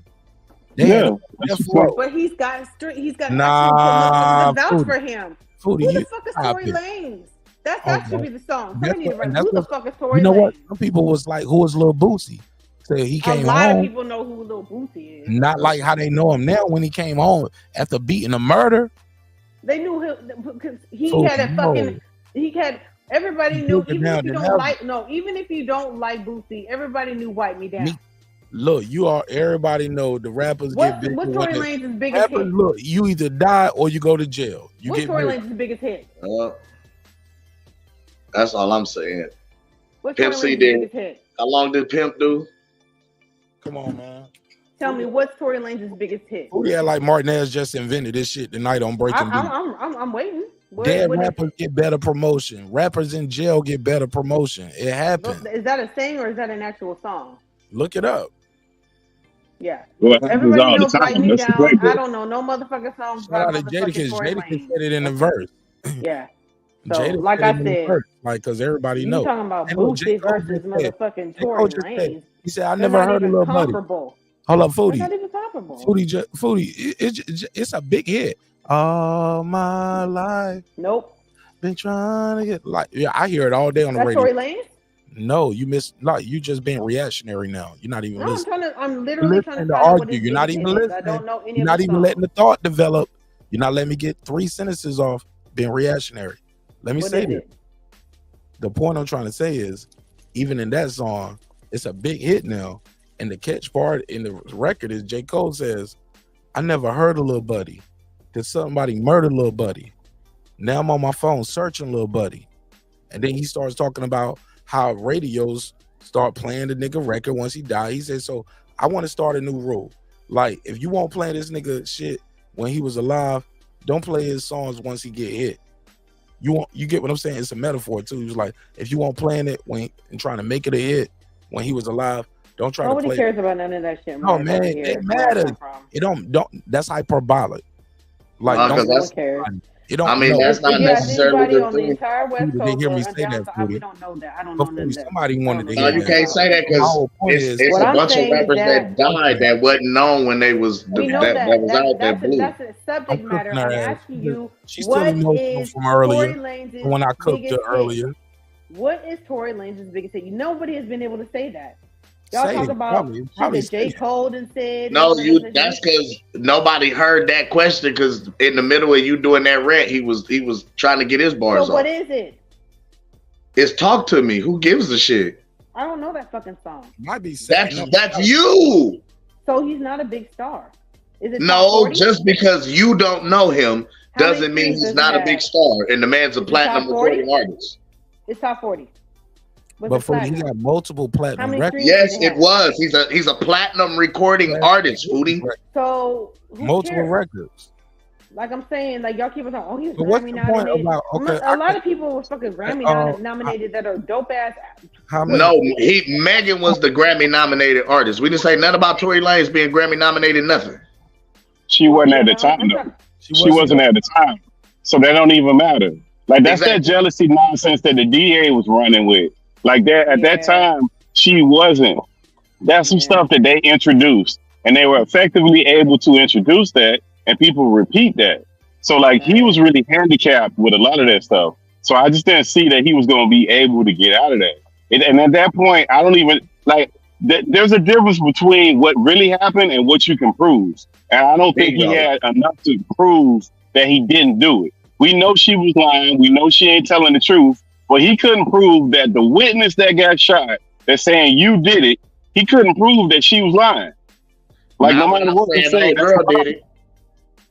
We still got to prove it though, Cam. That would still be his word against the victim. But like even if he said that would still be his word against the I'm gonna be victim. honest. And at the end of the day, what was going to happen, what ultimately would have had to happen is they were going to, what it was going to bring out was whose gun was it? Was it Tory's gun? Was it an illegally purchased gun that's not registered? Hold up, like it's a vehicle, so it's his gun. Exactly. That's what you know what I'm saying? So now that's in California. It brings a lot of that to light now. Like, oh, is Kelsey a registered? Does she have her CCW? Is she registered? Does she have a firearm registered in her name? Is this said firearm? Is it not? Yeah, not in California. She didn't clearly. Like, but you know what I'm saying? A lot of this. I think those things. I think the points you just made are irrelevant. Thank you. By him not taking the stand, of course, all of these points are irrelevant because we don't know none of this shit. He didn't speak on none of it. That's what I'm saying. If he did take the stand, none of those points would be relevant. He would have got on the stand and cleared his name just by taking the stand. It would have been a your word, my word. Yeah. Hey, look, because at that point, like I get what he's saying. What Pittsburgh T said. It's hard to beat. Hold on, what can you prove? Let me say this. That's a complainant witness. That's the hardest thing to beat. The only thing you can get to beat that is the evidence saying I didn't and multiple witnesses saying I didn't, which would have been 1, him, 2, the driver, who's now saying I saw Kelsey with the gun. You got a third witness that says, hey, look, I saw 2 girls fighting. The witness who got shot said, I ain't fight nobody. And the witness and everybody else saying, well, it was a fight. Well, oh, wait, we got you on camera saying you never fucked Tory Lanez. And then you say you did. Were you lying then? Were you lying now? Well, I was lying then, but I wasn't lying then. Objection. Killing the credibility. Yeah. Interview is irrelevant because she did that interview under, hey, look, they might have got that not admissible behind the scenes and we would never know because they would have said she did that interview under her stage. No, under her stage name, Meg Thee Stallion. Ooh, not under Megan P. Yeah, I'm making under oath. You're right. On here, and he has to refer to me as Megan P in court. I'm not Meg Thee Stallion in court. You're right. And I'm not on trial here. I'm not on trial. He is, or maybe they never even tried. Maybe his defense was whack. But we would never know because those things get handled behind the scenes. And they'd be like, nah, I'm not going to allow the Gayle King interview in. Simple. Period. And that's it. Well, I think the celebrity got ahead of him too, Mark. Like most black men know that court shit ain't fair. Like when you got money, I think some of that gives you a little bit of illusion that you playing on a fair playing field. Like he just wasn't, and he had a big bar to overcome, and I don't think he could have did it. But look, Could have did it. And he's got a reputation too because of his music. Go ahead. You said nothing but what beats the witness saying he shot me. You got to prove that person to be a liar or incredible. You get what I'm saying? And he's got a reputation because of his music. Yeah, but fuck the music. This woman did an interview with Gayle King, said, I never even I'm not fucking this guy. I don't have a relationship with him.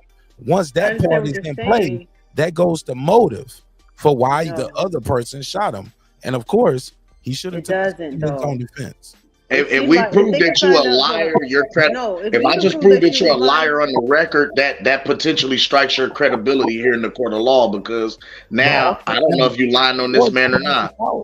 Or reasonable doubt. Let the jury. It don't strike. It don't change to the actual thing that the person is being prosecuted for, not because about your sexual history. You can lie about. You can lie about if your hair is growing out in an interview. But that goes to motive, though. That goes to motive, because now you look like a woman scorned saying anything. Yeah, but that's a reach, though. You're reaching. No, that happens. That happens. No, what you said was a reach, saying like that. I'm just saying, it depends on what you're lying about. So if she had been shot before, she'd been in a domestic violence case before, and they found out that she lied about that, then they could use that as, she's a liar. But just because she's lying Megan does have domestic violence on her record already. History, that's not relevant. Foodie, we're not asking you about did you fuck your sexual history. We're asking you, did you fuck the defendant? We're not asking about a guy you fucked 15, 20, 30 years ago who ain't got sexual history. No. Listen, Foodie. Listen. Don't be reactionary. Did you fuck a cab driver? It's history. Foodie, we're not asking did you fuck a cab driver, Walmart worker? Did you fuck this nigga who running for Senate? No, this nigga right here. That's on trial for shooting you. This nigga right here. Did you fuck him? That matters, because the motive is he was fucking your best friend, and we think she shot you. But he was not shoot you, Foodie. That's not. We're not. But going, they weren't using an emotional defense. If they were Foodie, using an we're not even emotional going defense, deep. Matter of fact, Foodie, we ain't even going deep in your personal history. We're going with an interview that you did on national TV, and if you can bring up that interview on national, you should be able to bring that interview up on national. that has TV. nothing to do with the. Let me criminal defense, finish though. the thought. If you bringing up tweets, Foodie, if you can submit tweets from Tory Lanez's account, you should be, that we don't know who typed that shit. We should definitely be able to bring in an interview that you did with your face, your voice on CBS with Gayle King. Okay, so why didn't they? Maybe they was trash. Maybe I should have been on the case. Okay, yeah, you're a better lawyer than they are. Okay, I get it. Or maybe, like I said, everybody on this panel is better. Or like I said, the way that shit worked, the judge could have said, I don't think it's relevant. And it's exactly not, like I said, it wasn't relevant. No, it does matter. Because it was not an emotional offense. This is a criminal case, and your sexual history has nothing to do with the criminal case. No, because that's it's about who shot who, and who shot who has nothing to do with who fucked who. Part of my She defense. did an interview about him shooting her. She was speaking on the record of like, what are we, So the only questions that would matter is if you say, I didn't shoot him. But by what you saying, they shouldn't use a nigga's tweets or his rap lyrics neither then. Yeah. Right. Cool. But that's part of what we're arguing right now is this a crime of passion? Because he was fucking your best friend. Passionate defense, that's what I'm saying. Foodie act like they don't give niggas gag orders by what they say on video or in interviews. Because they are admitting to criminal gag orders because it can affect the case. She's able to admitting to criminal activity, and that makes a case for criminal pattern of activity. It's a pattern. She was legally allowed to lie, and the other person didn't speak. And but that's because she admitted she lied on the stand. Why are we even arguing about this, Foodie? This is closed. She lied. Clearly, it's closed, and he's in jail. Yeah, and she literally lied and was allowed to lie. With that question, and why we even that talking goes, about it? that goes to the judge though, Mark. That goes to the judge and him, like he was trying to say, going to present his actual case. But I still don't see Like, I think with all of those handicaps, I just don't think he was aware of the situation. I think his celebrity got a little bit ahead of himself, and he didn't realize the situation that he was in and the gravity of the shit. That's how I feel about it. Because at that point, it didn't matter if he actually did it. If that's the case, then he must be. It don't matter if he actually did it. Yeah, but no. Sometimes people can get a little full of themselves. I just don't think it really matters if he actually did it. Not when you're facing prison time, Pittsburgh. Nah, he was supposed to get ahead of this shit, and he did. Won't go.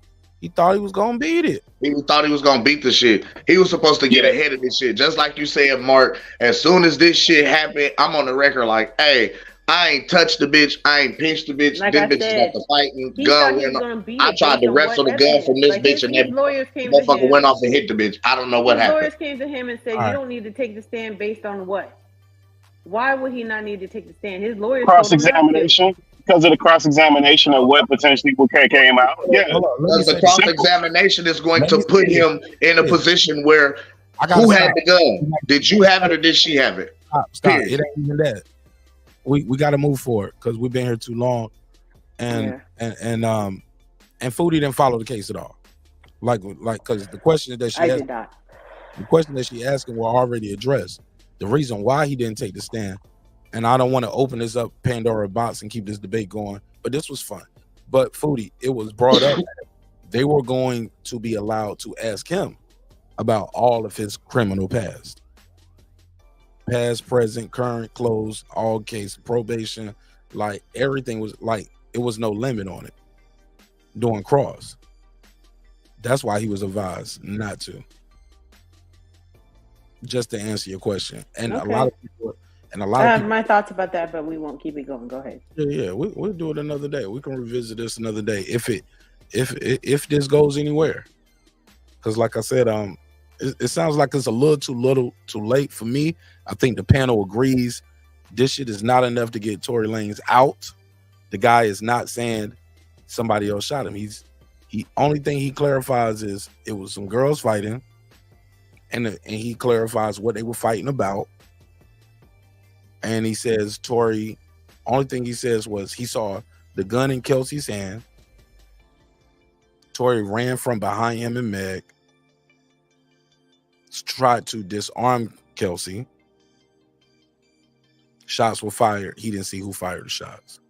I'm glad to be alive. And that's what he said. Was grabbing her. While Tory was wrestling the gun from old girl, he was steady slinging Meg ass back to the corner and the gun going. Cam, it's over, B. I'm segueing, baby. Let me host it, baby. So, in a nutshell, we don't know if this is enough. We don't even know if this is a appeal that already got denied, and now they just leaking the documents. We don't know what the fuck this is, but it was some content. I'm glad we got this off, but I got to get y'all take on this Draymond Green case. Draymond Green, what the fuck is going on with Draymond Green? It's looking very bad. He's been suspended indefinitely. The thing about indefinitely, that don't mean forever, but it ain't 2 weeks, it ain't 2 months. Indefinitely means until I tell you otherwise, until I change my mind. Indefinitely. This stems from the incident that just happened, not the choking. He does a spinning back fist in his last incident. Prior to that, he did a choke move. Let me show this on screen for the people who don't know what I mean. But while I'm queuing that up, Foodie, we had talked about this in his last incident, and I said Draymond is out of control. You and I agreed. You said he needs some counseling. He need to get the fuck up out of here. He's a liability. He's a danger. He's gonna do it again. He's gonna keep escalating. Right. Foodie, one of the few times you're ever right on this show, I figure I'd give you a time to I said it was over, but I wasn't. I had a little bit more. I'm sorry. It's never gonna be over with you. I love you, man. Okay. You know I love you, man. I love you too, man. It's all good. Go ahead. Nah, I said, if they don't nip it in the bud with the last case, it was gonna happen again. If you let him off light, he gonna feel like, oh, this is easy work. I can do whatever I want to do. Look at the screen, y'all. Look at the screen. Yeah. Wherever y'all at, look at the screen. This the move he did, Foodie. I saw, yeah. Now, according to Draymond Foodie, and I'm gonna give it right back to you. He said he was pulling my hip, so I was trying to sell the call. I was trying to, just flail my arms and sell the call. I wasn't. Yeah, for flagrant foul. Yeah. I was just trying to. He said, I don't flop. He said, I'm not a flopper. I'm not one of those guys to flop. I like to flail my arms when I sell a call. So he's pulling on my right hip. So I just swing my arm to try to sell the call. Foodie, are you buying it? Do we need to pull a case on it, or is it never? The nigga he ain't just flail his arms. He turned around and looked the nigga in the fucking face. That's a check hook. He turned around and looked at him. That's a check hook. Look, that's a check hook. Look, face to face. Bing, spin off. Look, yeah, he rotated out of that. That's a check hook. He aimed this shit, right, Foodie? He looking right at the nigga. Yes. What do you think about this suspension? He's suspended indefinitely, and how do you feel about being right for the first time? I don't give a fuck about that. I just feel like the people who have put in a lot of work to be in this league and do what they do shouldn't have to be subjected to somebody who's just getting away with doing this type of shit. Like this nigga's not playing basketball. This nigga is not even playing physical basketball. This nigga is fighting niggas and beating niggas up on the motherfucking court. This nigga's boxing. Foodie, that nigga was trying out his new moves. Let me do this. That nigga be in the crib playing Fight Night. That nigga like, let me see how you feel about a little of this. Hey, at least Ron Artest will give you 25 and 8 while he beating you the fuck up. Like, not the Artest, Ron Artest before he was Meta World Peace, who would motherfucking jump into the motherfucking stands and fight fucking people who wasn't even in the game. Look, that nigga is crazy too. Look, Ron at least give you 25. Hey, look, Foodie, peep this. They can't let it escalate to that, because that's the next level, right? Right. No, man. That's a league problem, man. Like, look, like every team got 1 or 2 dudes that's a little throwed off. Like, just because they should have suspended him for a couple games, and that should have been the end of it. All this indefinite suspension, that's too far, man. That's ridiculous. Hold on, bro. You know he just choked the nigga. Hold on, you know he just choked the nigga out like 2-3 weeks ago. Yeah, and he got suspended. He got suspended for it, Mark. Like he gets punished for it. Right before that, but he has a history of doing this shit. Like at some point, you gotta a line has to be drawn. Bro, this is escalating. Man, y'all tripping. That's high level basketball with a lot of testosterone. That's high level, man. Y'all tripping, man. No. Listen, I can't love the era of physical basketball. Bro, like, hey, look. Even Michael Jordan back in the day, they would be head to head and they would be pushing each other forehead to forehead and shit like that. It's very rare. Like that niggas just be like star players. You like I said, this ain't even Rutgers level basketball. Guy. He ain't no role player, bro. He the starting 5. Right. So you don't think the guy flop a little bit when he hit him hard? You think the guy just really knocked him down like that? Like, that's the other part of that, though. Go ahead, man. He sold the check hook. Yeah, he did. Over and over and over. And that's just this season. And it's escalating. That's what we're talking about, yeah. It's escalating, bro. And it's not just pushing and shoving. You are putting people in rear naked chokes. And people who know martial arts. Yeah. We know you are trying to choke them out. You just ain't good at it.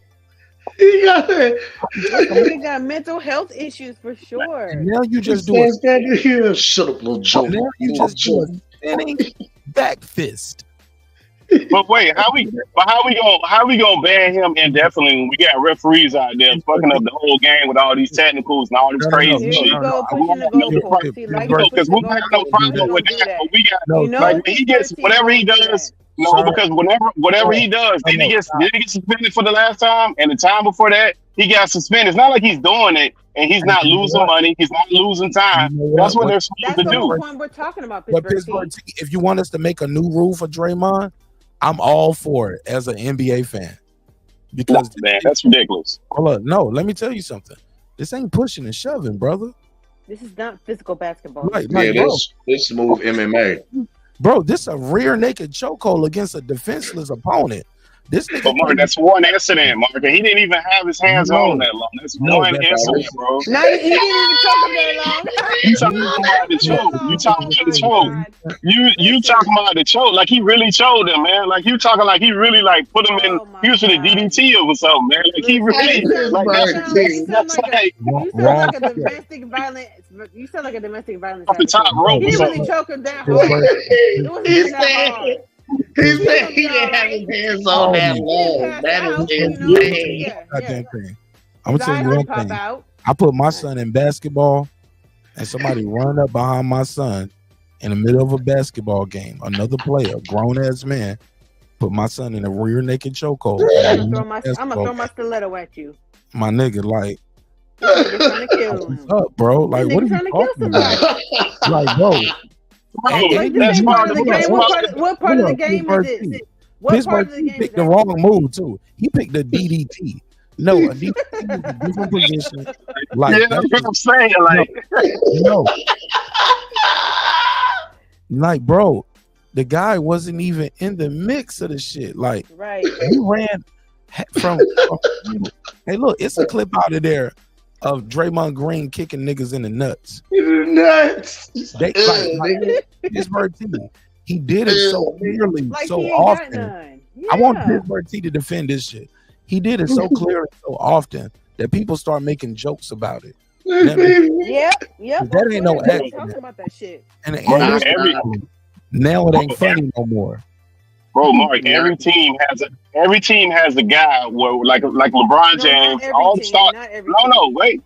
Well, you didn't let me finish. Well, every team has a guy when the star player gets touched up or they losing, they act a damn fool. Every team has that guy. Every guy has one where they run down and they hip checking them, they booing them, they doing shit, and you be like, where the fuck that came from? Because you ran up. Like, they have rules within rules of the game. Everybody knows that. I think it's a little bit disingenuous for the league to indefinitely suspend him for something that goes on within the league. That's within the game. Chokeholds don't go on in the league, Pittsburgh T. That wasn't no chokehold, bro. He didn't get indefinitely suspended for the chokehold. He didn't get indefinitely suspended for no chokehold, bro. If he would have Pittsburgh T. I think you being disingenuous right now. You act like this guy just did one thing one day this season. He did something, got suspended, got fined. 3 weeks to a month later, did something else. 3 weeks to a month later, he's in the news again. You're bad for our brand and our business. We promote our business globally to children and people and family. This is not a fighting sport. This is not what we into. You're not just some role maker off the bench getting in doing some shit. You are a world champion and you are at the fucking top of the top. And you are fucking starting five, getting ejected for a chokehold 7 minutes into the first quarter. Hold on. And I gotta end this one, man. Like, I love y'all, but let me take this call. Real quick. I got a call from California right quick. Okay. Let me see who this is. Somebody from California call. Caller, what's your name? Where you from? What's up, homie? It's Deuce, man. Hey, Deuce Towns, talk to me, bro. What up? Hey, no, man. Hey, I was listening to the whole little Megan Thee Stallion little thing. I don't want to rehash it. I got kind of emotional. That's why I didn't call there. I probably said some things or said some things to some people that probably shouldn't have been said. But no, the Draymond thing, I think that I don't think that the nigga out of control, because you know he always find a way to do this shit to people he know he can't do. Like, you don't see him doing that shit with Boogie Cousins. You don't see him doing that shit with Kawhi Leonard, or you don't see him doing that shit with Zebo or Steven Adams. You see him doing that shit with, like, you know what I mean, guys who aren't known to be rough riders or rough houses. So all this crazy out of control shit, his ass is in control. He need to be suspended for being a pussy. He don't never being a bully, because he don't ever do that shit with people that who will give him something back. So I don't want to hear that, he's out of control shit and blah, blah, blah. Nah, man, he need to be sit down for being a pussy. and picking on people who he should be picking on. You know what I mean? That's the point that we missing right here.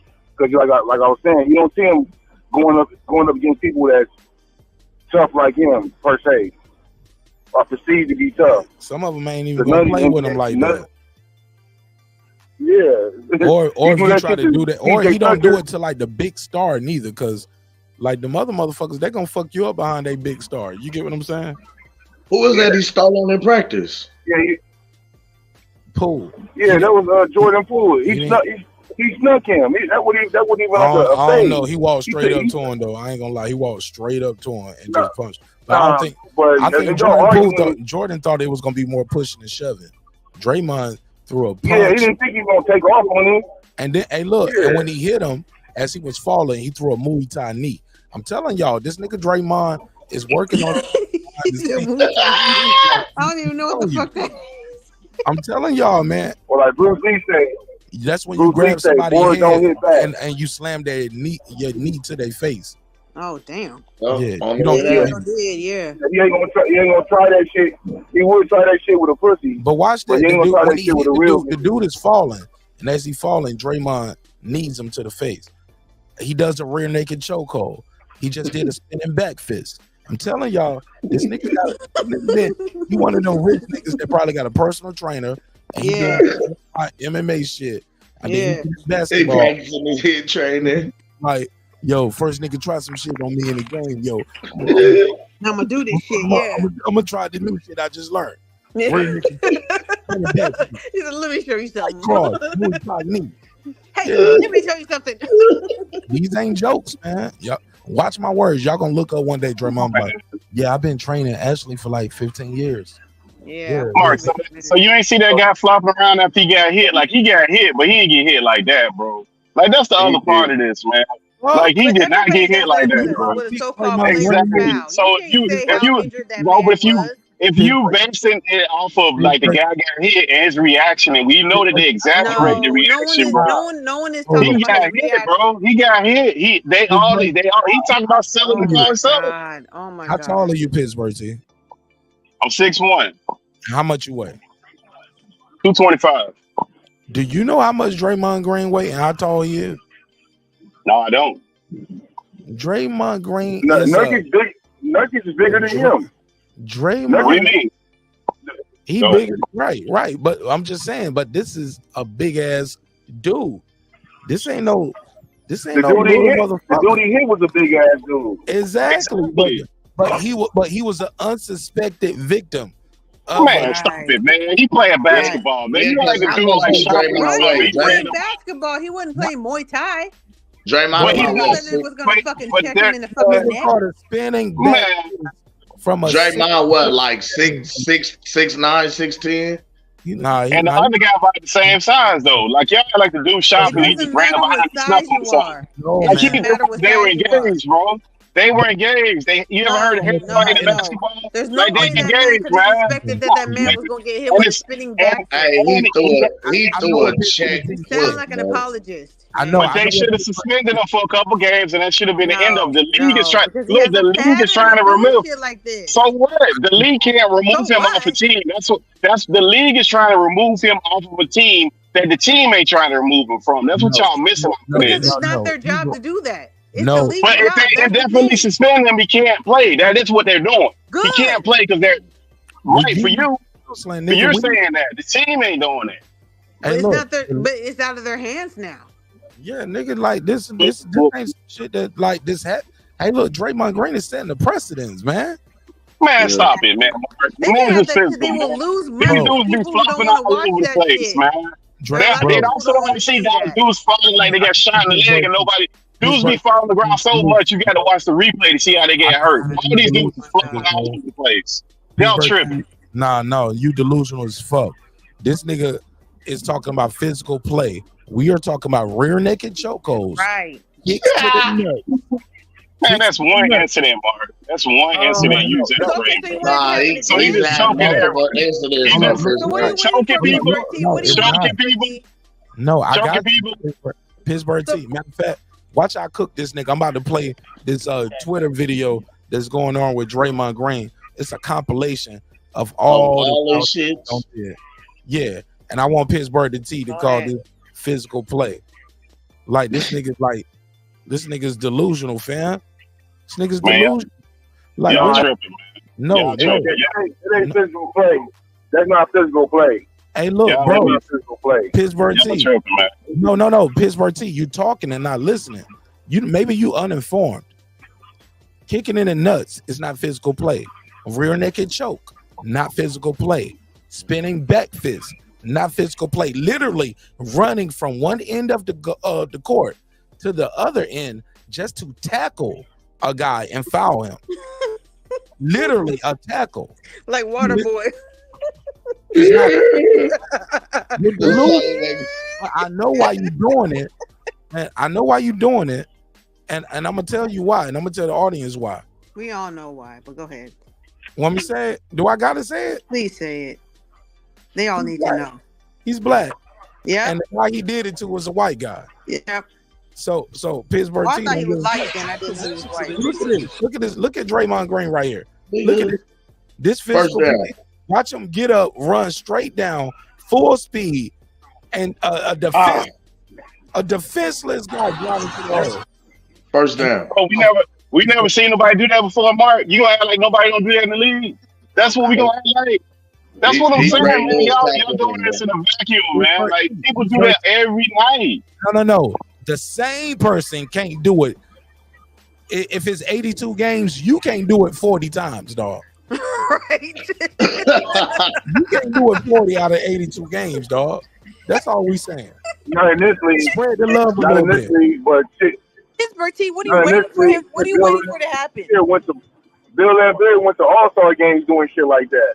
Nah, exactly. Exactly. They do it now. But the league, they do it now. All right. Well, I can't deal with Pittsburgh T. He's emotional. Nah, bro, I'm not. Y'all acting like that doesn't happen. You're acting like in a vacuum. Like he's 6 whatever, how tall he is, how big he is. Okay. And you're acting like you're acting like he's doing it against somebody that was small. Like he's not playing Steph Curry doing that. He's doing it against the guy the same. I'm not saying that. Hold on. I'm not saying that it doesn't happen, especially in the midst of playing in None the of us paint. are saying that it doesn't happen, but Pittsburgh It T. happens. You banging around. It's a physical game. Hold on. You can't do it every time, nigga. This is my thing. Pittsburgh T. It happens, but should it happen? Should it be allowed if other people do it as well? That's part of the game. No, that's what I'm saying. No, not that's there's like, no. That's like ain't no part of the like game where I trying can spin and throw a hook at a nigga. Part of the game. That's not why people pay money to see. Like I'm aware of where my I understand that inadvertent slaps and things happen, but sometimes you're definitely aware of where you are and your opponent and where you place yourself for your opponent to run into some shit. I done watched motherfuckers trip people, undercut people, and some more shit purposely. And Bruce Bowen was known for that shit. Everybody say that nigga Bruce Bowen get people in the nuts. Yeah, he smooth through he threw a We're talking about Draymond Green. We ain't talking about the past. But the problem is the difference between Bruce Bowen and Draymond Green. Bruce Bowen and Draymond Green, they marketed, they made commercials, they made a joke out of him kicking people in the nuts. And you know what I'm saying? They made jokes about it. They did. Commercials about it. Yeah, that was then. I mean, there was a time when we would watch Archie Bunker and they would use the word nigga, but that doesn't matter. That was then. Like we're talking about Draymond Green, but now it ain't funny no more. Right, it is funny. It's getting a little extreme. Needs some counseling. He's bad for the brand. So if we allow this to happen, what are we waiting for to happen? What do you feel like Pittsburgh T should be something that they could suspend him for indefinitely? He trying to be on this Dennis Rodman shit. We waiting on him to headbutt a cameraman. He getting suspended, bro. Like, look, there's a difference between suspension and an indefinite suspension where you ain't coming back, nigga. We know you got a contract, but you not coming back. You're not coming back. What are you waiting for to happen? What pattern do you need to see to believe that something deadly could happen? Nah, that's not basketball. So we don't see dudes like, look, Bruce Bowen. Say, that's basketball. They just died because we got bullshit. Hold on, let me show you. We got a history. We got dudes who got a history of doing that played 15, 20 years at doing that shit. And the But that league was was okay, not. Pittsburgh Like, team. we That got a wasn't whole okay. bunch of them. That wasn't We got a okay. whole bunch of them, and they were way dirtier Just because Bruce because it Bowen had happened don't mean it was okay. No, but he Just had a because they worse got one away with because it doesn't mean it was he okay. got no Fool, you wait, got what you arrested he up got up under people. He got up under people. When they jumped, Bruce Bowen had a habit of getting up under people and fucking up their ankles That when they doesn't mean landed. it was That's okay. way worse. And And you know he's what? played And like all I them said, years and nobody but you said know nothing about that. but Pittsburgh T, stop being emotional. Just listen. What I said before still remains. The difference is they didn't market and promote that shit that Bruce Bowen did. He wasn't a big star. Let's not act Yes, like the that. hell they did. Let me finish, bro. Let me finish. Yes, they did, though. Let me tell you something, All bro. right. Draymond Green got commercials, and the FM Bruce joking. Bowen went to the. Bruce Bowen was a known champion. No, you All missing the defensive point. team for Okay, being what dirty. are the commercials? Being dirty. No. I'm trying to look. I Go didn't to say. San Antonio. Goddamn, Go to San bro, Antonio. bro, be quiet, bro. Please let me say my point. I didn't say he wasn't successful with what he did. What I'm trying to tell you is they didn't market and promote it and make it a joke like they did with Draymond. He is famous for the dirty play. They made jokes and now it's and Bruce Bowens didn't keep doing that. Bruce Bowens is a brilliant analyst. Draymond is still and it's escalating. Bruce Bowens never did a rear naked choke, spinning back fist from pillar to post, run down tackle. Let me show you some of Draymond's greatest hits. Everybody, just mute your mic for a second. I want y'all to see some of this shit, and y'all tell me all of this good play. Look at some of this shit that y'all about to do. That's him knocking out Jordan Poole. That's him stumping somebody in the chest. That's not Bruce Bowens. Boom, kick that nigga in the nuts. Straight. Yeah, Bruce Bowens never did that. All right. Boom. Grab them by the neck, bring them You down. ain't familiar with Bruce Bowen. No, bro. Bruce Watch. Bowen kicked- Bro, please mute your mic and just Bruce watch. Bowen kicked Please, this sir. part in his face. Sir, I don't want to mute your mic. Just ask you, let my clip play and let me narrate my shit. Here we go. That was a straight ass kick. Boom, right here. Just jumped and kicked them right there. Boom, elbow to the chin, neck, and the throat area. LeBron slammed him down. This is about to be a full court tackle. That's another knee and kick. Flip over the shoulder. That nigga, boom, chokehold right there. Rear naked choke. Look, he's trying to choke him out too. He's trying. Dude ain't even fighting. Still squeezing. He just Go doing to it. sleep, nigga. Go to Boom, sleep. turning back fist. Like y'all niggas better Nigga, get. like, go to y'all sleep, niggas better go get to the fuck sleep. out of here. No, Get the fuck man, out of here. So pull up. Get the you fuck can out of pull here. up Bruce Bowen dirty plays. Bruce Bowen kicked I'm not Kobe in the nuts. I'm A sorry, drop sir. kick, Well, drop sir, kick. sir. Bruce, Twitter wasn't around with Bruce Bowen. The league is bigger now. No, Oh my God. right, bro. For sure. Yes, the news. Look, our investors now want our investors yesterday. This is a problem right now. We are making the news for the wrong reasons. Well, This ain't Patrick true. Beverly heard Russell Westbrook ain't nobody had no That's right to get him out the league. newspapers. A lot of y'all favorite stars wouldn't be stars now. Well, Patrick Beverly messed up. What's his name? The Russell Westbrook knee, and nobody was trying to let him get him up out of there, bro. Like that's the thing with this, man. They just labeled this dude like he's the only in isolation doing this. Like that's the problem. Yeah, and look, look. Next episode, show me your Patrick Beverly highlight reel, and I want to see the spinning back fist, running tackle, rear naked choke. And look, That running tackle, you fucking Like, killing me. don't tell me Russell Westbrook wasn't able to play no more, bro. I don't like want to see Russell Westbrook. his But he wasn't able to play no more, though, bro. Like I don't Russell wanna- Westbrook wasn't able to play no more, bro, for a couple months behind that. That's Was that true. guy able to play with the spinner back week that you talking about? Was he able to play again the next game? Delusional. So the guy wasn't able to play the next game. He was just decapitated. He couldn't play no more, or did he show up the next game and play? Or when guys get injured where they can't play? Like I think that's a big problem if we don't. Man. Show me the highlight reel of anybody else. Nah, in the that's just NBA. optics, bro. That's just optics. That's not reality, man. It's optics because I got eyes and I saw it on TV, nigga. So did the guy play again the next game? Did the guy play again the next game? The guy that you said got hurt so hard, did he play the next game? Show me another starting five guy getting ejected back to back to back this season like Draymond Green. And we ain't talking about no pushing and shoving. physical play. We talking about Pittsburgh feel like the only reason why he should be suspended is that if he kills somebody. Nut kicks. That's not what I said. He shouldn't be suspended indefinitely. Because it doesn't matter what he That's does. not what I said. Kill That's nobody. not what I said. Did He should not he be fight the next? Did he play in the next game? What we're He was talking alive, about- wasn't he? He didn't die, did he? So he should be suspended indefinitely. We're done. I'm done with this, bro. I'm done. Because nothing you're gonna be able to show me is gonna be a highlight reel of nut kicks, spinning back fists, running tackles, rear naked chokes. Like this is bullshit, bro. I'm not about to try to make crazy sound sane. But it's not. But the guy, you acting like he's not the guy out. He can't play the next game, Mark. That's the thing. Like these guys is pushing and shoving and doing all type of shit, man. This ain't pushing and shoving. This is not These physical are real basketball. And guys exaggerate calls all over the place. So you want to go through the floppers that if you touch them, they gonna fly across the court like somebody threw them across it. This is not a blatant foul. It's not just a basic blatant foul. I'm gonna kill him with the repetitive. A touch and a flop is not the same as a rear naked choke, a nut kick, spinning back fist, or a full court run tackle. All the shit you talking about is the spirit of the game. This is the spirit of the game. Nut kicks, spinning back, running tackle, rear naked choke. What part of the game is that? Crack addicted. I think he was born crack addicted. Mark, real quick. Mark, real quick. So you thinking that? Man. I gotta end it. I wish I was here earlier. I've been here for 5 hours. Draymond Green draw his leg back and kicked him in the nuts, or he's throwing his leg around.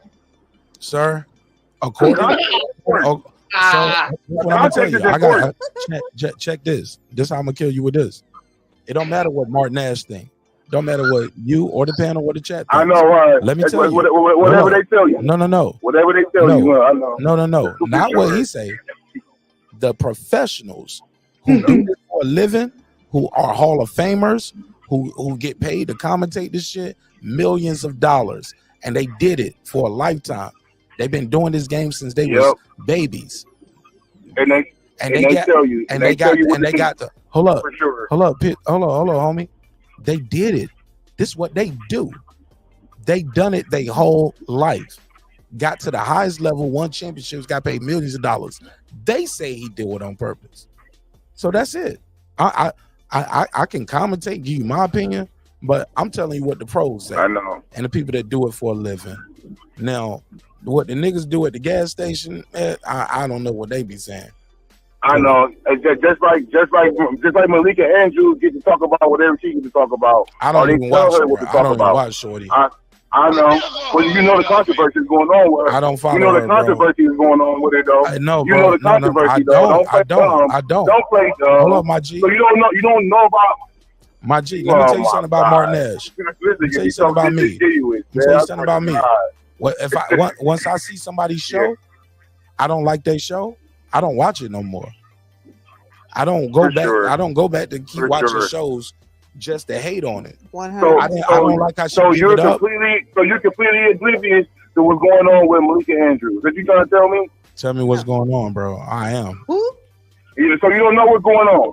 Nigga, real, dog. Nigga, I'm running out of time, bro. Dudes, what the fuck? I'm Googling it now. And what did she have to do with Draymond Green? What the fuck did she do? She on trial for murder or some shit? Or she pulling on neck?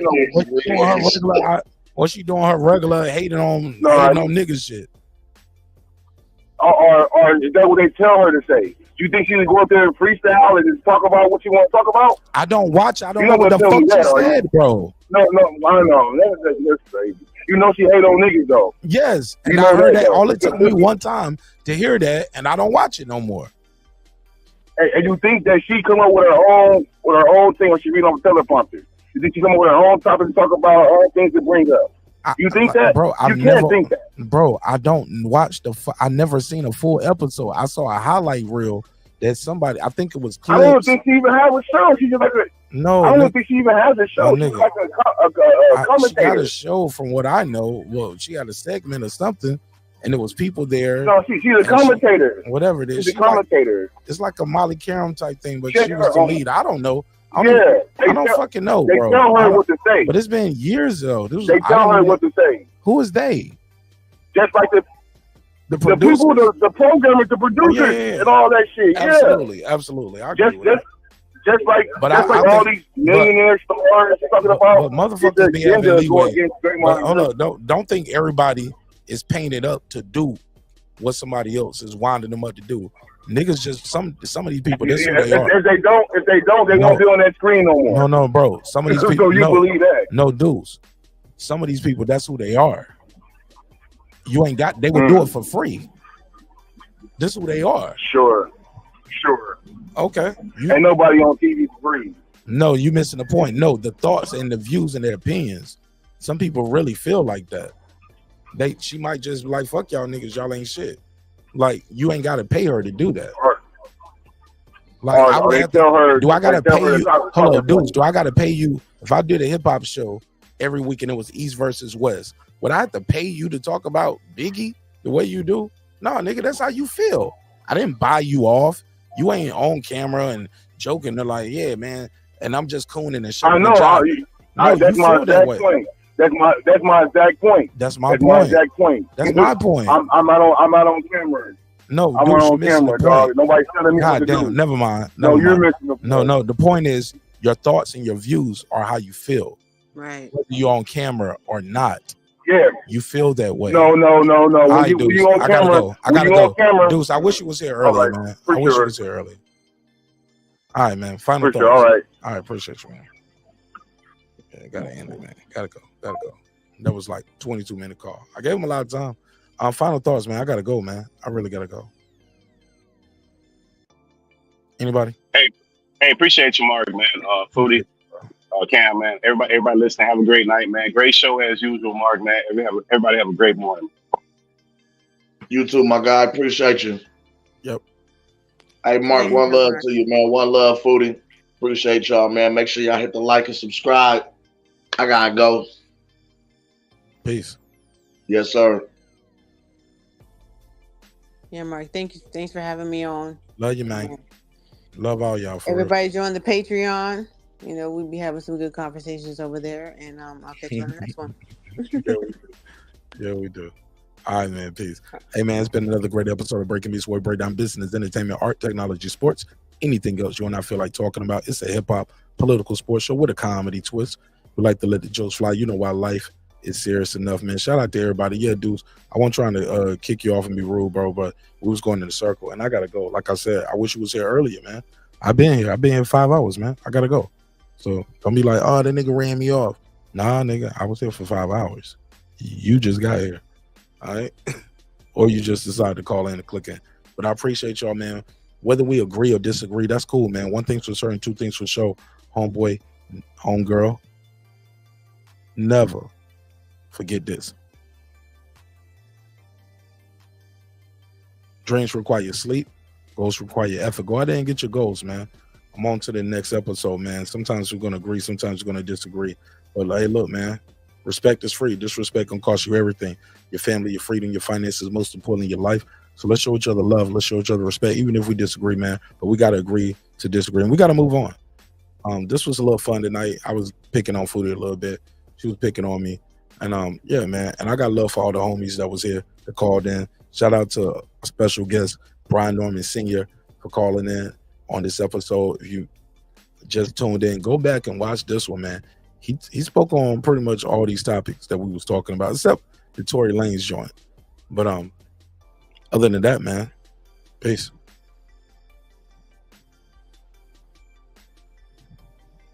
Where Franklin at? I built this shit. Me. Brick by brick. And I'll be damned if I let you tear it down just because you don't like the way another nigga talk. And I mean that shit, dry, motherfucker. Y'all sign up for that Patreon, man. It's only $5. It's only $5. Matter of fact, I might do a free trial Christmas, week of Christmas, the Christmas week. I'm going to do a Patreon free trial episode. So fuck with me. Hey, it's Antonio Tarver, champ. I'm going to do a giveaway to my Patreon. The cutoff date is coming soon. So if y'all want to sign up for Patreon, definitely sign up. We're doing a giveaway over there. Y'all know I got the best giveaways. We gave away cash, Visa gift cards, laptops, tablets. So I'm doing a Patreon giveaway, but cutoff is coming soon. Cutoff is coming soon. And again, happy birthday to Lisa Bells, man. She never fails. Love you, sis. Peace. Hey, it's Antonio Tarver Champion. You watching Marq Nash at Breaking Beach. I usually don't do drops, but I'm gonna give you one, bro. I'm gonna give you one. I love you, champ.